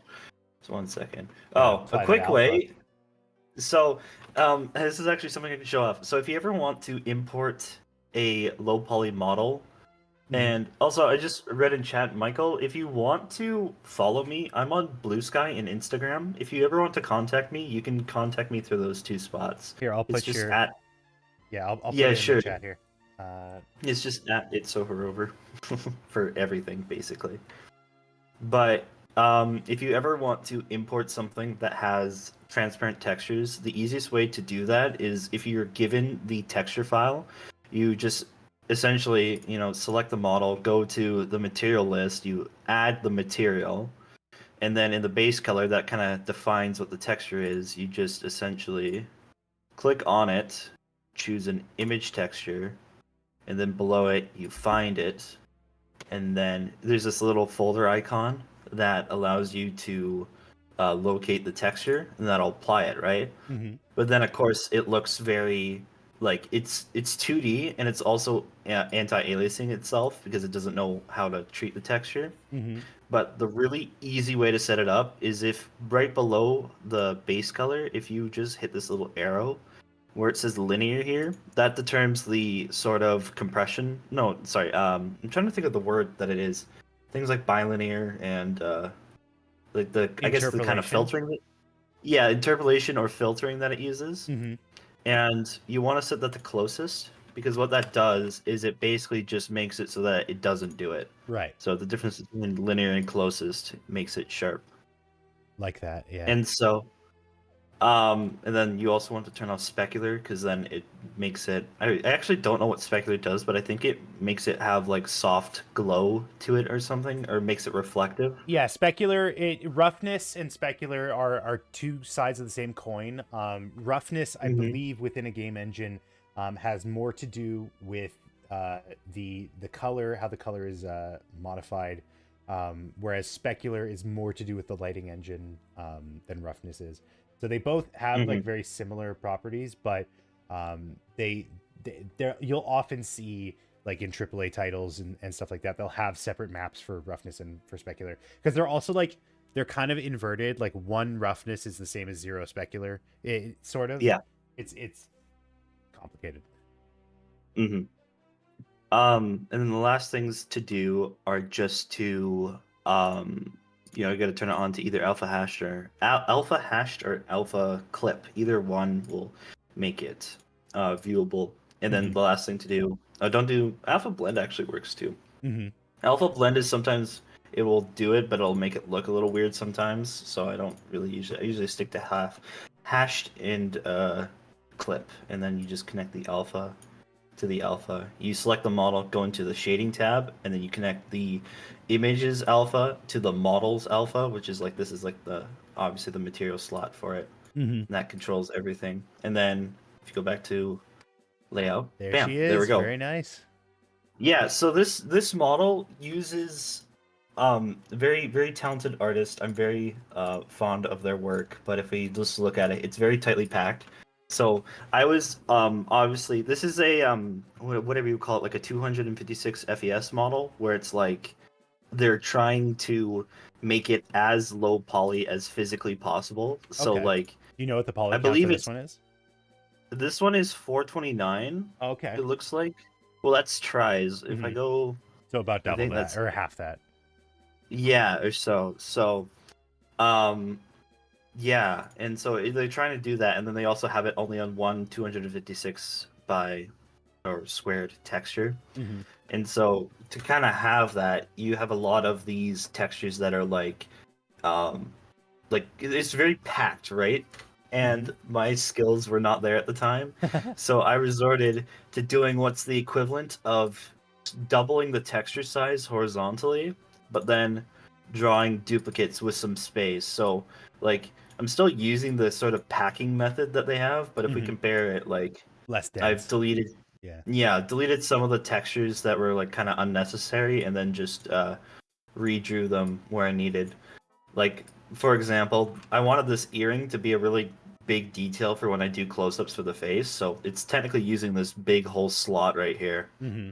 But that's, just because it's a close-up detail. But, yeah, so that's just that model. But that's kind of how I started, and that's what I wanted to get at, because, like, my kind of, like, headspace for everything has been, like, I want to just make it as easy to do as possible, Mm-hmm. because if I lower the bar for entry, I will never stop making stuff. Like if I have lowered it enough so like it's like taking a step versus trying to climb a ledge, if that makes any sense.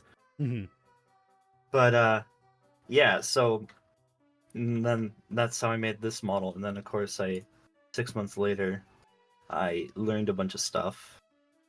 And then I made a 2.0 version. And then so this one is built off a Coronet, but I wanted to make. So the model you see, I can actually talk about that instead, because this model, I was actually looking at this on stream the other day, Mm-hmm. but so this is her over 7 months ago, I want to say, and of course it crashes. Oh no.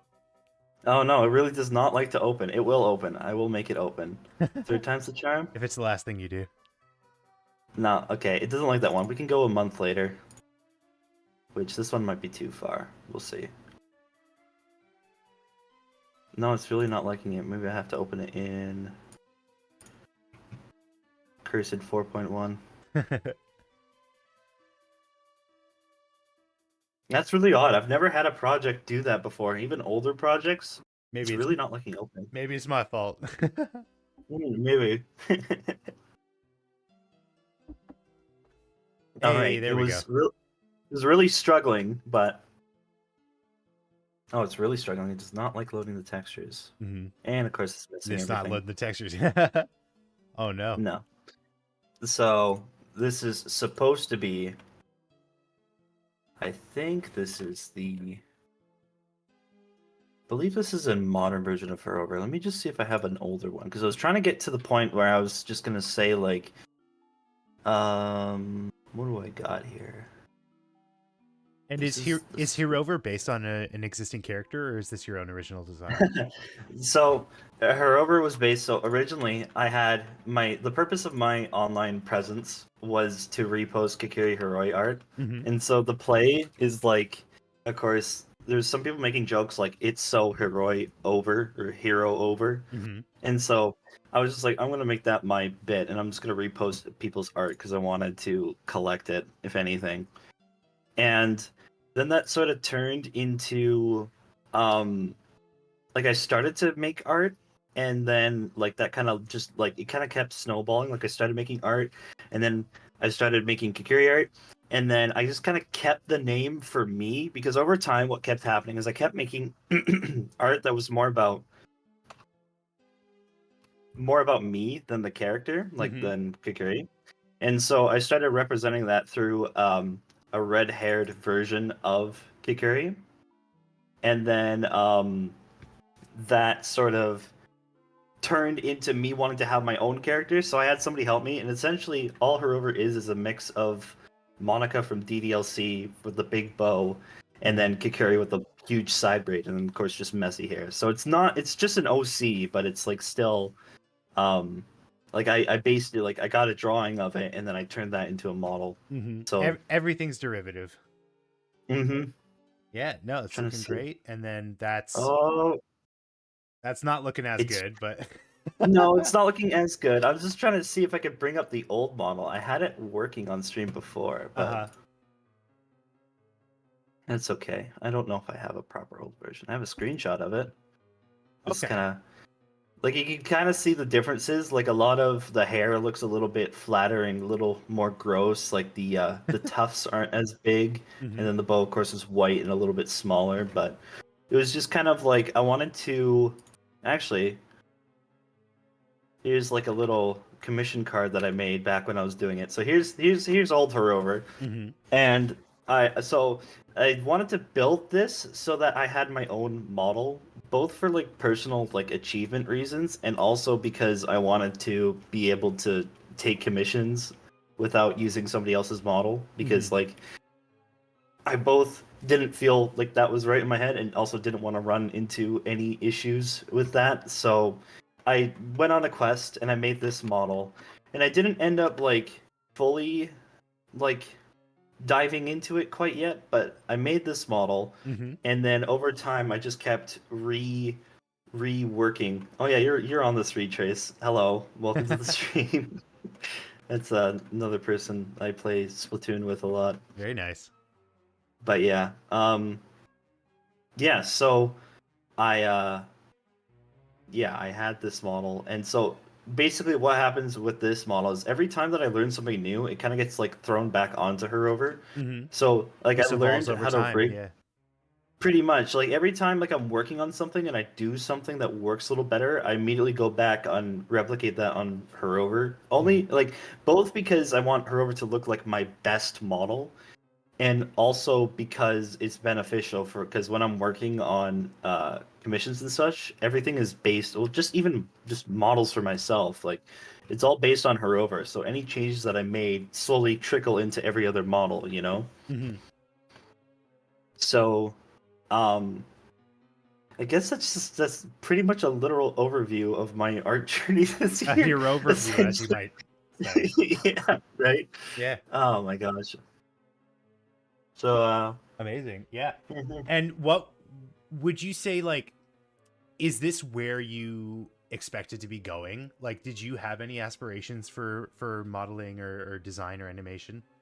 I kind of had a passive interest in it because like I would say that like my journey into my venture into art, if you will, kind of started back in November, I want to say, of 2023. So actually about a year ago now. Mhm. Um, I saw some of those low poly models and I thought like I kind of like didn't have the concept of the effort that would go into making one, but I still figured that like because I had messed with higher poly models before, Mhm. and normally my biggest barrier barrier is rigging.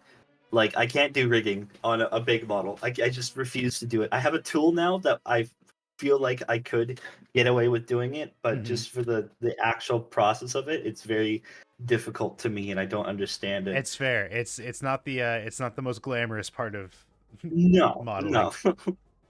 But it kind of I forget what the question was again. I went on another tangent. It's all good. Did you? Is this like the path that you saw for Oh, yourself? yes. Sorry. Um, but essentially, it didn't really like appear to me as an option until I started doing it because when I first worked on Kikuri, I had this moment. It's really stupid. I refer to the moment as getting over the hump because there in the art process, I find that like there'll be times where I'm working on a model and I'm just thinking this can I also I should just have to ask, can I swear on your stream? Oh, go for it. Just don't want to. Okay, because I'm like, I'll be working on a model, and I think like, oh, this is shit. This is shit. This is shit. I hate it. This looks like garbage. I never want to work on this again. But then you get over the hump, and suddenly, oh my god, this looks like the character. This is actually the character. I've done it. This looks great. I'm gonna finish this now. Oh yeah. And that process is always like you either add like a little detail or you get the hair just right or you fix the shading and it's always just something and I just call that the hump because it's like once you're over it it's all like perfect from there. Yeah. It's yeah. The thing with animation But though is you go through that every frame. oh yeah, I can imagine. And also I haven't tried to do a lot of animation, hmm but the ones I have been a struggle for sure. But Yeah, I don't know. In terms of like that, like it kind of started to become like something that I desired for, but it wasn't some long like all of this has happened in the span of a year. Fair It enough. hasn't been like my lifelong dream or something. I Mhm. have definitely had a like a passive interest in the world of 3D, but not necessarily one that was like super concrete. Like I didn't want to go to school for this or anything. I would like to now, of course, but That's cool. Yeah, I mean, I wish you luck in that endeavor. Do you know like Mhm. what's your path from here? Like, what are you trying to aspire for? Are you No.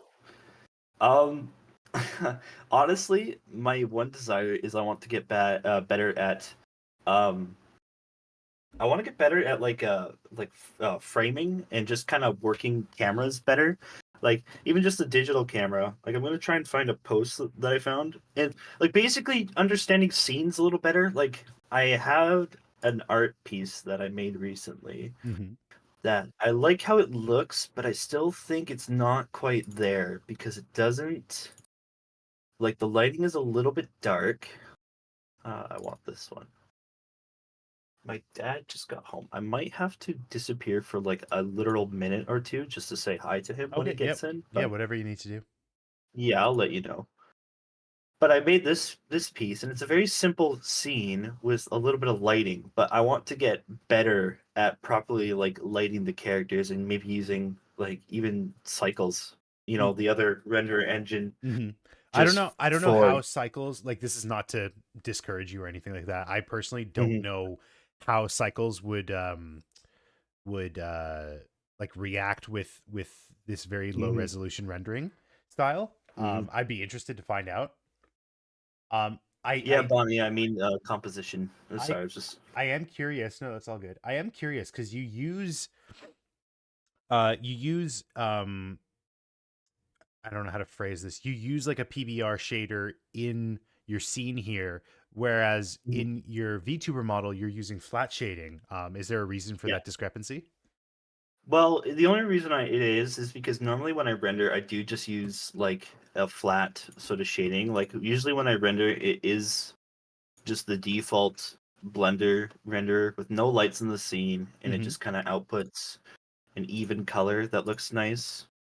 But one thing that I have been trying to do is when I render, I try and do layers.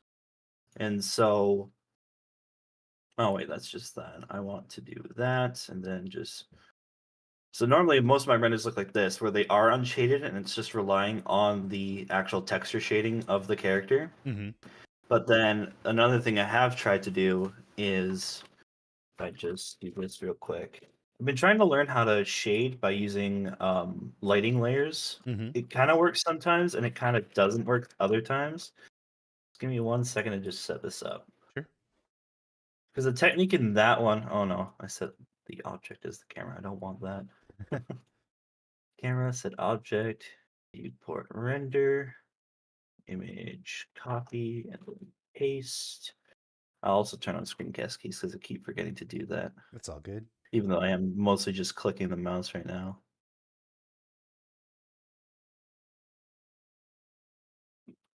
There we go. And then essentially all I do is I turn the lights off, and then I'll add like a sun or something. And of course, this is still something I've just been trying recently, so it's very work in progress. Hmm.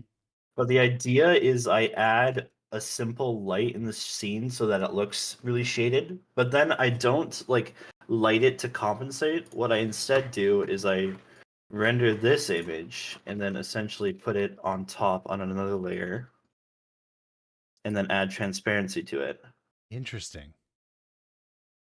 so that it mixes it in, Hmm. but it still looks like priority this render, which I prefer. But and then I can like also touch it up myself and just kind of like go around and adjust things.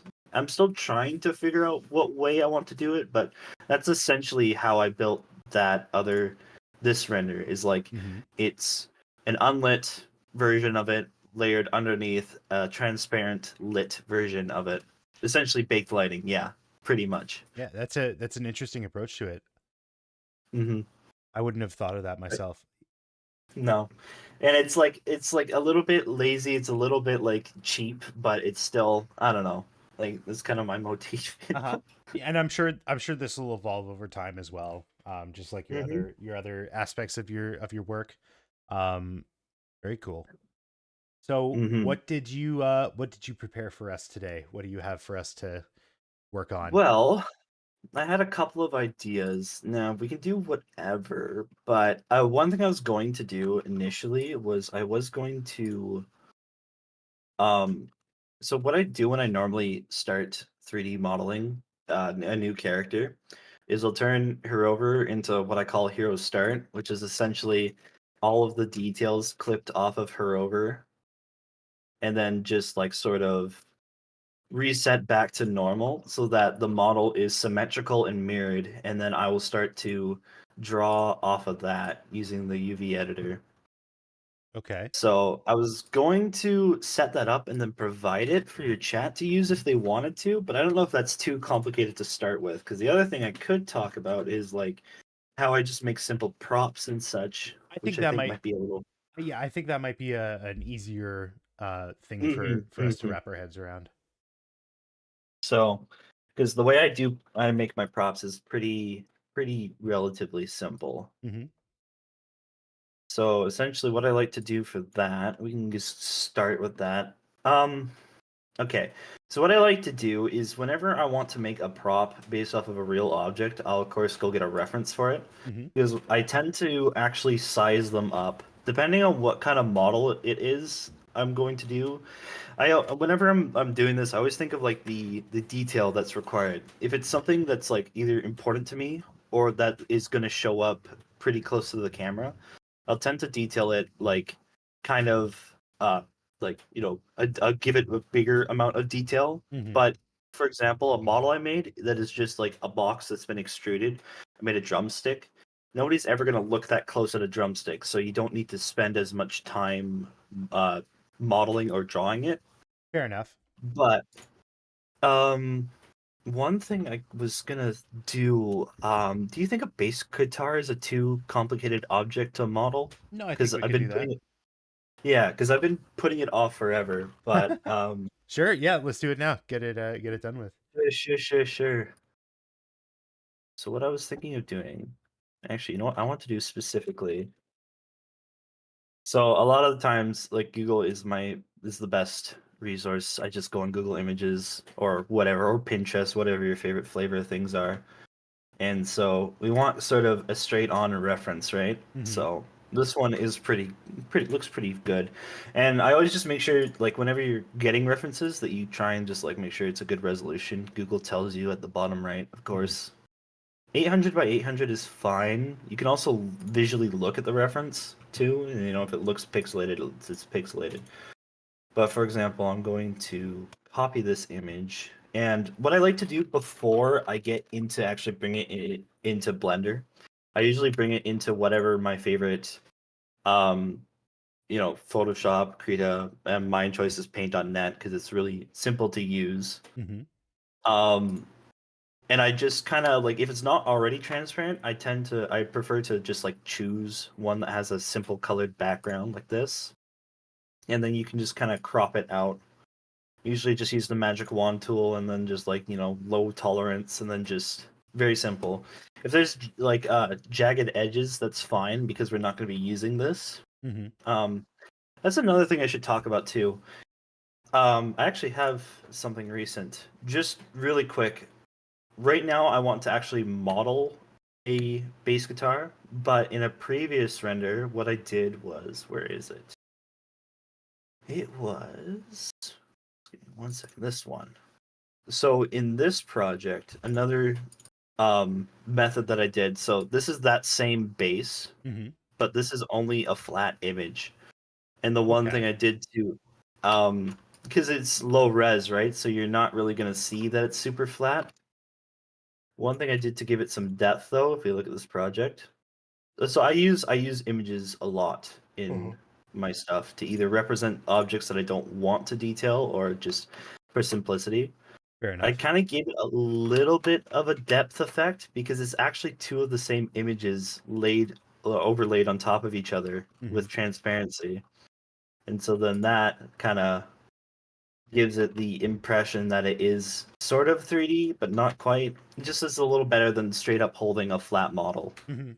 And yeah, so that's a simple way of me doing props. But if we want to actually get into modeling one, an easy way to do that is so let's go into Blender. So you can do this with any sort of cutout. It's going to be the same shape. Hold on 1 second. Oh no, I don't hear everybody. I think my dad is home, but he's not inside yet. So, he just got back from a trip, so that's why I wanted to go say hi to him. Yeah, not a problem. Okay, so, oh, there he is. Okay, so just give me 1 second here. Sure. Yeah, we'll be here. Mm-hmm. In the meantime, I will show off. I grabbed that same image. I'm just going to do this procedurally because I am too lazy to open up my photo editor right now. So I just have this like feeding into a color ramp to just essentially, it's not going to work every time, but just because like there is such a significant difference between the two pieces, like I'm able to do this, but like I'm really pushing it because the lighter part is going to start like pouring into the white background. If I like push it any further than that, you can see. So it's not like perfect to get a very crisp line, but you know, I'm lazy. This is how I do my lazy thing.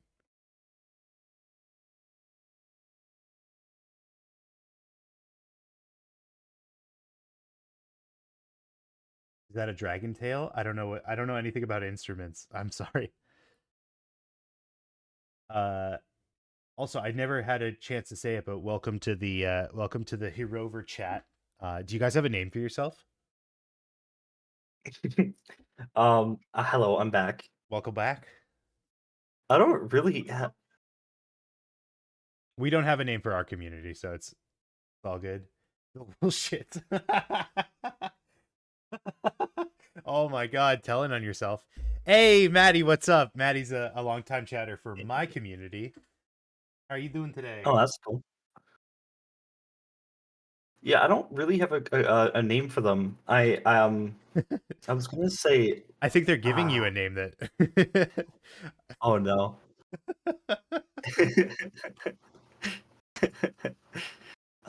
Yeah. Yeah. So, where was I? I was doing something. I was importing. So yeah, one thing that I use constantly, and I am unmuted, right? Yes, I am. Good. Yeah, we can hear you. So if you don't have it already, one of the most useful things I do is it's called import images as planes. Yeah, I've got that one. Perfect. So yeah, it's essentially just an inbuilt Blender add-on that's just for some awful reason is not enabled by default. Fair enough.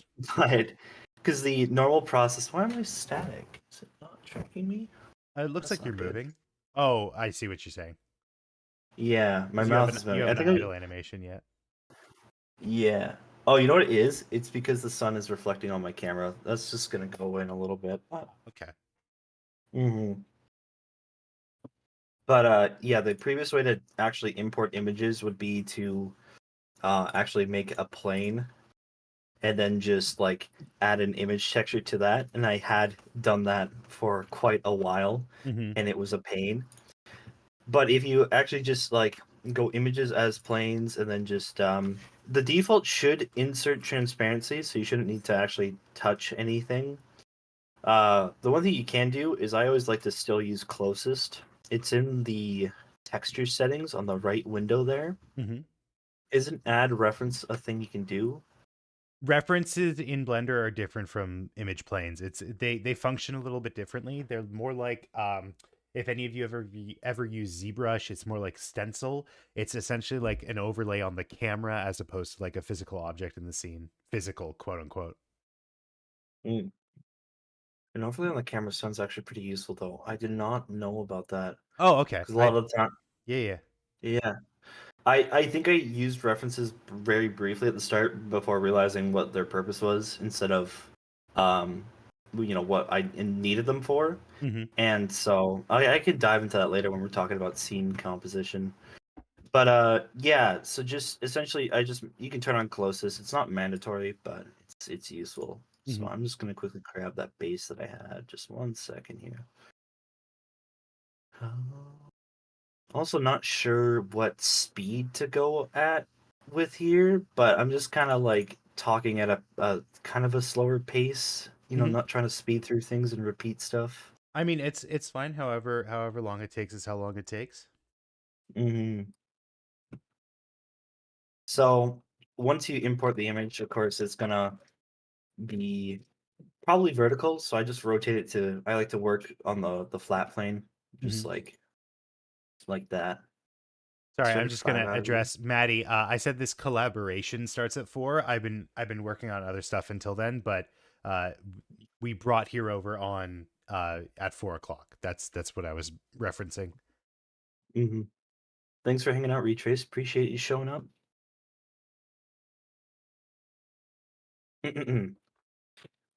Okay, so it's really simple. All I like to do is just start with a cube Mhm. and then make a collection. I'm going to call this base, and then drag the reference and the cube into it, just so that they're kind of together and you can kind of hide one. Or maybe I'll keep the reference outside because then I can just hide that individually. And then we can go into edit mode, and I like to work sometimes in the X-ray view, but in this case, I am going to just so I can actually see, or sorry, I meant wireframe. Mhm. One thing that is a little bit painful is like when I'm trying to actually work on this, if I use any of the what is this, solid or wireframe, it actually also wireframes the base. But Oh, to counteract that, we actually just figured that out. Oh, go ahead. What's your counteract? oh, all I was gonna say is that I believe you should be able to. I forget exactly. Maybe you can take the lead on this one because, like, I remember, I know how to do it. I just don't remember what menus. Yeah, so I might be misremembering this as well, but within the I'm just gonna hide this for now. Within the viewport settings up at the top right, you can actually switch color from material to texture, and that should put the texture in the scene. Material from. Say that. Oh, material to texture. Oh, that's very smart. That's actually crazy useful. I did not know that. I had Yeah. used this a couple of times to change it. I did Mhm. not know you could display Yeah, the texture on we that. figured that out recently. Does anyone in my chat remember why? I for the life of me can't remember what project I was working on. Uh huh. That's really cool. Okay, so we're gonna keep using this then. Mhm. Um, so when I'm sort of modeling, I tend to just sort of um, so I will full disclosure, I am not the best person at like I'm not the best at following like topology rules. That's all good. So I don't want to Who needs them? I'm like yeah, right. I definitely try and avoid Ngons because those are horrible Listen, demons that listen, listen, listen, listen, listen. I that that is definitely a thing in like formal education. They told us not only avoid ngons, they also told us avoid tries for some reason. They were always like, yeah. you always want a quad model, you always want a No. poly model with quads. Um, Mm-mm. it's honestly not really that much of a thing industry wide. No. Because especially like when you bring stuff in engine, it all just gets converted to tries anyways. hmm Yep, yep. I know quite a bit about Unity as well, and I know that like no matter what I do, it's always going to convert to tries. So I model with quads and tries, but I still avoid Ngons just because I think they look kind of gross, and sometimes they don't Mhm. deform very well. Fair enough. But regardless, I just like yeah. It's just funny the lies that get passed down. Just like, oh, Yeah. your stuff is gonna break if you make tries. Mhm. So one thing to keep in mind while modeling that I tend to do is so I like to use, of course, the axis constraints, like so when you hit move and then you select one of the axes to move objects on. Mm-hmm. That's all good. I like to do that a lot. but I also try and sort of keep things uniform for the first pass. And so, like, if I need to actually slim this up, I want to actually use the X axis to scale it. Because if you don't do that, obviously it's going to also scale the height. Mm-hmm. And right now, I just kind of want to make a slab that we can add depth to in a bit. Mm-hmm. But for example, like for this, I'll just kind of, this is where I might like actually deform, so I'll extrude, but then I'll sort of just like actually move this a little closer, like there. I will still extrude on one axis by locking the view obviously to the z-axis, Mm-hmm. and then just sort of using that.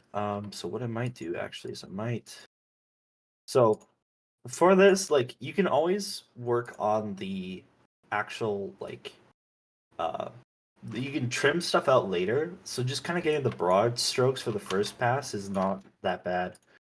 Mm-hmm. Like, it's not a bad way to approach things. And in terms of like visual resolution, what do you usually try to like aim for? Like how much of the silhouette are you like trying to stick to?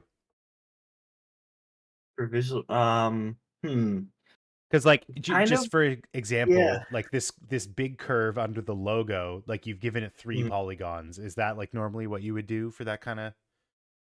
Depends. Sometimes, like, if I wanted this to be like proper low poly, what I would do is I would actually just like, um, well, I would probably make this more of like a straight on slab, like where it's just like one for it, Mm-hmm. and then I would rely on the actual textures to carry the work of the angle. But I'm kind of going for more of the brute force approach, where we're going to essentially model this and then draw on the sides of it. Okay. That'll kind of like we'll draw on like each face. So I mean, like there'll be a top face that we draw on, and then like a bottom face. Mm-hmm. But this one, I'll get into it once we're there. But like essentially, we're going to split this into a couple side by side textures, one for the body, one for the neck, Okay. and then I think we can do the neck and the head as one, but it'll be relatively simple. So I'm not necessarily like, the thing is too is like, I'm not super, I don't like really worry about when I'm just like making stuff like about sticking to any sort of like low poly thing. If I'm Mhm. doing like maybe a smaller object, I'll be a little bit more careful about it.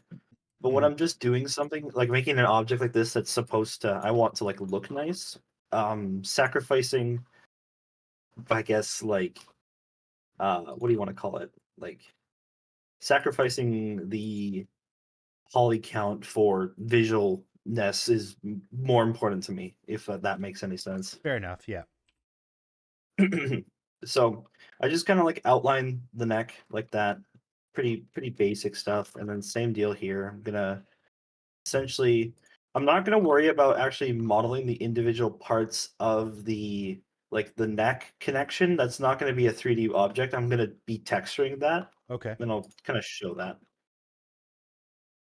But I can kind of like, so in this case right here, where the body comes out up here and then it also kind of comes out from here, I'm Mhm. gonna kind of do this like angled joint right here that'll just make it so that I can extrude out this way, but then also extrude out that way. So then that kind of connection is there. Okay. Um, Another tool that I use a lot is the loop cut. It's kind of basic, but it's incredibly useful for subdividing. Mhm. Essentially, what it is you press Control R and then you click once, and then essentially what it does. Here, let me go into an actual 3D view. So it actually loops around the model. This is why I like to model initially in quads, is because it keeps everything uniform, so you can basically loop cut anywhere on the model. And yeah, so yeah, loop cut is life, absolutely. Mhm. Have you ever do you know the key for sliding, for vert Yeah, sliding? yeah.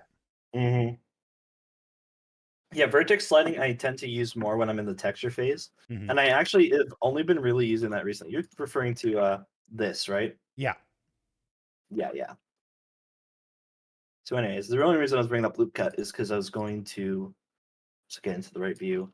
Just gonna add a little bit of a dip here Mhm. so that it kind of comes across. And then in this case, I'm gonna sort of, it kind of like pokes out here. So I just, instead of like bringing this up and making it look a little weird, I was just gonna create another edge there Mm-hmm. and then just sort of, yeah, I'm not really too much of a, like, I know how to make stuff, but I'm not like the greatest modeler out there, of course. Oh, But pshaw. like I mentioned, I just didn't want to come on here and tell everybody to run or to walk when you all know how to run, if that, you know. It's all good. But Hey, Mind Over Development, thank you so much for the tip.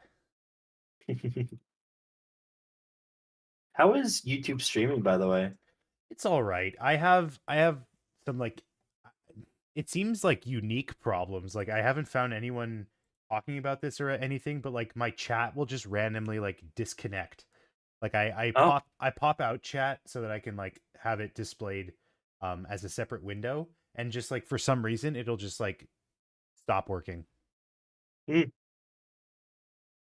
And like yeah. the YouTube interface is not amazing. Moderation tools are, I don't think, as powerful as on Hmm. Twitch. There's like a lot of little things that are just like kind of annoying. Yeah, I was curious about it because like I don't actually know how you even find YouTube streams like on just on YouTube. Like I follow a lot of people who would stream or have streaming channels, but I don't see like it doesn't have like a streaming like section unless you like manually go to it. I guess I don't Mhm. know. The in individual channels, you have like a streaming Hmm. tab, and just Hmm. like in Twitch, when someone is live, you can click on their user, their profile picture, and that'll take you to their stream. Hmm. But yeah, I don't think there's like a streaming area, like a dedicated streaming place. Hmm. Okay, so I was kind of just talking during that, but Yeah, essentially the you're way further body. than I am. No worries. But I was just gonna say, so like before I just did this, it was basically simple. So all I did was like for kind of doing these little outputs, I sort of did imagine it. I don't have a drawing tool, but if you follow my mouse, just essentially along Oh this yeah, edge why here don't you? Oh, it's is sixth from the top on the left, or seventh from the top. 7 for the top. On your toolbar on the left side, seventh from the top. Yep. Oh no, duh, there is a drawing tool. That's great. And Okay, I'm gonna make this red. you hold control to erase, by the way. Cool, cool, cool. Thank you. I didn't even know that. I was just making a joke, like I don't have a pen to demonstrate with. Essentially, this edge right here, sorry, not this part, but this part right here.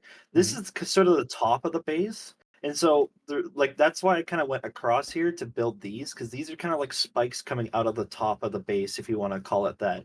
And of course, the neck is another one coming out of the top. Mhm. And so, when it comes to it, is there a way for me to just delete everything from the pen? I'm sure there is. I don't know it. Yeah, it's Sorry. fine. Not that just deleting it is not that big of a deal. So when it comes down to, so that's why like that kind of has the flow of like, those spikes coming out, but then like it still retains the sort of straight geometry for the rest of the body. So Mhm. for actually extruding the rest of the body, you can just do, oops, I have the pen on. And that actually doesn't seem to erase or control Z, just fine. For the rest of the body, I just extrude it. So like, say stay on the y-axis, extrude it out. Mhm. And just kind of like I usually just kind of match the curves as best as I can. Try and not have too much overlap. Just sort of like I'm doing here. Like, yeah, there's a little bit of like an overlap here, but as long as it kind of keeps the general shape, Mhm. it's fine.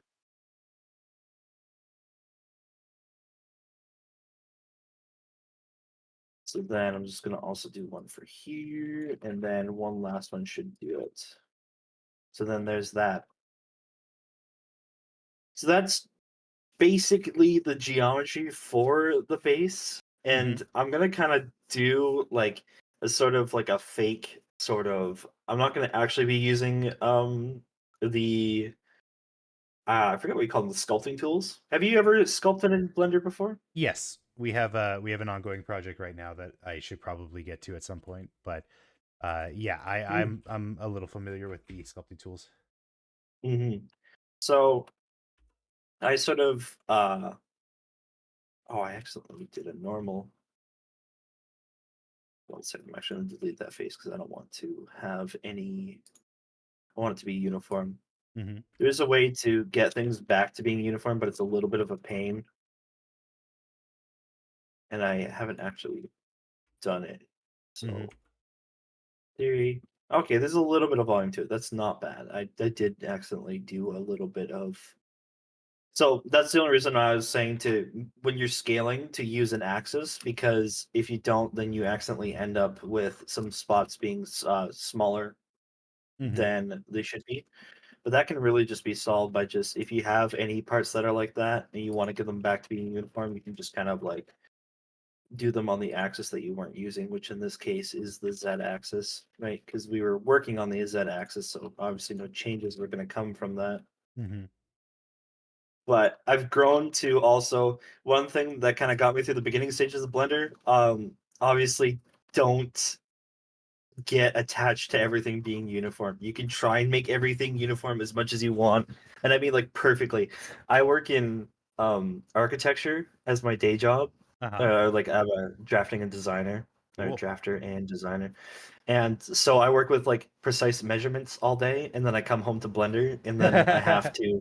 make peace with the fact that these ones are slightly scaled up. Yeah, that's fair. That's funny. I like that. Am I going too fast at all or anything? No, no, no, you're good.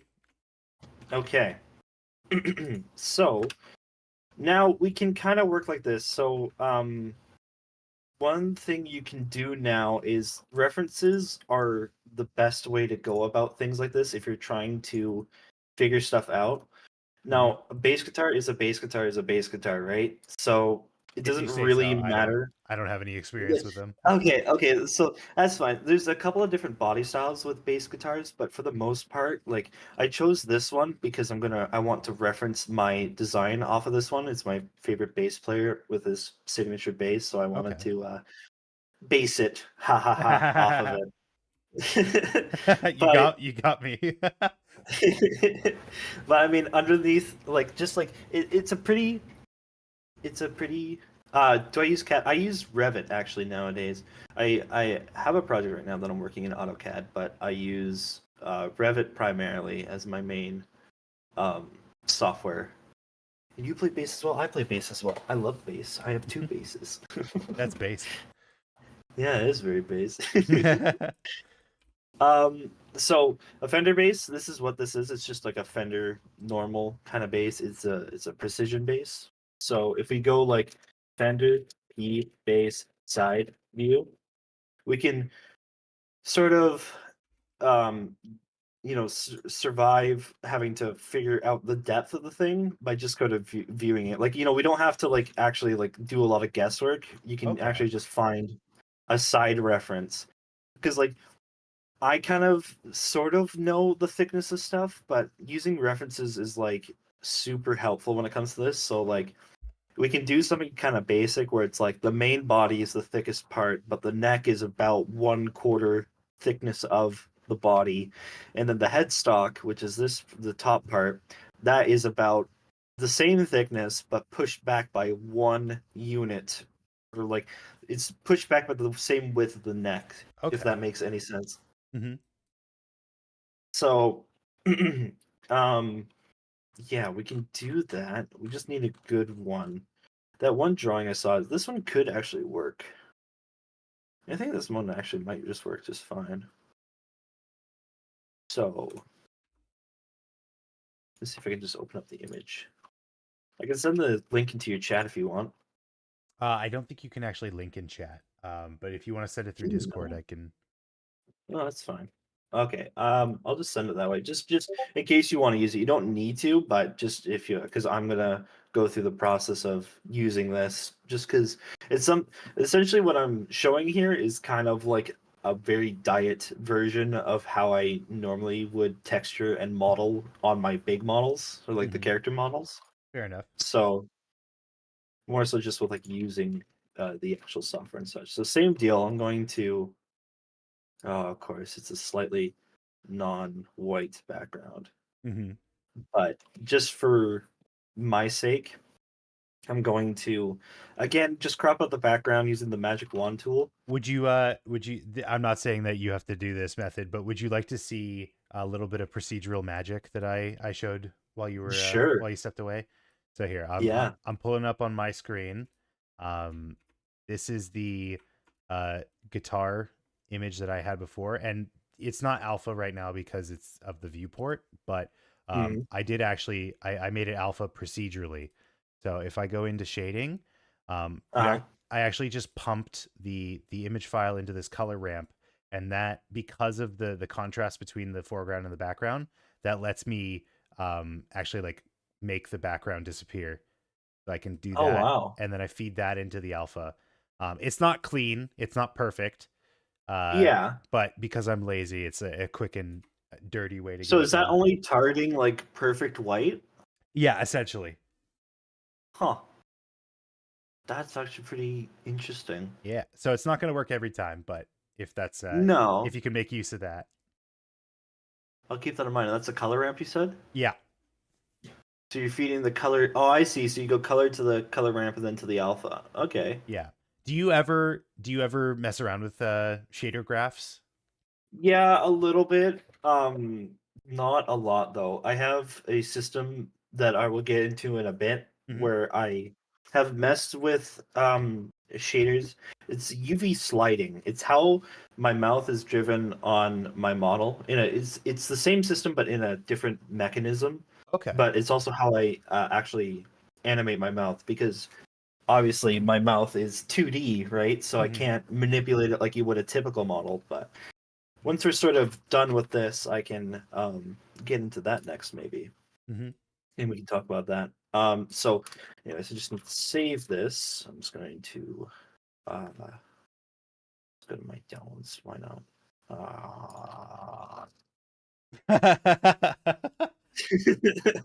Scratch files. I don't give a shit what I name them, so I just like name them whatever. Uh-huh. Um, import. Images as planes. I imported it as, of course. And then those are old. Why is it not doing this by what I want it to do? Modify date, do that. It should be. There we go. Should be that one. There we go. Oh, yeah, now this one is too. Well, this one is a little bit dark. That's okay. So I'm going to kind of get this into the right orientation. I'm just rotating it on the axes by like, 90, of course. Mhm. And then like if it's the wrong way, just 180, we'll flip it around. Because like, and then this way, you can kind of like sort of scale it up and overlay it. Because we base this off of a real base, it should actually line up pretty close. Mhm. And then you have like a literal cutout of what you need to do. So you can sort of work in the different axes that you have available to you. In this case, we only have set it up for this view, but like, in theory, you could like, set it up with multiple views and then just keep panning around the model. But then even this is kind of nice because now with this overlay thing you showed me, you get it on both sides. Mhm. We don't necessarily have a top view because I don't think anybody's going to take a picture of a base like that. Mhm. But still, for kind of like just sculpting it, like the light sculpting I do. One thing that I know from like looking at a base is that there's one part that is a little hard to take a picture of, so we won't be able to reference it because Mhm. it's kind of like an indent in the side of the base. It's right here. This little curve part, you can see that it's like a little bit more Smooth. curvy. Mhm. Yeah, because that's meant to be where you're like sort of like wherever you're playing, like your stomach will sit. Like it'll just kind of it's a curve for your body, so you can hug the base into you. Mhm. Um, but the benefit to knowing about that is that nowhere else on the base has that. It's all just essentially rounded, or I guess like beveled edges essentially. Mm-hmm. And so knowing that, we know that just this one part has that sort of weird curve, and that's going to be on this side because it's the longer side of the base because this is a left-hand base, I think. I always get confused if it's the playing hand or the fretting hand that designates the left-hand base or not. But anyways, it's on this side here. But for all other intents and purposes, we're just going to match the thickness. So in this case, we're just going to now be scaling it on the z-axis Mm-hmm. and just sort of like using the image as a light reference, but just kind of getting the thickness right. Again, this is going to be a sort of blocky. I'm just selecting. So I have obviously X-ray mode on, and then I'm in the shaded view, and then I'm just sort of like grabbing the individual vertices. One like you can do it uniform if they're all the same height, Mm-hmm. but for like here, I can bring all of these up. But for the most part, you just kind of want to move everything up. Then now here we have to deal with the neck. So the neck comes out of the body. So one thing that we can do is we might actually benefit from having a loop cut here. Now we can do this in a couple of ways, but I think the easiest way for us to actually do it would be to just use the knife tool. So we want to make a line because essentially what needs to happen here is the body is so thick, but the neck is not that thick, and so we need to bring the neck up. Mm-hmm. And we kind of want it to cut out of the body. So a quick, easy way is to go straight down over here. So all I'm going to do is on this vertice, kind of just cut this out like that to Evil create just one more triangles. extra line. Evil triangles. But then if you want to realign it, you can just quickly turn on vertex merge. And if you use the axes, it won't actually properly merge them. It'll just put them over top of each other. Oh, So in interesting. this case, because they slide on the y-axis, if you merge them to the one thing or like the one that you want them to be aligned with, it'll actually align them pretty straight, but it'll still keep their distance because you basically are telling them to you align their y-axis but not any other axis, so they won't Mhm. Merge. converge on each other. Yeah. Yeah. All right. I think what we should do here. I'm trying to think of what's the easiest way to accomplish this. What are you trying to accomplish? Because I forget. Oh, I haven't done this in a while, but just like I need to essentially extrude this upwards so that we have the neck can be smaller, but it comes out of here. And I'm thinking like I can't think of a way to do that besides maybe a loop cut and then just like sort of cutting this out. That's usually how I would approach it. Yeah, okay. I'm not being stupid here. Then you could just do that. Cut all these out. Maybe dissolve the vertices. Yeah, there we go. Then just add a face right here. Okay, so all I did was, oh, that added a weird face though. I'm not gonna do that. So I just so what I want to do is I want to make the neck a little thinner. Mm-hmm. So I basically cut it halfway out of the body. I did one big loop cut because we kept this whole thing in quads. That will kind of half the thickness of the neck. Mm-hmm. And then I just took the vertices that we want to carve out. I selected them, and now I'm just gonna go delete. But probably not vertices. I don't want to do this. I guess I could dissolve edges. Nope. Still. Oh, that's. Oh, I know what I did wrong. Whoops, 1 second. I forgot to add the loop cut back. I undid too far. Do that.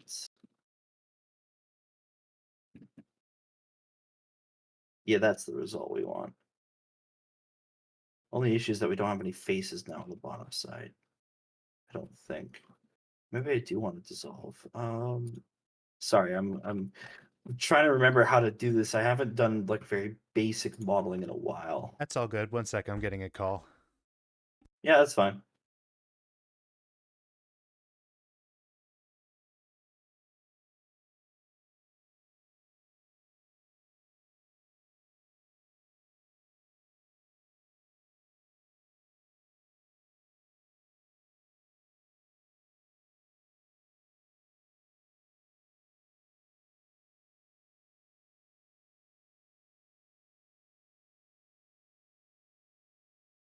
Sorry, I just took a call that very easily could have been a text. No worries, I understand. Okay. One of the other tools that I like to do, I was getting frustrated at this because I couldn't remember how to do it, so I'm just going back to the new way that I know how to do it. Mm-hmm. So what I did was I essentially, let me just undo. I took all those vertices that we want to get rid of, Mm-hmm. and I merged them. So I used obviously the snap tool on vertices to just merge them onto each other. And so then I just have to fix these ones at the neck because they Right. were just a little bit off. But then what we're going to do is now we have a bunch of vertices that are on top of each other. Mm-hmm. We're just going to select all of those again. Just that. Are you familiar with the merge by distance tool? Mm-hmm. Yeah. So just merge. So it's just M by distance. Any vertice that's on top of each other and is selected will now be sort of merged together and just turned. So then this way it's pretty simple because now it still isn't preserving the faces. That's really annoying. I'm trying to make it so that I don't know. Do you have a solution for this? I actually don't remember how I would solve this. I'm trying to just essentially cut out these vertices but keep the faces, and I don't want it to be just one face between all these vertices here. Mm-hmm.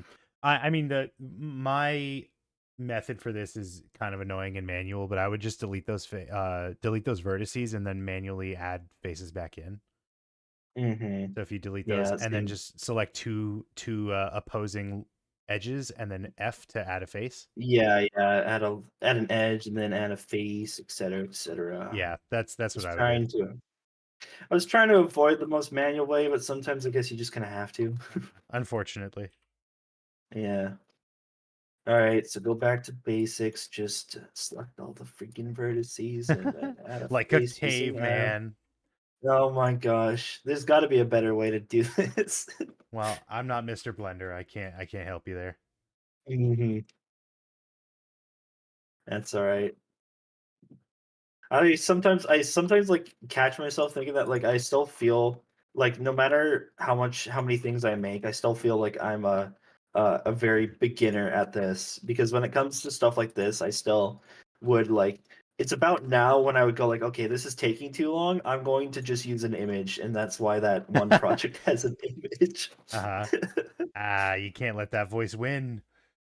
I know. But also sometimes like I do feel like that voice is beneficial because like sometimes I feel like having a project where you have done something to make your life easier while making it is better than it being like a masterpiece. You know, like it's better to create something than to not create something. And that's kind of been my whole thing this entire year. So like I make daily art, but not every day is going to be like a full-on 3 hour like built a scene, I posed all the characters, and then I rendered it and I did all that. Sometimes it's just like I want to make a quick little screenshot of a pose, you know, or something like that. But the benefit to that is I made something. So it's kind of the one thing that kept me interested in this. Yeah. All right, so now that we kind of have our neck extruded how we need it to be, we can sort of now just also size this up. And now for the headstock, which is the part at the end, it is a little bit lower. So what I kind of want to do for that is technically the transition would happen between the end of the frets and the beginning of the headstock. So right here. So because of that, I'm going to select the entire headstock Mm-hmm. right before the neck where it transitions, and then just sort of bring that down. It's not a lot, it's just a little bit, but that kind of gives out the shape of that. Mm-hmm. So now, in all intents and purposes, we have a base model. It's a little bit ragged Mm-hmm. or a little bit like kind of blocky. But I'm But sure a lot of we that goes away when you throw the texture on it. Exactly. So like a lot of the times the textures really drive the model and sort of like help a lot with making it sort of pop. A lot of the times, like a lot of my objects are super simple, but it's the texture that kind of really drives. And I'm not a master at like pixel art at all, but I'm really good at replicating references. So Mm-hmm. that's what I would say my strong suit is. And the other thing I should mention too, we're not going to actually be modeling the tuning knobs. Mm-hmm. We could, but I have a solution that kind of goes into the whole low poly thing that I normally do. And so it's sort Images? of yeah, essentially we're going to just use flat textures on to draw them up. Mhm. So now this is where I think things are going to differ a little bit because you want to use Krita, right? Yes. Okay. So because of that, Krita doesn't have any sort of interaction with Blender. Do you know? Uh, I'm sure I could find a plugin, but not that Mhm. not that I know of. No. Okay. Just for demonstration purposes, I'm going to show off Aseprite just because the tool I have is incredibly powerful and I really like to use it. But I am going to be using Paint because that then I can actually show you the process of how I used to do it because it's fine. There's just a step between seeing it on the model and seeing the texture. Sure. So essentially, what I use is this tool called Primabase, and it connects Blender to Aseprite directly. So if I went to the model, this is something that could be followed along. Just like, go to the model, go to the material tab, create a new material, and in this case, we're going to change the base color to an image texture, and then we're going to make a new texture. And then this texture is going to be 256 by 256. Is a good 256 is like a sort of a large pixel art style, but I tend to find that for adding detail on larger objects, it gives enough of a resolution where it's like you get a good mix of that pixel crunch, but then also detail that can be applied to it. Mm-hmm. So just gonna create that, and then I tend to work a lot in the UV editor.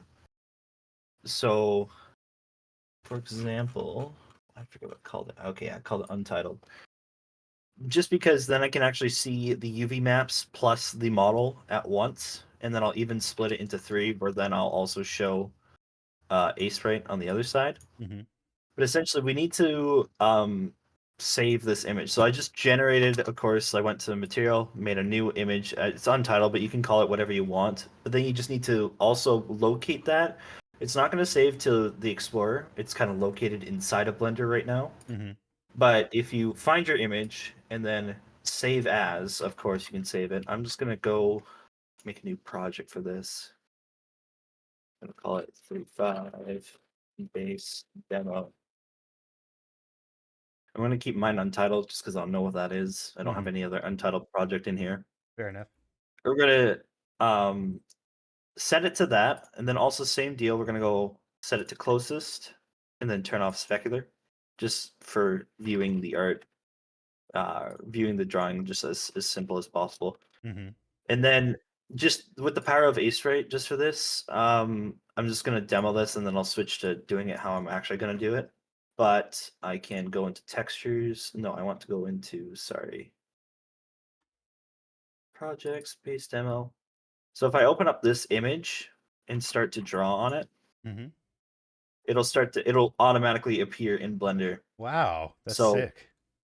then I can actually, select all of these faces or just select the whole thing.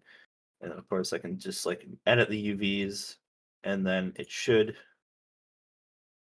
depending on where the actual front is. Yeah, there you go. Then it actually appears. Wow. So this is normally how I draw because it allows me to just very quickly work in this view where I can see the UVs, see the model, and then do that. And then other times what I will do is I'll actually instead work like this where I take the image. Mm-hmm.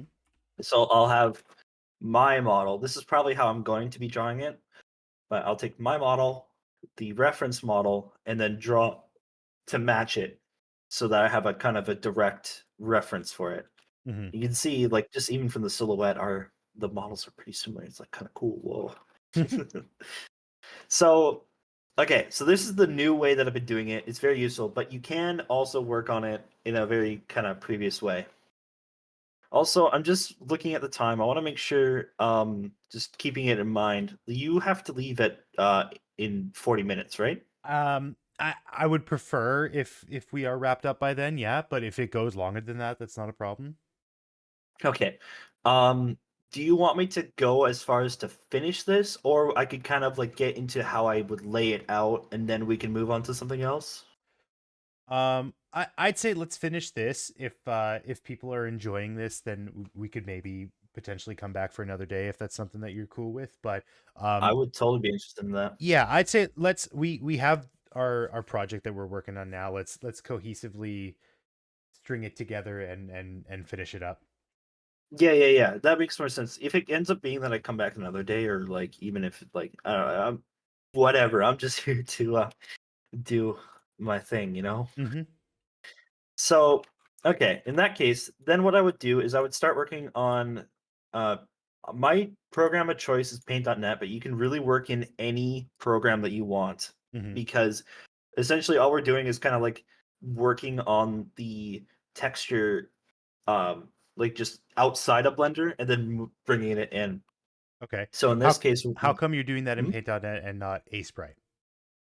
So the reason I'm doing in this program is just because, well, nostalgia, and also because if I was going to use Aseprite, I would just use it connected. But Paint.net has some benefits over Aseprite for my personal stuff. Like, I master stuff in this program only because it has some things that I normally use. Like, it has simple effects, like a drop shadow. I use that constantly. Mm-hmm. And then there's also like I use it more in the final like render sort of process. But it still has all of the benefits of like, you know, if I just use this, turn off the aliasing or anti-aliasing, if I can see it. So turn that off. It Mhm. still draws in a pixel format, Okay. and it has also access to layers. Aseprite also has layers, but I do like this window a lot more, and because it has like access to opacity, really, so, like it's pretty basic, but it's like I call it a light Photoshop. Fair enough. Okay, so now the process for actually working on a texture in Blender is like a little bit different, but not as bad. The only issue comes from when you're switching textures, because then you have to kind of switch your target. And what I mean by target is that we're going to kind of do like, I'm trying to think, it's like sort of like a back and forth sort of thing. Okay. Like we're going to let me, it's probably better if I just show it. So I'm going to go into my project and I'm going to grab the file. Now I'm going to keep it the exact same name, because what we're going to do is, Oops. Sorry, my bad. no worries.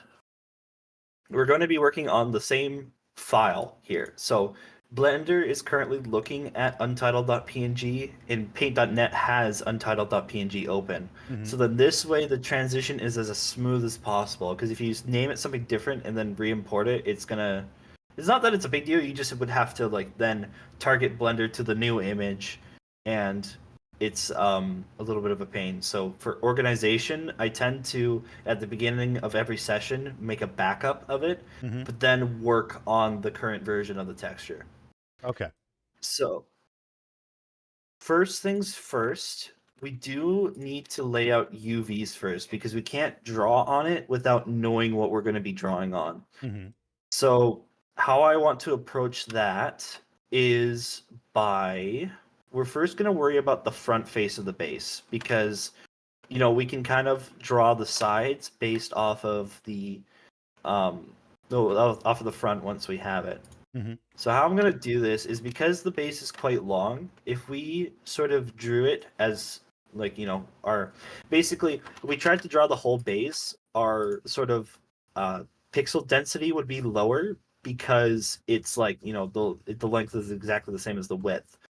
But we can adjust that by basically splitting the base into two parts. We're going to have the body and then the neck. So then that way we can texture it the same sort of ratio.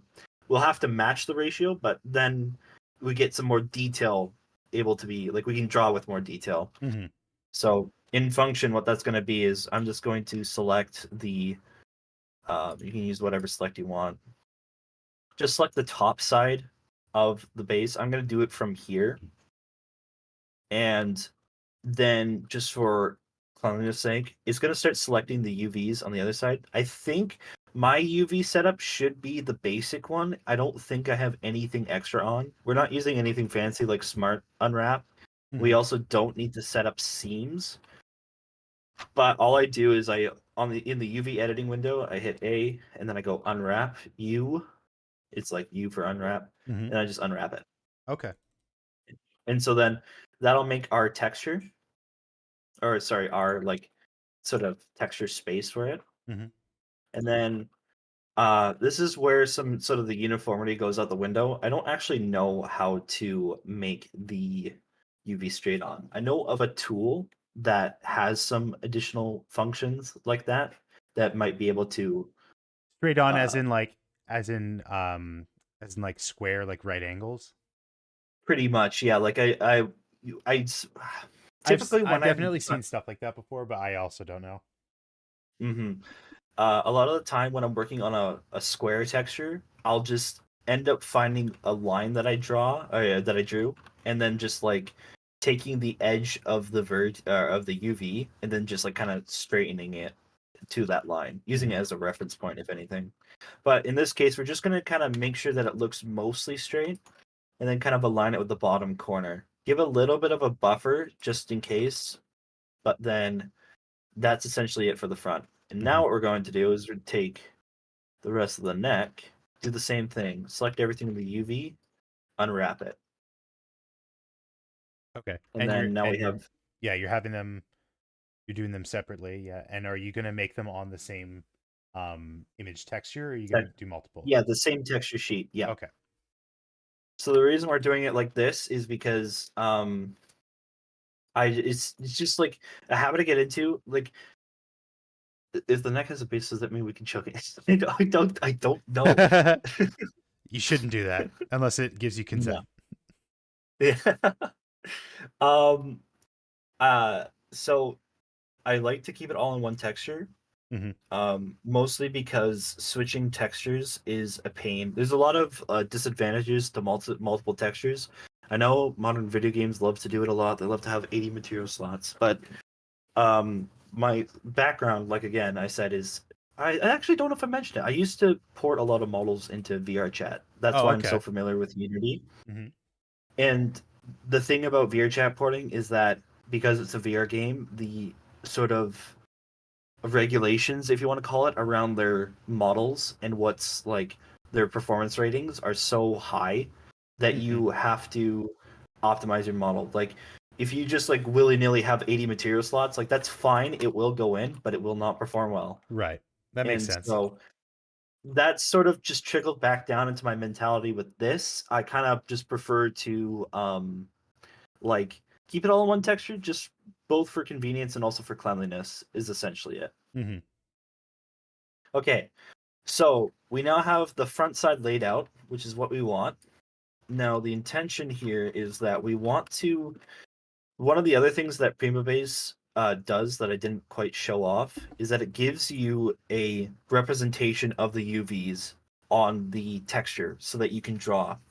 But there is a solution for that if you're doing it the manual way. Mhm. Essentially, if you select all the UVs that you want to have on your UV grid and then select them all, you can go into the UV menu at the top of the UV editor and then export the UV layout. Mhm.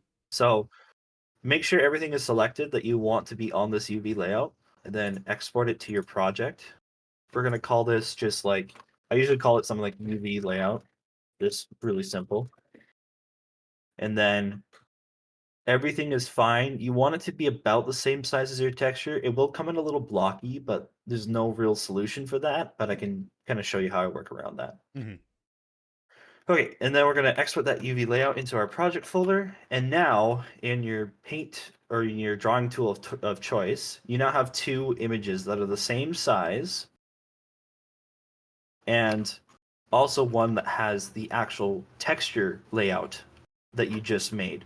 So that's why we export or make the UVs first, because now we know exactly where to draw. Mhm. So I can then take this and add another layer, throw it on top, and now we can see our textures.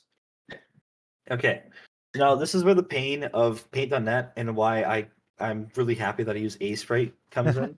Uh-huh. Let's just uh sorry if I keep cutting you off, by the way. I don't mean to. It's all good. No, I had nothing to say. hmm So we can just kind of here. Let me just do this. So whenever I'm working on a reference, I like to take the colors directly from the reference. So in this case, I'm going to just start by coloring the body what it needs to be, and then coloring the neck what it needs to be. Mm-hmm. So I'm going to steal the color from the body, and then sort of just make sure that when you're drawing that you use an anti or an aliased brush. Mm-hmm. In Paint.net, of course, it's at the top, but I'm not sure where that would be in Krita. Well, But just make sure that we. yeah, I have the my texture my image file is down at that resolution, so I can actually just use the built-in pixel brushes because it's small enough that they'll show up. Oh, perfect. Cool. So yeah, then you can just essentially just draw over the basic UVs. Mhm. I'm just gonna do a fill pattern, of course, just Mhm. to start with at least. Fair enough. And then same thing for the neck. I'm going to just basically now we can get into sort of the process of like adding a sort of like this is like a wood grain texture for the neck here. We can add that later, but Mhm. for now I want to just start with basic colors. Right. I do not miss Paint.net. One of the beautiful things that it does is um when you work when you use the fill tool, if you switch to another project without ending the fill tool, change your color and then come back, it'll change the color of the fill Oh, without you interesting. meaning to. It's just one of the small annoyances. Mhm. Actually, another thing I should mention too, if you want this to go really fast, you can use the magic wand tool Mhm. to select the outside of your UV maps that you generated. So it'll select all the transparent space. And then if you use some sort of inversion tool on paint.net, it's Control I. You can invert the selection and then just fill it up that way. Nice. Make sure you're drawing on the right layer though. So anyways, that's just a very quick little layout. So now we need to get it back into Blender. But the issue is we kind of have to prep the image before we send it back to but back to Blender Okay. because we can't just export it like this because obviously we need to hide the layer. But essentially, on Paint.net at least, you save it to a PNG, Mhm. and then I have to go through a few menus. It's not a lot to deal with. You essentially just have to hide the layer, save it as a PNG, go through the menus, and then save it. And once it's saved back to the PNG, you can now go back to Blender, reload the image, and now your texture is in Blender. Mhm. So that's kind of the process for drawing it. We're going to be essentially just continuing to draw on it, then export it, then re-import it. And that's going to be kind of the functional part of how we're going to do this. Okay. But the only issue comes with the repetition of it. That's the fastest way. I'm not sure if Krita is a better program for exporting because the Paint.net just has a lot of menus, and I'm going on a little bit of a complaint rant right now. But like, I don't know how I made my art the way I did before I knew integrated systems like Aseprite. I'm sure there's another one for like Krita's pretty well known, I would think, right? Mhm. I mean, I feel like it is. Yeah. Yeah, there's Krita, and then I think there's also Yeah. Krita's a bit better for exporting. Mhm. But Krita has the power to do 3D models. That's interesting. I didn't know that. I don't think it does. Not that I know of. Use Creative for 3D model texturing. Oh, sorry. I know. I was thinking of Substance Painter because that's Dude, Substance Painter is that's crazy. It's it such a is crazy. shame. It's such a shame that Substance is owned by Adobe now. Because fuck Adobe. Mhm. I don't know what your feelings are, but My feelings are quite the same. I feel like your anger against Adobe is my anger against Autodesk. I mean, I learned on Autodesk. I agree. Hmm. But yeah, Substance Painter is crazy. It's and like the more tools that they add, the cooler it becomes. Have you ever heard Hmm. of Marmoset? Oh, that totally rings a bell. It's it's hard to explain. It's essentially just like a render engine on its own, but I think like since we used it in school, they've added like more to it. But like Oh wow. we always used it for like staging and final renders and stuff. But it was like a separate piece of software. Oh, that looks really cool, actually. Hmm. But I'm sure the license is like $800 or something, so it's just not worth it. It's always something stupid like that. That's Hmm. why I'm like, I would like to get more into, uh, like more like I don't know what to call it, like realistic rendering like that. Hmm. I was gonna bring it up on, couldn't find it. I saw a video recently of somebody emulating PS1 lighting, and it Hmm. looked like it was baked lighting, but I think it was like sort of real-time lighting imitating the look of baked lighting, and it looked really, really nice. Like the scene Interesting. was like I will, if anything, send it to you after the stream, Hmm. but it looked really cool. And I want to get more, that's what I mean when I get into like camera placement and also just like rendering techniques. I have my style for 3D models and objects, of course, but not for actual finished scenes like Hmm. that. That's fair. Okay.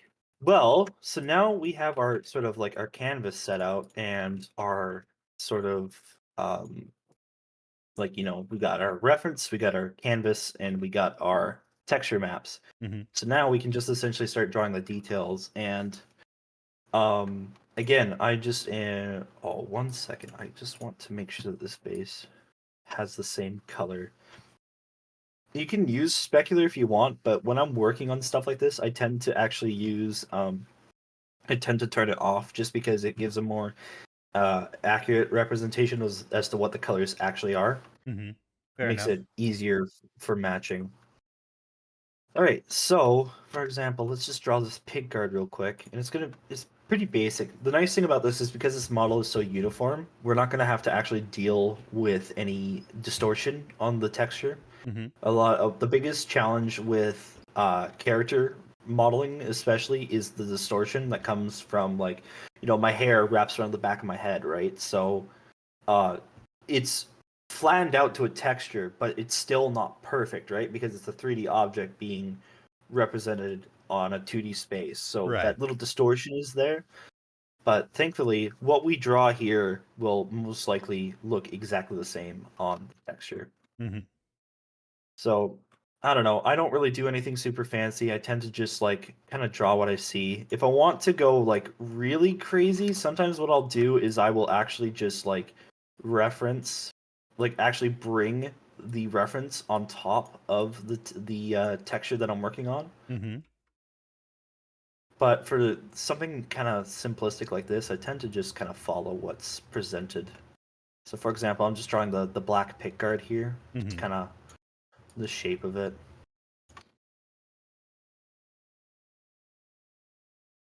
Doesn't really need to be perfect, but and then I'm going to connect it because we're going to draw the neck connection later. One of Right. the small struggles here that we're going to have to kind of figure out how to tackle is I did want to do the split the neck and the body into the two separate parts, but we are going to have to sort of blend um, the textures together Right. because they're going to meet on this edge. And so these sizes are most of the same, but we mostly just want to make it so that like they either land on the edge of a pixel so that they can like basically what I'm trying to say is they need to either land perfectly or do something like this, like they either to be straight or like kind of land on an edge. Hmm. Because in my style I'm not too much of a snob, so mixels don't really annoy me, Fair enough. but I do try and avoid them when I can, especially if there's going to be a very obvious connection between two parts. I want it to be kind of clear and not super like what am I trying to say? Like super obvious that they're different sized pixels. Mm-hmm. That's commendable. Mm-hmm. Alrighty, so then we're gonna draw. So I'm gonna draw all the base layers on the base. So we're not gonna worry about the strings quite yet, because that's gonna be when we work on the connection to the neck. Mhm. But for the little the pickups here, which are these two little doodads, I don't know if I asked. Have you ever played? Do you play any kind of musical instrument? No, I'm very ungifted in that regard. That's fine. They're like stupid hard to get into. Mm-hmm.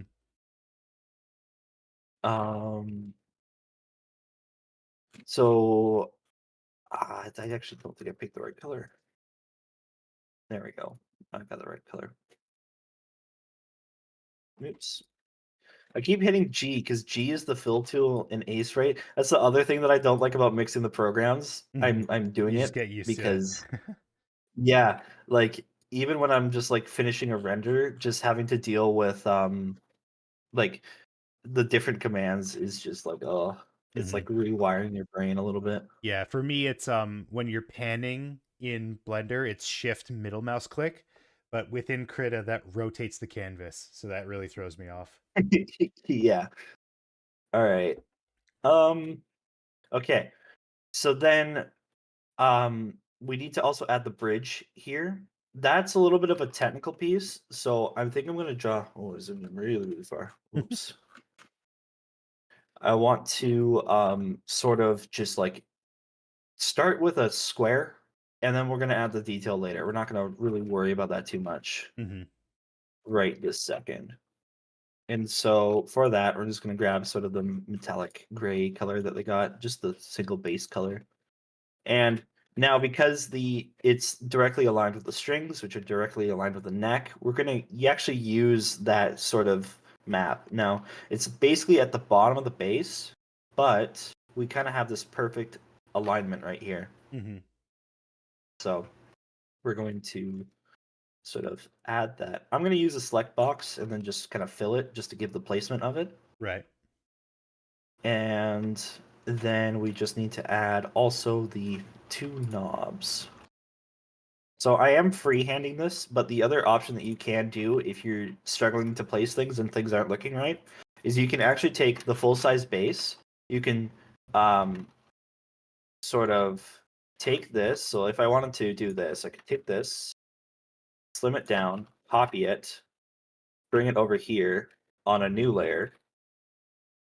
And now you have yet another reference to use, because you can basically manipulate this just dummy image over top, Mm-hmm. and then sort of like, see, I'm not too far off. My pick guard is a little low, or it's a little high, but kind of helps with placement of things, and then you could just delete that when you're done with it.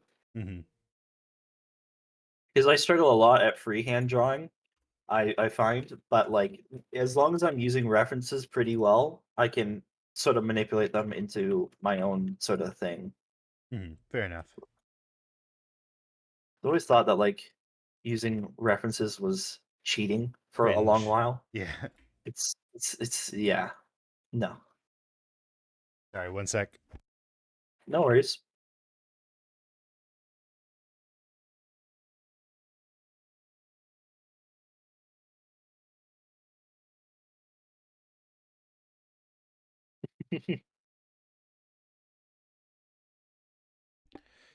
Sorry about that. I have guests. Oh, no worries. You mentioned you're getting your hair cut by your niece after this? Straightened. Yeah. Oh, nice. Yeah, I'm very excited. I've never had my hair straight. It's always been like super wavy. Uh-huh. Okay. The only thing I did while you were just talking there was just I added the little pick guard there. Mhm. So this is kind of like just a very, very basic layout of things. But now we can also I tend to, when I'm working with this sort of like I'm going to keep referring to it as like the old way of texturing that I did. Mhm. I will tend to work in bursts rather than working directly on the model. Now, Mhm. again, it's a benefit because we're working on such a flat texture. But now that I've done a little significant amount of progress, I want to then save it and then see how it looks on the model. So we're gonna export to a PNG. And then reload the image. Bam. Nice. So we're slowly getting there. Mm-hmm. But that's kind of the general idea on how I kind of go through this is I just sort of like start with very basic texturing and then I'll actually come back through. So now that I got the layout, there's a couple of extra details here. Like I want to make the curve a lot more smooth. And there's also this small little lining here around the pickguard. Mm-hmm. The only issue with pixel art is that when you're working on such a low resolution, a lot of the small details of a larger model can't come through. Mm-hmm. So in this case, yeah, the image is blurry, but this is also a it goes black, then white, then black. There's a very thin black line, so we probably can't actually show that.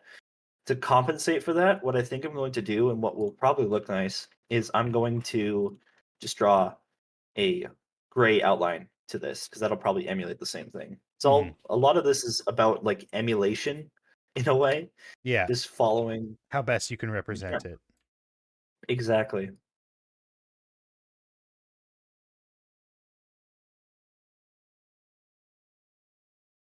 Yeah, and then we also, I think yeah, this just needs to be a little bit more sharp. Actually, I'm gonna work on it like this.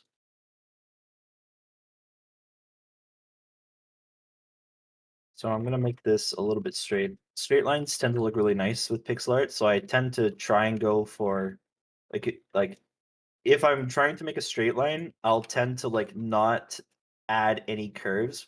Mhm. Like I'm trying to figure out how to say what I'm trying to say. Like this is a very sharp flat edge and it's trying to imitate this very sharp flat edge and I could kind of show a fib of it if I did something like that, but it's much cleaner if you just do a perfect straight line sometimes. That's fair.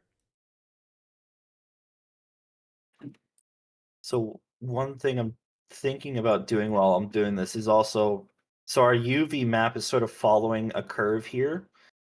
An easy way to match that curve is to try and make sure that you're using the same sort of thickness along the edge. So when I'm drawing this, I'm thinking about like, okay, so I kind of got like a 2 pixel sort of gap here, but this is kind of getting it to 3 pixels, so I'm just going to kind of thin that out a little bit. Mm-hmm. And then that kind of helps with keeping curves smooth and such. And so you can kind of see that that same sort of edge thickness follows the entire pickguard around the base. So you kind of want to try and match that, keep that same thickness between the edge of the UV and the pickguard. Just like that. Maybe a little bit thinner. And I tend to also not use the actual erase tool because then that gives transparency. I tend to just select the color of what I'm drawing on and then just drawing it again over that. Mm-hmm. Now I don't know if you have it available to you on Krita. On Paint, I definitely don't, and I am missing it dearly. There's this tool called the Dither tool, and it is insurmountable how like useful it is in this process. Like it's all it is like, you know, it like when you draw a curve, it like fills in the inside of what the curve you just drew. But like for this, that makes like the process of filling this so much easier because you just kind of curve it around and such. Right. Yeah, I think we have the Dither tool. Mm-hmm. But yeah, I only learned about that like somewhat recently, and so I've been using it in all my projects, and it helps a lot.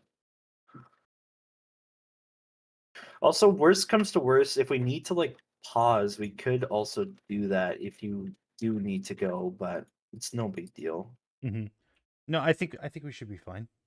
Is there like any stage after this, like after the texturing, that you would want to show off?